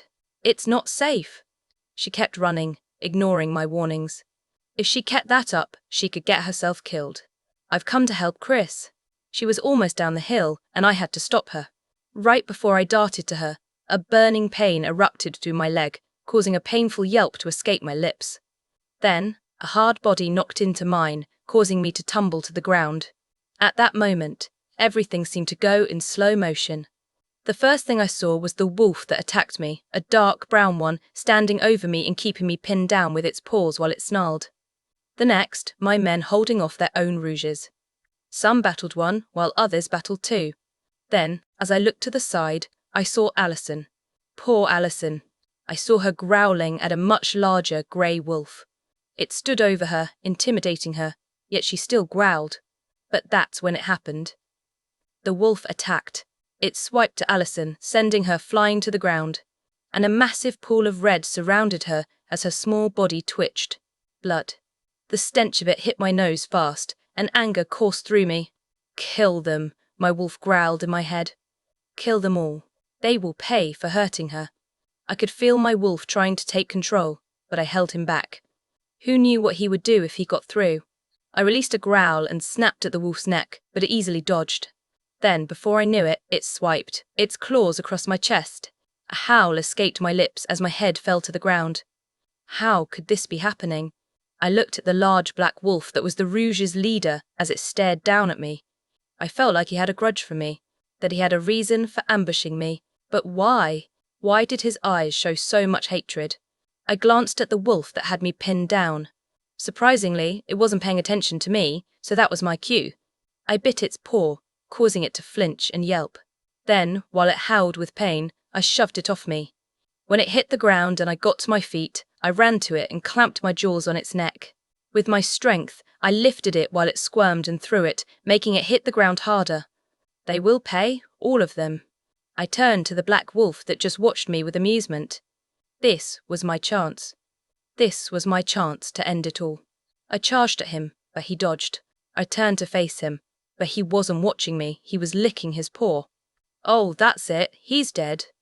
I dug deep inside myself and pulled out the strength necessary to catch him. And that was it. I launched myself at him and we tumbled to the ground, ending with me pinning him down. And when I saw the chance, I clamped my jaws onto his shoulder, causing a howl to escape his lips. While he tried to use his strength to push me off, I bit into his flesh even harder. His blood seeped through and got into my mouth. All I could taste was that metal flavour. He yelped once more, and before I knew it, I was knocked off him and onto my back. When I looked at the source of it, I was sort of surprised. Pinning me down was the same wolf before, except now it had blood seeping through its neck from the wound I gave it, and it seemed much weaker. Out of the corner of my eye, I saw the black wolf get to its feet.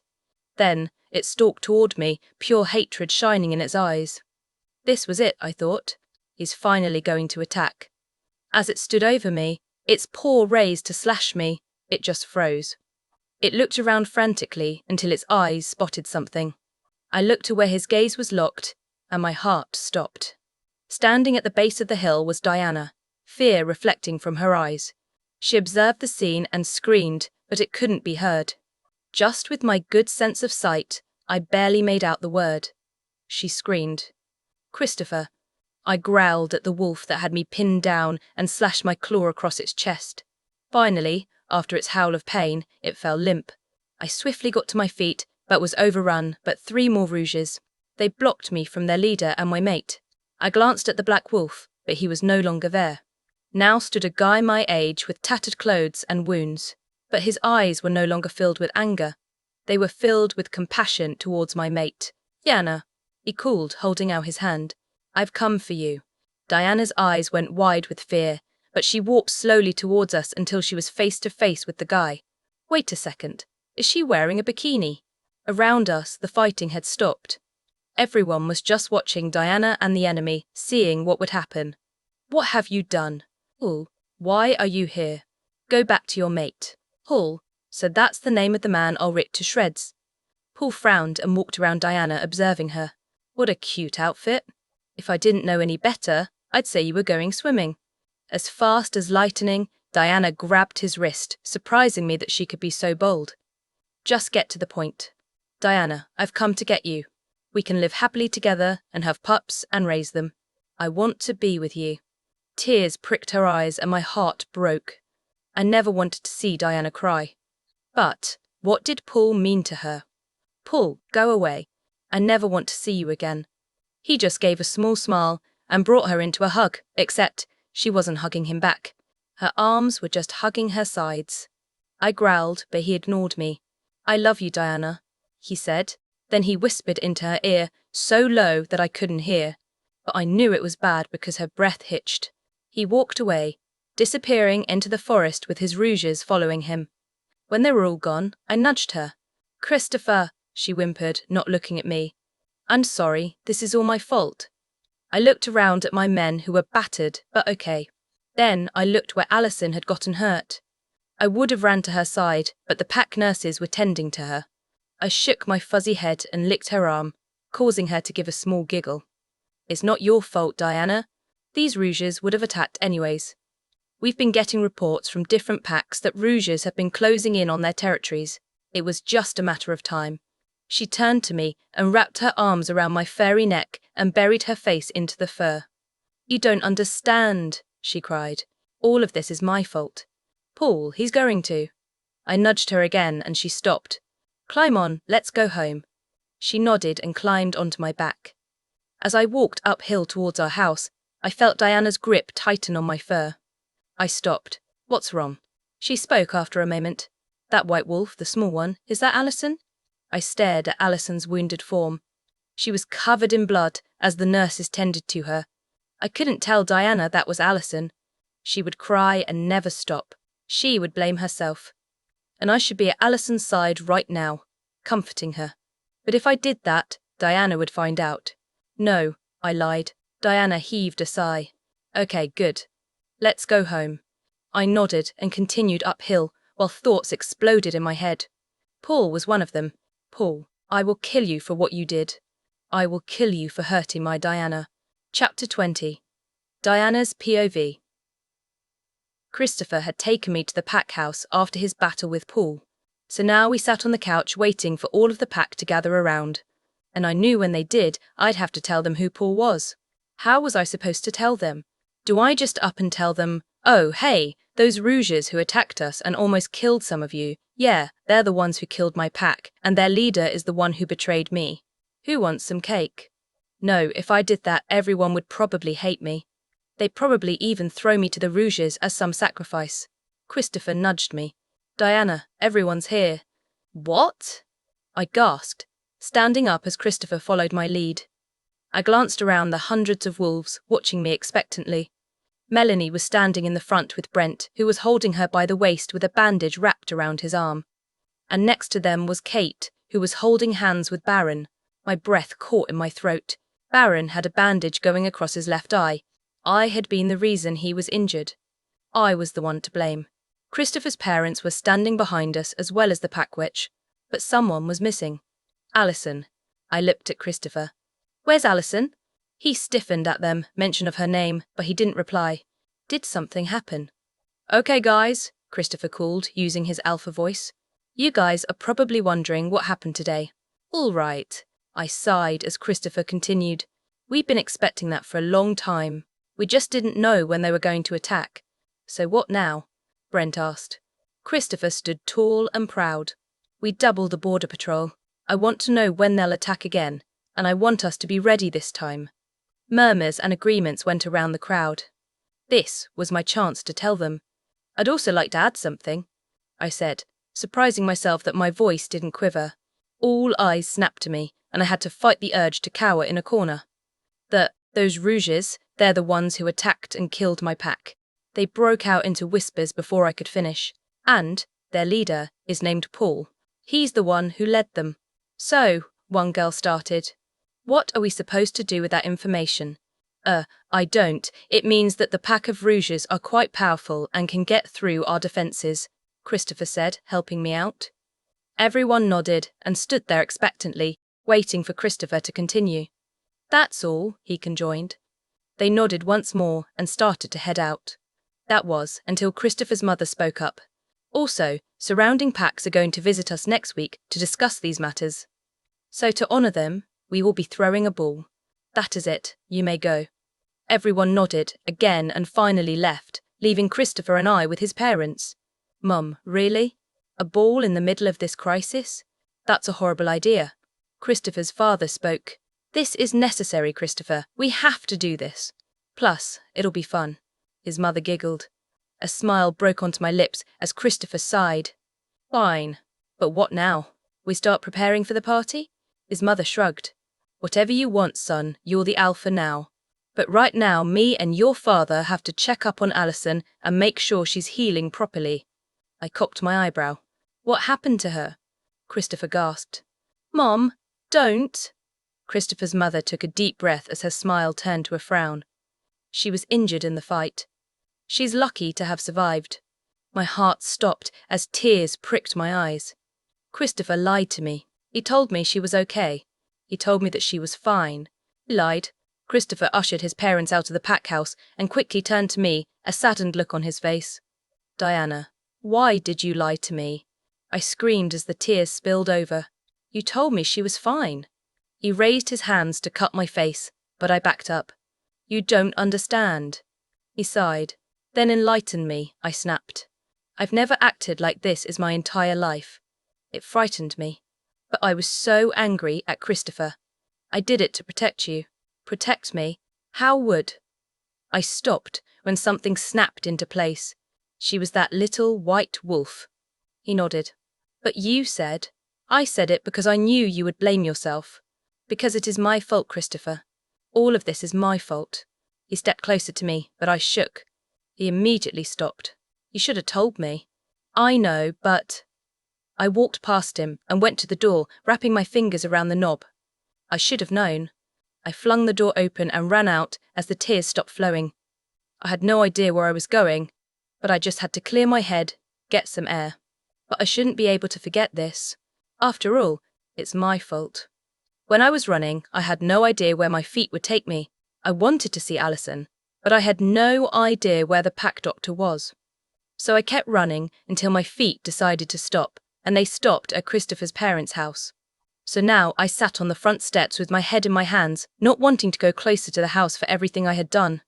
Wasn't there a way to make everyone safe? My breath hitched. There was. Paul had offered me a deal to make him stop everything he was doing. Everyone was fighting, and Christopher was pinned down by Rouges. But as soon as I showed up, everyone froze. Even Paul. He made his way to me, eyes shining with happiness. Why? Yana.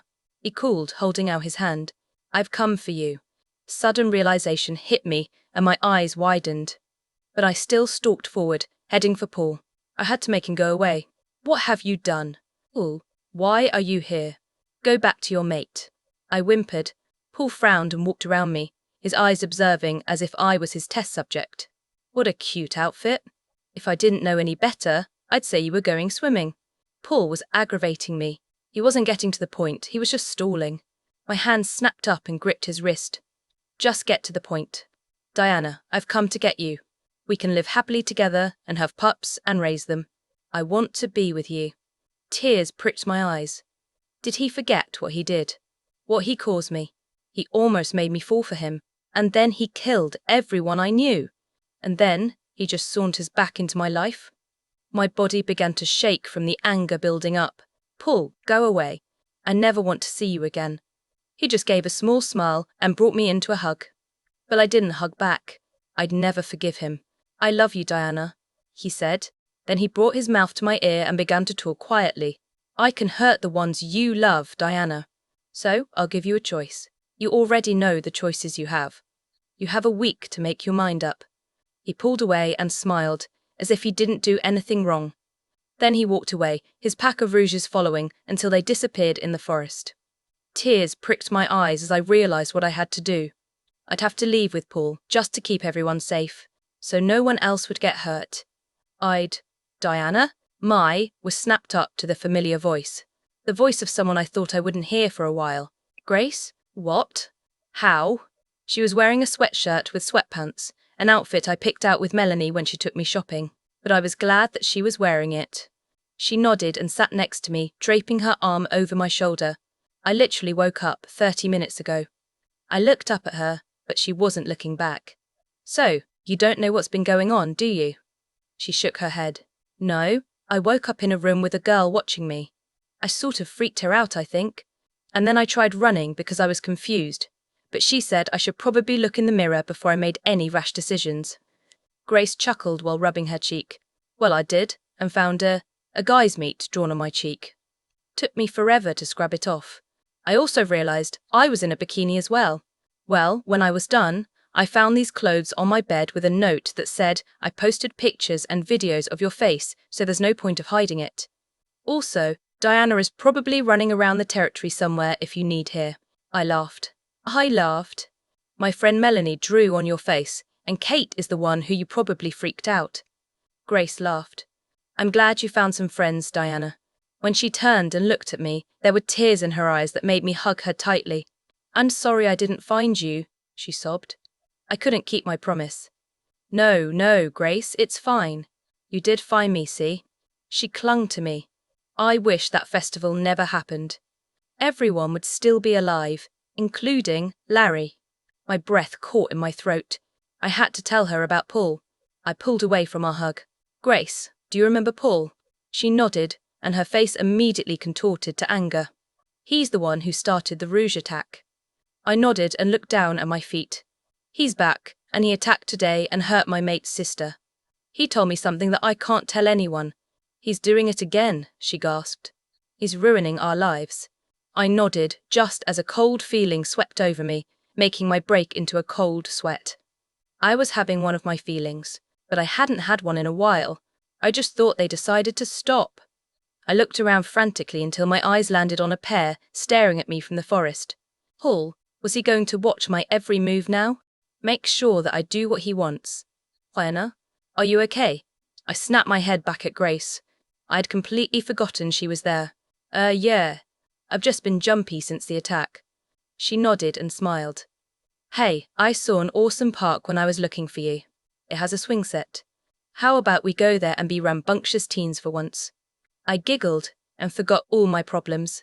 That sounds like a great idea. So? Grace started as we began swinging on the swing sets. How long have you been here so far? I tilted my head up and watched as the clouds moved across the grey sky. I remembered that this was the same exact park I met Melanie at. 2 weeks at most. I could feel Grace smile. And your mate is the alpha. You lucked out, Diana. I thought that both of our mates died.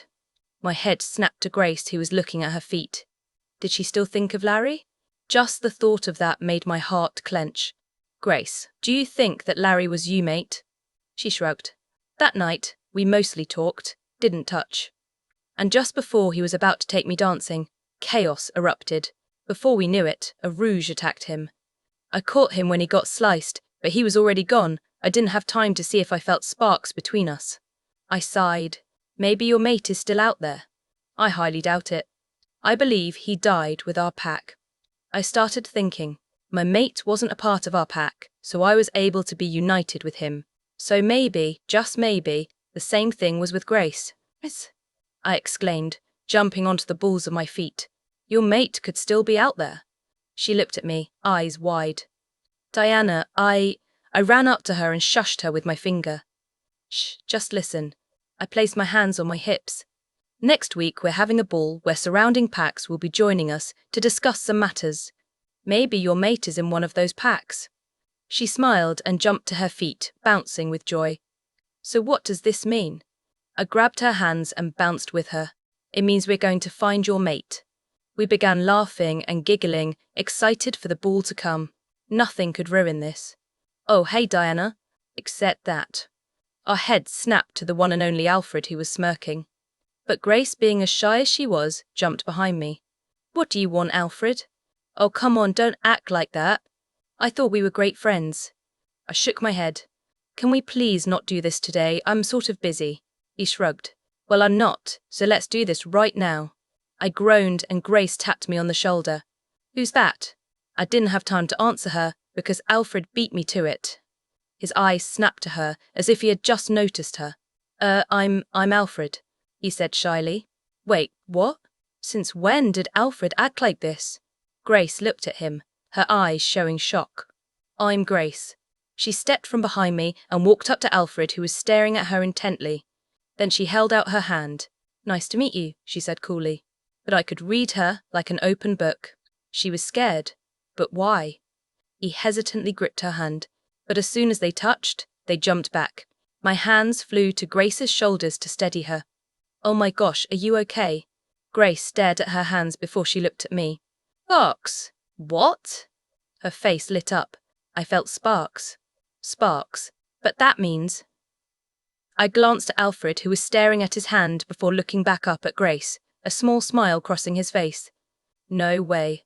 Grace slipped away from me and walked towards Alfred, who was doing the same. Time passed, but they just stood there face to face, taking each other in. But then Grace made the first move by hugging him and burying her head in his chest. I finally found you, she mumbled. Alfred stiffened, not knowing what to do. But then he started to relax and snaked his arms around her waist, bringing her closer as he buried his head in the crook of her neck. I couldn't help but smile. But then I felt as if I was intruding. Alfred, maybe you can bring Grace to Christopher's house later because that's where she's staying. He lifted his gaze to me and nodded. I smiled and turned my back to them, making my way back to Christopher's house myself. I had to apologize for the way I acted. I took one last glance over my shoulder and broke into a toothy grin. Congratulations, Grace, I whispered. Chapter 21. I barged right through the open door of Christopher's house, making him to jump up from the couch with fright. Once he saw it was me, his face turned into an apologetic expression. Diana? A smile lit my face and I ran to Christopher. Once I was right in front of him, I jumped, my hands immediately going around his neck while my legs snaked around his waist. Don't apologize, I whispered. I'm an emotional wreck who cries over every little thing and overreacts. Come to think of it, all I do is cry. I need to be tough and strong like a Luna, so from this day on, I shall never shed a tear. He chuckled while his arms held my waist to support my weight. Was it hard to say that? Oh yeah, definitely. He smirked as he stood there, still supporting my weight. Geez, wasn't I going to break his hip or something? Did something happen to you to make you so confident? I miss my shy Diana. I nodded as a bright smile formed on my lips. Yes, sir, Alfred happened. He narrowed his eyes. Alfred? What did he do this time? Well, I started. It so happens that he's Grace's mate. His smirk returned. So no more problems from Alfred. I now get you to myself? I nodded, but was soon cut off by his lips pressing against mine. At first I was surprised by his movements, but I soon gave in, allowing our lips to move in sync. A want grew inside of me. I wanted him, needed him. I couldn't live without him. I needed him before I disappeared from his life to leave with Paul. I needed to feel complete. My back was soon pressed against the cold surface of the wall. Since when did that happen? He deepened the kiss, making me feel pleasure. This was torture. I needed him, badly. I felt that if I didn't, I would soon explode. A wave of heat coursed through me, receiving a gasp to escape my lips. I broke the kiss and pressed my forehead against Christopher's. We were both out of breath, breathing heavily. I never thought I could be so bold. It feels like ever since I met Christopher, I've been stronger. My wolf stopped invading my mind, my feelings became pinpoint, and my personality has changed. We need to stop, I breathed. That was escalating, fast.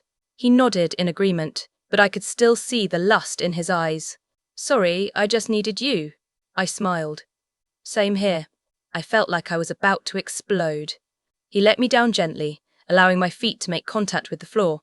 Looks like our bond is strengthening. I smiled up at him. I love you, Christopher.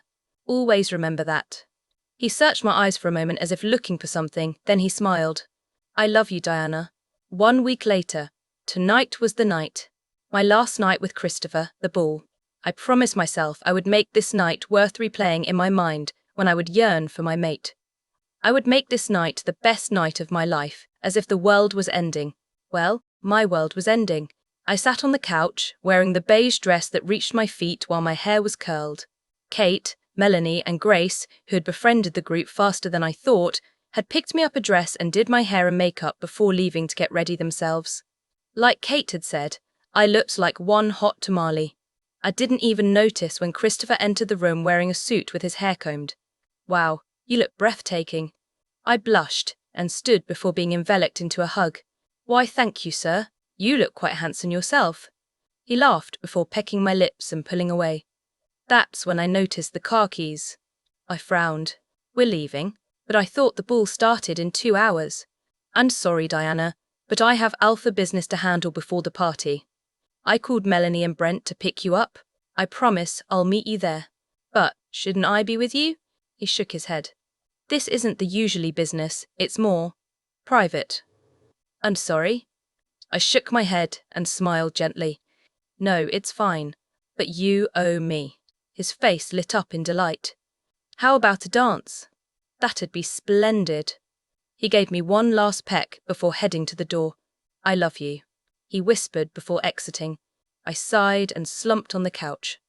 This isn't how I imagined the day would start. Why would he have business today? Out of the whole year, it just had to be today. I looked down at my feet. This wasn't how my last night was supposed to be. A cold chill swallowed me, making me shiver. My eyes immediately snapped to the thermostat. It was 80 degrees. Why was it so cold? My heart clenched at sudden realization. This couldn't happen now. I jumped from the sofa and ran to the door, swinging it open and allowing the crisp air to hit my face. Standing there was Paul in a suit, smiling with a single rose in his hand. What was he doing here? I had until tomorrow evening before I had to leave. How did he even get past Christopher's border watch? I slowly walked to him. What are you doing here, Paul? I have until tomorrow. Wow, he said, ignoring my question. You look beautiful. Answer the question. I hissed. I was tired of his games. He shook his head. Diana, tonight was the deadline. You have no more time. No, it's not. I'm afraid so. Tonight is the 7th night. My heart clenched. It couldn't be. I swear I had more time. I have more time, I whispered as my eyes grew wide. This was supposed to be the best night of my life. I felt Paul's hand skim my cheek. Come on, Diana, it's time to go. I looked into Paul's eyes, which held love and compassion. It made me sick, but in order to keep my pack safe, I had to leave with him. I took his hand, which was extended towards me. He then began to pull us along, but before we left the property, I looked back at the open door. I'm sorry, Christopher, please forgive me. When we entered the forest, I didn't cry. I stayed strong and held my head up high. After all, I promised Christopher I wouldn't shed a tear, and he was my world. Christopher's POV. The ballroom was set up perfectly, and the alphas and lunas of surrounding packs seemed to be enjoying themselves while their packs either danced or chatted. But it was mostly the men of the packs using pickup lines on the women in mine. I chuckled, and turned my gaze to Alfred. Usually we would butt heads, but not anymore. I had no reason to. He had found his mate, who he was dancing with, which was Diana's best friend. He would no longer mess with my mate. Alpha Thatcher? A shy voice squeaked. I looked down at a young girl fiddling with the hem of her dress. I instantly recognized her as Alpha Johnson's youngest daughter, Kiki. Oh, yes, sweetie. Her face turned red as a fire truck as she turned from my gaze, earning a chuckle to escape my lips. I was wondering if you would touch my hand. I cocked my eyebrow. Why would you ask that? Well, I haven't found my mate, and Mommy says I'm too young. But then I heard that you haven't found yours either, so I was wondering if I would feel those shocks with you. I smiled and knelt down, taking her small hand in my own. She instantly frowned, and I knew why. No shocks. No shocks. She mumbled. I'm sorry, Princess, but I've already found my mate. In fact, you might actually meet her when she arrives. But I'll tell you what, since your mate is most likely here today, I'll dance with you to make him jealous. Kiki broke into a grin. Okay, a dance. I'll be right back. And with that, she scampered off. Congratulations, Alpha. You broke my daughter's heart and mended it with one sentence. You have quite the silver tongue. I stood and turned to Alpha Johnson. Alpha, I am pleased you could make it, I said as I nodded with respect. He slapped my back in a brotherly manner. Now, Christopher, we're all friends here. Now, where's that mate of yours? I haven't had the pleasure to meet her. I broke into a toothy grin. I promise, George, you'll meet her tonight.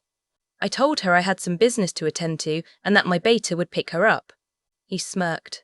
And what business would that be? I could feel my face flush before digging in my pocket and pulling out a small velvet box. Inside was my grandmother's ring. Christopher, I heard that you met her only 3 weeks ago. I nodded while looking at the box. Yes, but I feel as if I have to do it now. The Alpha broke into laughter. Oh boy, you sound just like me when I was your age. Christian, come here a second. A woman in an elegant gown approached me and bowed her head in respect. Alpha Johnson's wife, the Luna. Yes, love, she questioned with a thick British accent while staring at her mate with love and compassion. Honey, tell Christopher about my proposal. She giggled and turned to me. Well, I was new to the pack. I had just moved from the United Kingdom with my family because there were hardly any packs there. So when I went to the high school, late I might add, I went straight to the lunch line because the lunch bell had just rang. She sighed at the sweet memory. Well, I felt someone's eyes on me, so I searched for someone's gaze. I finally saw George here, with a wide smile staring at me. So I, of course, gave a small one in return. But it didn't end there, no. At the end of school, he ran up to me and held out his hand, saying he was the almighty Alpha George Johnson. I shook his hand, then boom, we felt the sparks. But then, George ran off like the wind. I thought he was denying me. But just as I was about to leave, he darted to me, got on one knee, pulled out a ring and, I quote, Miss Lady who I felt sparks with, I believe we are mates. So may you, pretty please with a cherry on top, marry me? They broke into fits of laughter as I chuckled. My proposal wouldn't exactly be like that, but it might be, strange. I've never done this before, so I had no idea how to do it. George, you are quite. I started before the doors slammed open. Everyone averted their eyes to Brent, who was breathing heavily, and Melanie, who looked as if she had just finished crying. When they saw me, they ran my way, not even stopping to say apologies to the people they shoved. Brent, Melanie, what's wrong? I could feel everyone's stares and curiosity. We were most likely causing a scene. Diana, Brent gasped. He didn't finish the sentence before Melanie broke in. She's gone. She wasn't at your house. Fear began to surge through me. Then where is she? We don't know. She sobbed. But there was a rouge's scent in your yard as well as Diana's. There was no sign of struggle, Brent added. I dropped the small box as my wolf pushed through. Paul, my wolf growled. It had to be him. Grab him, Alpha Johnson shouted. Don't let his wolf take control. I felt my body shift and hair erupt before pack members dove for me. But before they could reach me, I ran for the door. My wolf and I agreed on one thing as we ran for the exit. We were going to kill Paul. Before I leapt out the door, Gianna stopped me, using a spell to create a barrier blocking the door. "Get out of my way," I growled, sending her a link. She didn't move. Instead, she walked towards me and placed her hand on my head. "Christopher, my Diana wouldn't approve of this," she whispered so that I only heard. "Oh, Diana?" She smiled, and for a moment her features shifted. What caught me off guard was that her features changed into ones that Diana had. "Sleep, Christopher." And with that, my world went black. Chapter 22. Diana's POV. "And I also brought this dress for you." "Oh, Diana." I looked up at Paul, who was holding a sundress up, while he looked at me desperately. Ever since that day I went with him, I haven't even broken into a smile. That day was a week and a half ago. "Diana, is something wrong?" I nodded. "Your mate must be worried. You should go and check on her." "Actually," he scratched his head, "I'm going on a trip with her soon to settle some matters. You'll be all alone for a few days." "Okay. You promise you won't go back to that pack?" he questioned. I nodded.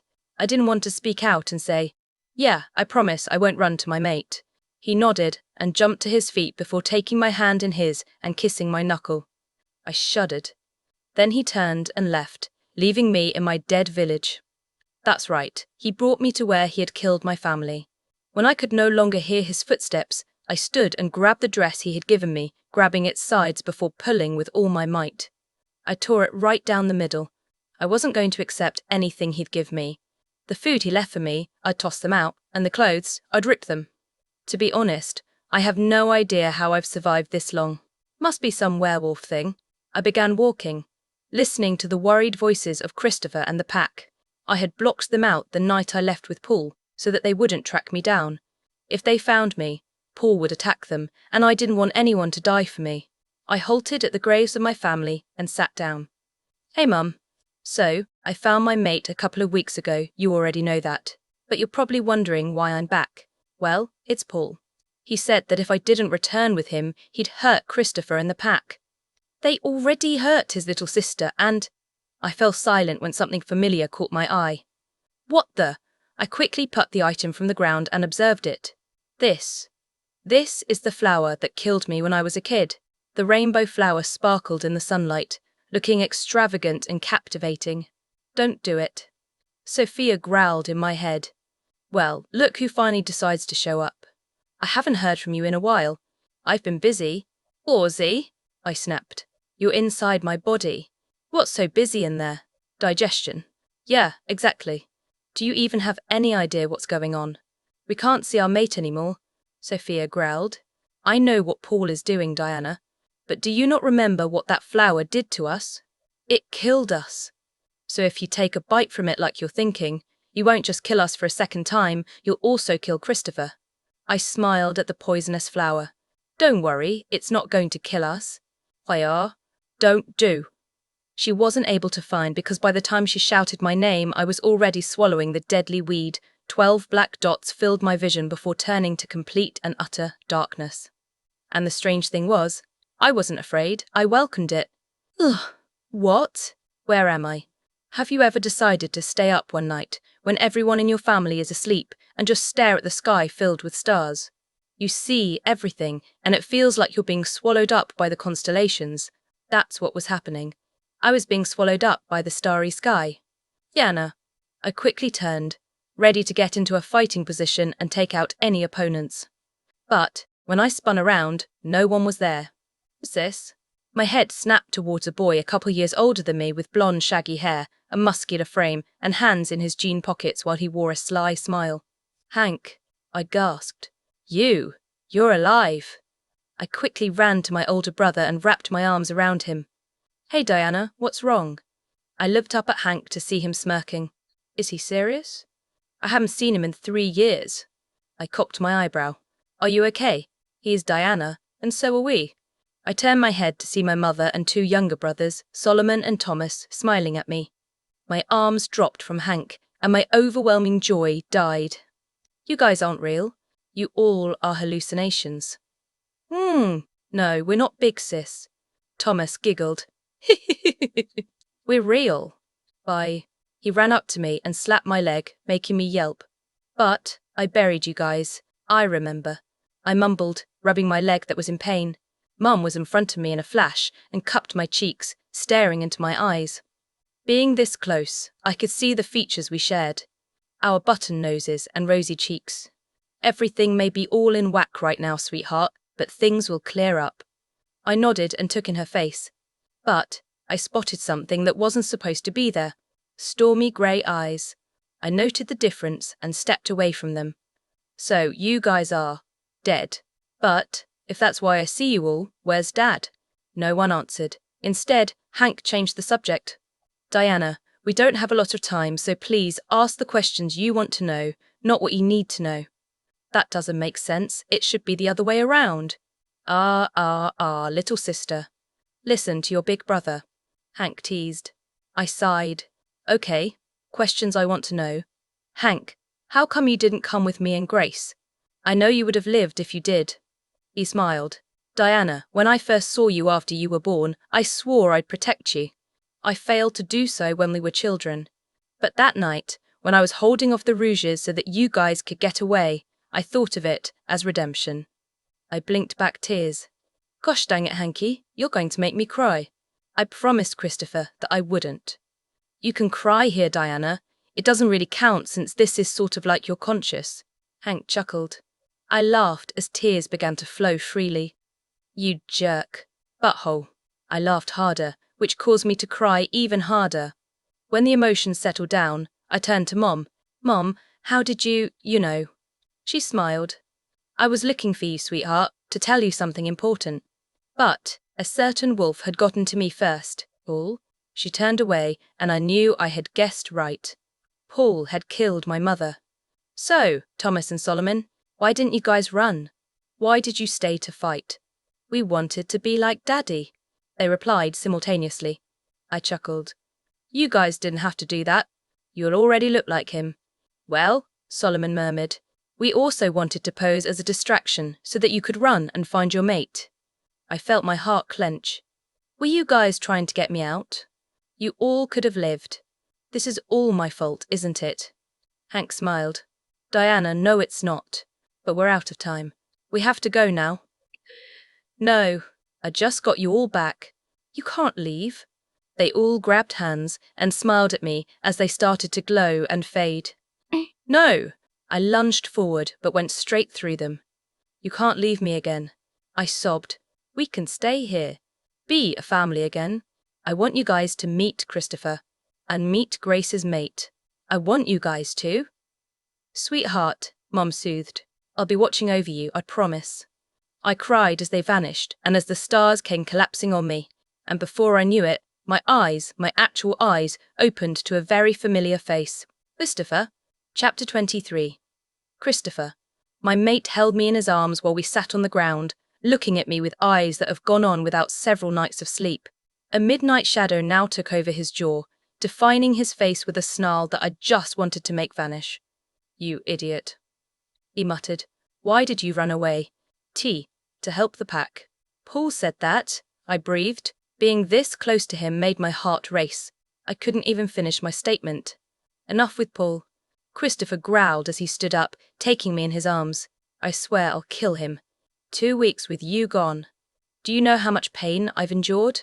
When I see him, I cupped his cheek and his features softened. Instead of a wolf's expression, I saw a lost puppy. I left by choice, Christopher.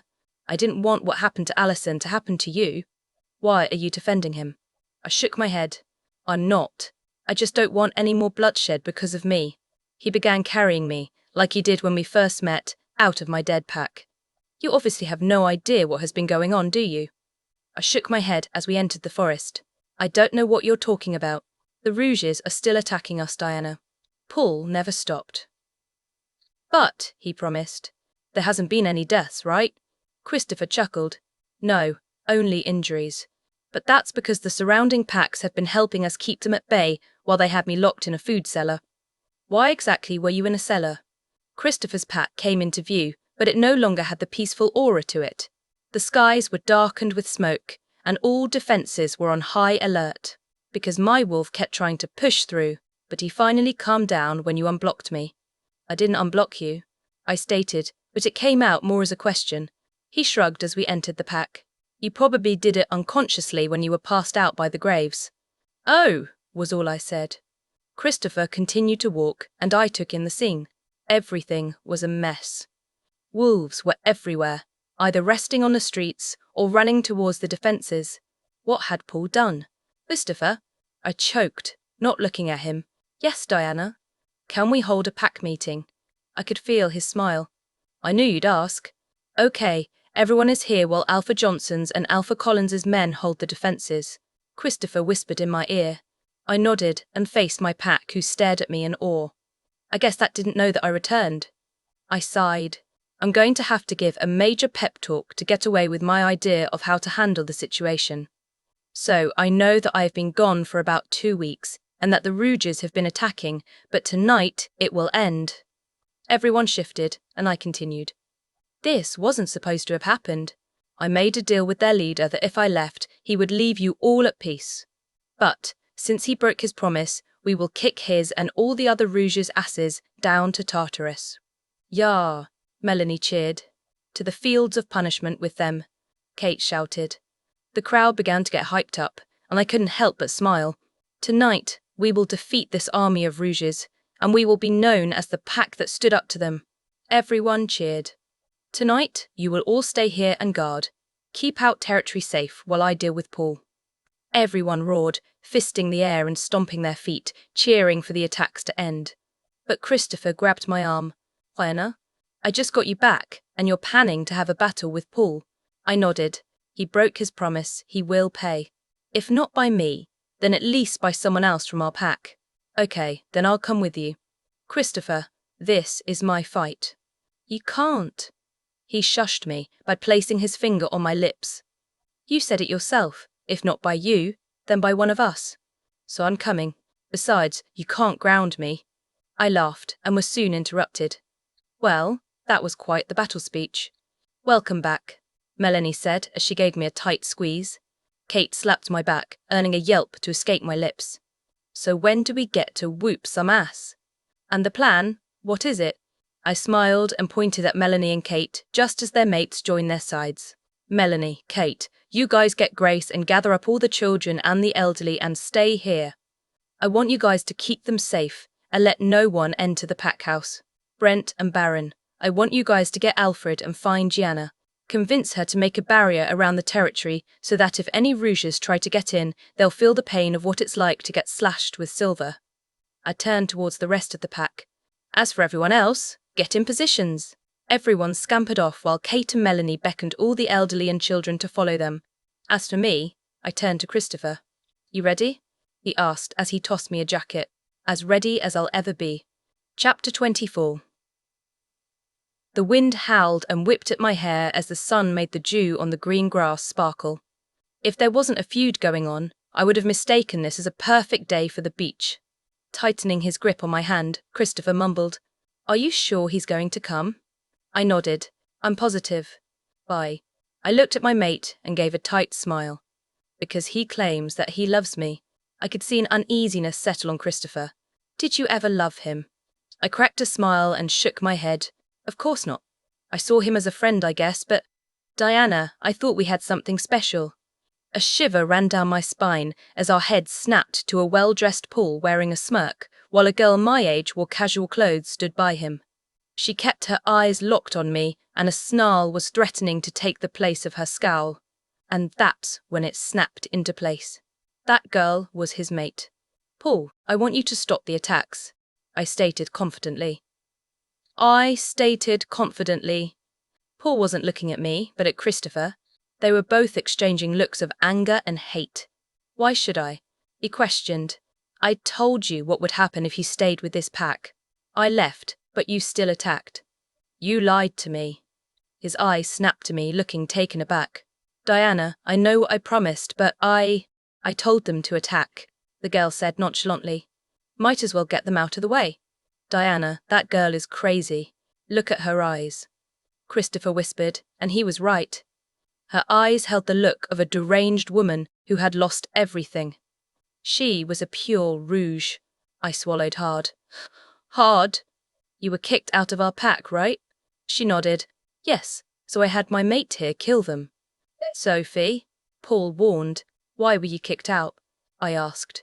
I had to know the reason why she had my family killed. She smirked. Because I proved the elders wrong. They didn't like the truth. They'd rather live in ignorance. So they had me kicked out. So you had to. Her form began to shift and her bones began to pop. She was shifting. And when she was done, a large grey wolf took her place. Paul looked at her and nodded before facing us again. I'm sorry, Diana, but I must kill you now. Sophie told me to. My eyes widened in fear as he began to shift. I wanted to run and hide. I couldn't do this. What had taken over me to decide that I would take care of him? But I had to protect my pack. Christopher's wolf stepped in front of me. I hadn't even realized he had shifted. Diana, you need to shift. Don't be afraid, I'll protect you. I nodded and began the process. I ignored the pain shooting throughout my body, though. I could only focus on Sophie and Paul staring at me with hungry eyes. When the shift ended, I stepped beside my mate. We will beat them, right? Christopher nodded. Of course. I'd never. Christopher was cut short by Paul lunging at him with his claws extended. He dodged him, but still got a small cut, so he charged Paul. They immediately began to fight. Christopher. A growl from behind me grabbed my attention. I quickly spun around to be tackled by Sophie. She pinned me down while snarling. I could see the evil glint in her eyes. She wanted to kill me. I used my paws to slash her chest, which was a huge mistake. She instantly bit onto my shoulder, causing me to howl in pain. But instead of finishing me, she jumped off. Something wasn't right. She would have killed me.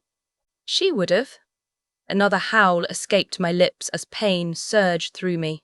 It was so devastating. It felt as if my body was burning from the inside. A moment later, Sophie penetrated my mind and began to speak. Do you see what's going on? You can't win. At least, not against me. See, my army of rouges taught me a trick to win against any wolf opponent. Right before you fight another wolf, outline your teeth with silver before you leave the house.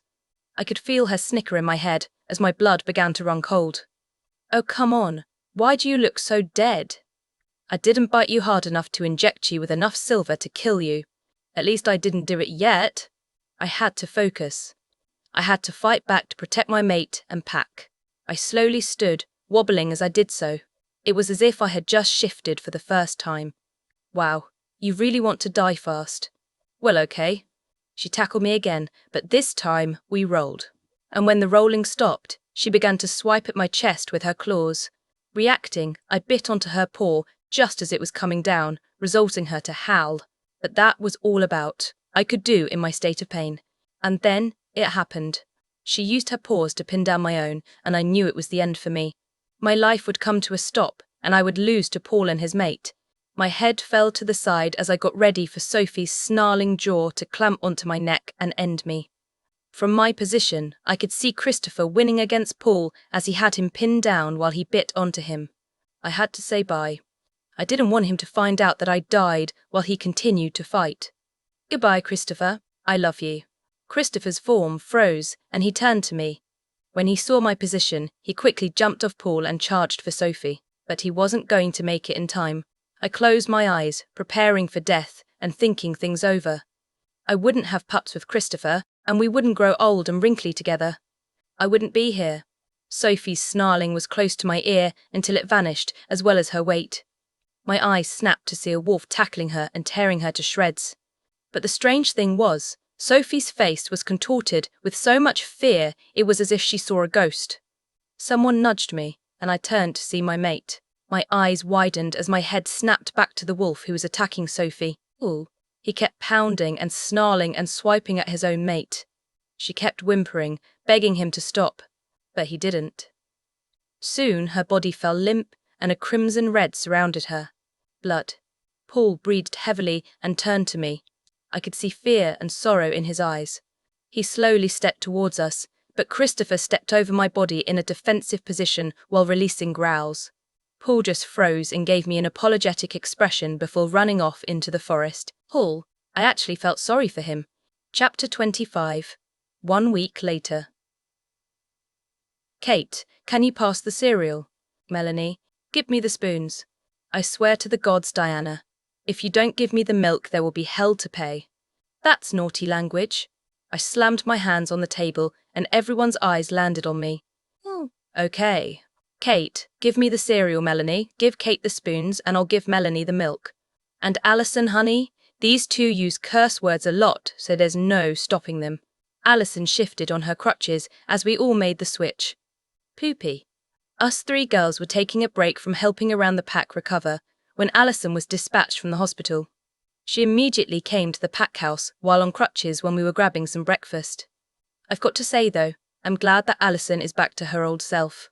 I remember how when we first met, she was so cute and adorable, but as time passed, she became mysterious and insanely mature. It was scary. But, ever since she was dispatched, she was back to cute and adorable. Puppy Eric scampered into the room when we all got settled at the table and began to eat. Puppy Eric. Alison squealed. I've missed you. Pup-face leapt onto the table and curled up into a ball. So, Kate started. Did you guys ever find Paul? I shook my head. No, we've been searching the forest, but it's just useless. So wait, since that one guy, Paul, is gone, that means we're done with all that jealousy crap, right? I chuckled as I took bites from my Lucky Charms. Of course, Paul was the only guy I knew from my pack. I wasn't really sociable. They all began to crack up, but that soon ended when Christopher walked into the room. Alpha. The both said simultaneously before breaking out into hysterics. Boys, really? Show a little more respect to me. Christopher pouted while crossing his arms. I'm a big boy. I joined into the hysterics before standing up and kissing my mate on the cheek. Sure you are. He beamed as he leant down and kissed my forehead. I swear I am. No PDA. Alison squealed, covering her eyes before running out of the dining room and into the living room where the rest of the boys lounged around. Christopher chuckled before gently lifting up my sleeve, exposing my shoulder which now had a patch on it. How's the bite doing? I shrugged and drank the rest of the milk from my bowl before answering. I don't know. Sometimes there's a sharp pain in it, but that's probably from any remaining silver, right? He nodded.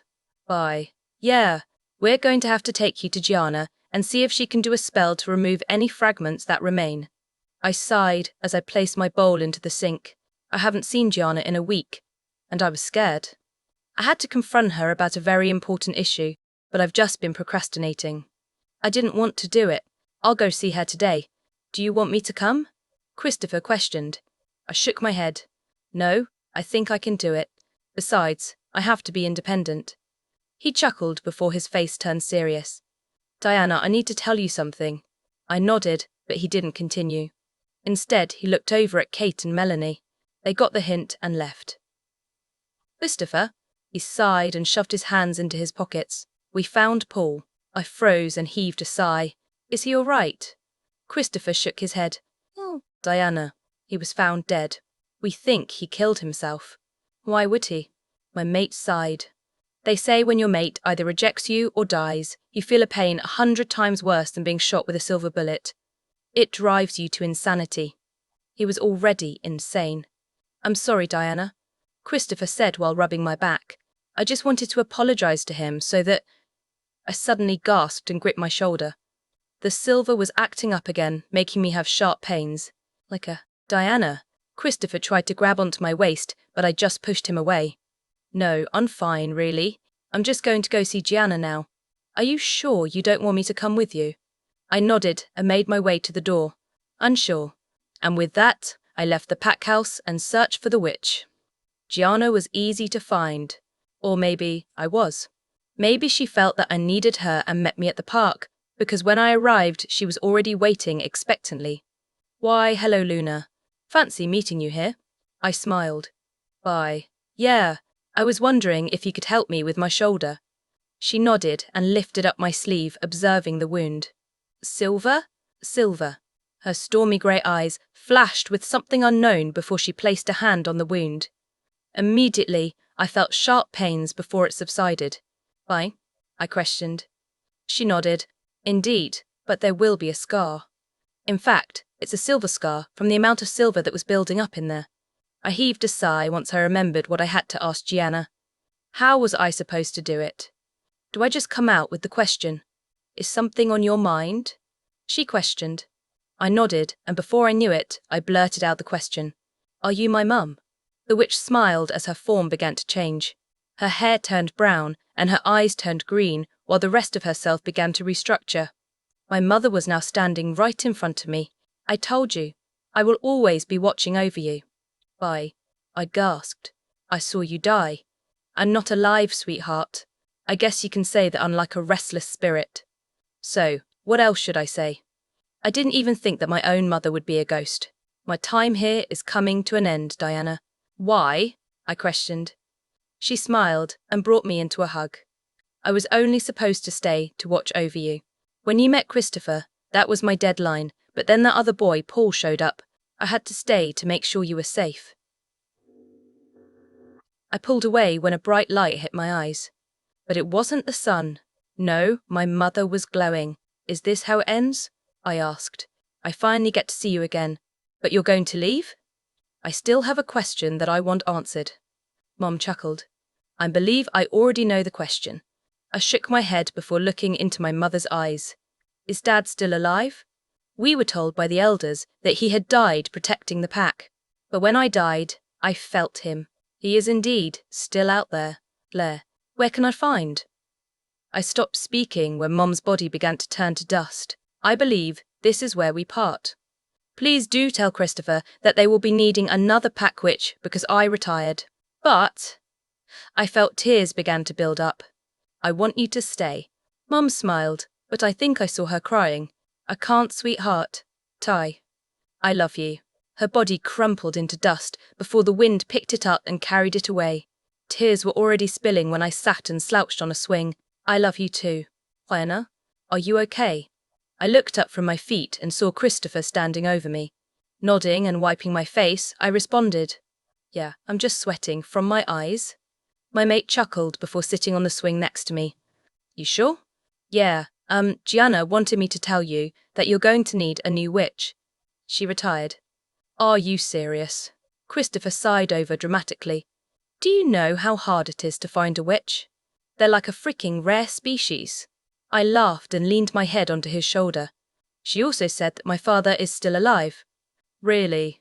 I nodded. "Oh, what now? Everything is back to normal, right?" "Yeah, I was wondering the same thing. Diana, can I ask you something?" I looked up at him and nodded. And that's when I realized something.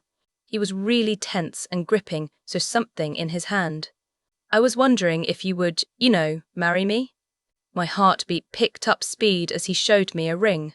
Was he really asking? He could just slide the ring on my finger for all I care. I nodded frantically as he took my hand, sliding the ring on my finger before pressing our lips together. But the kiss was brief. "Christopher, can you promise me that after the wedding we can look for my father?" He nodded. "I promise." Oh, the end.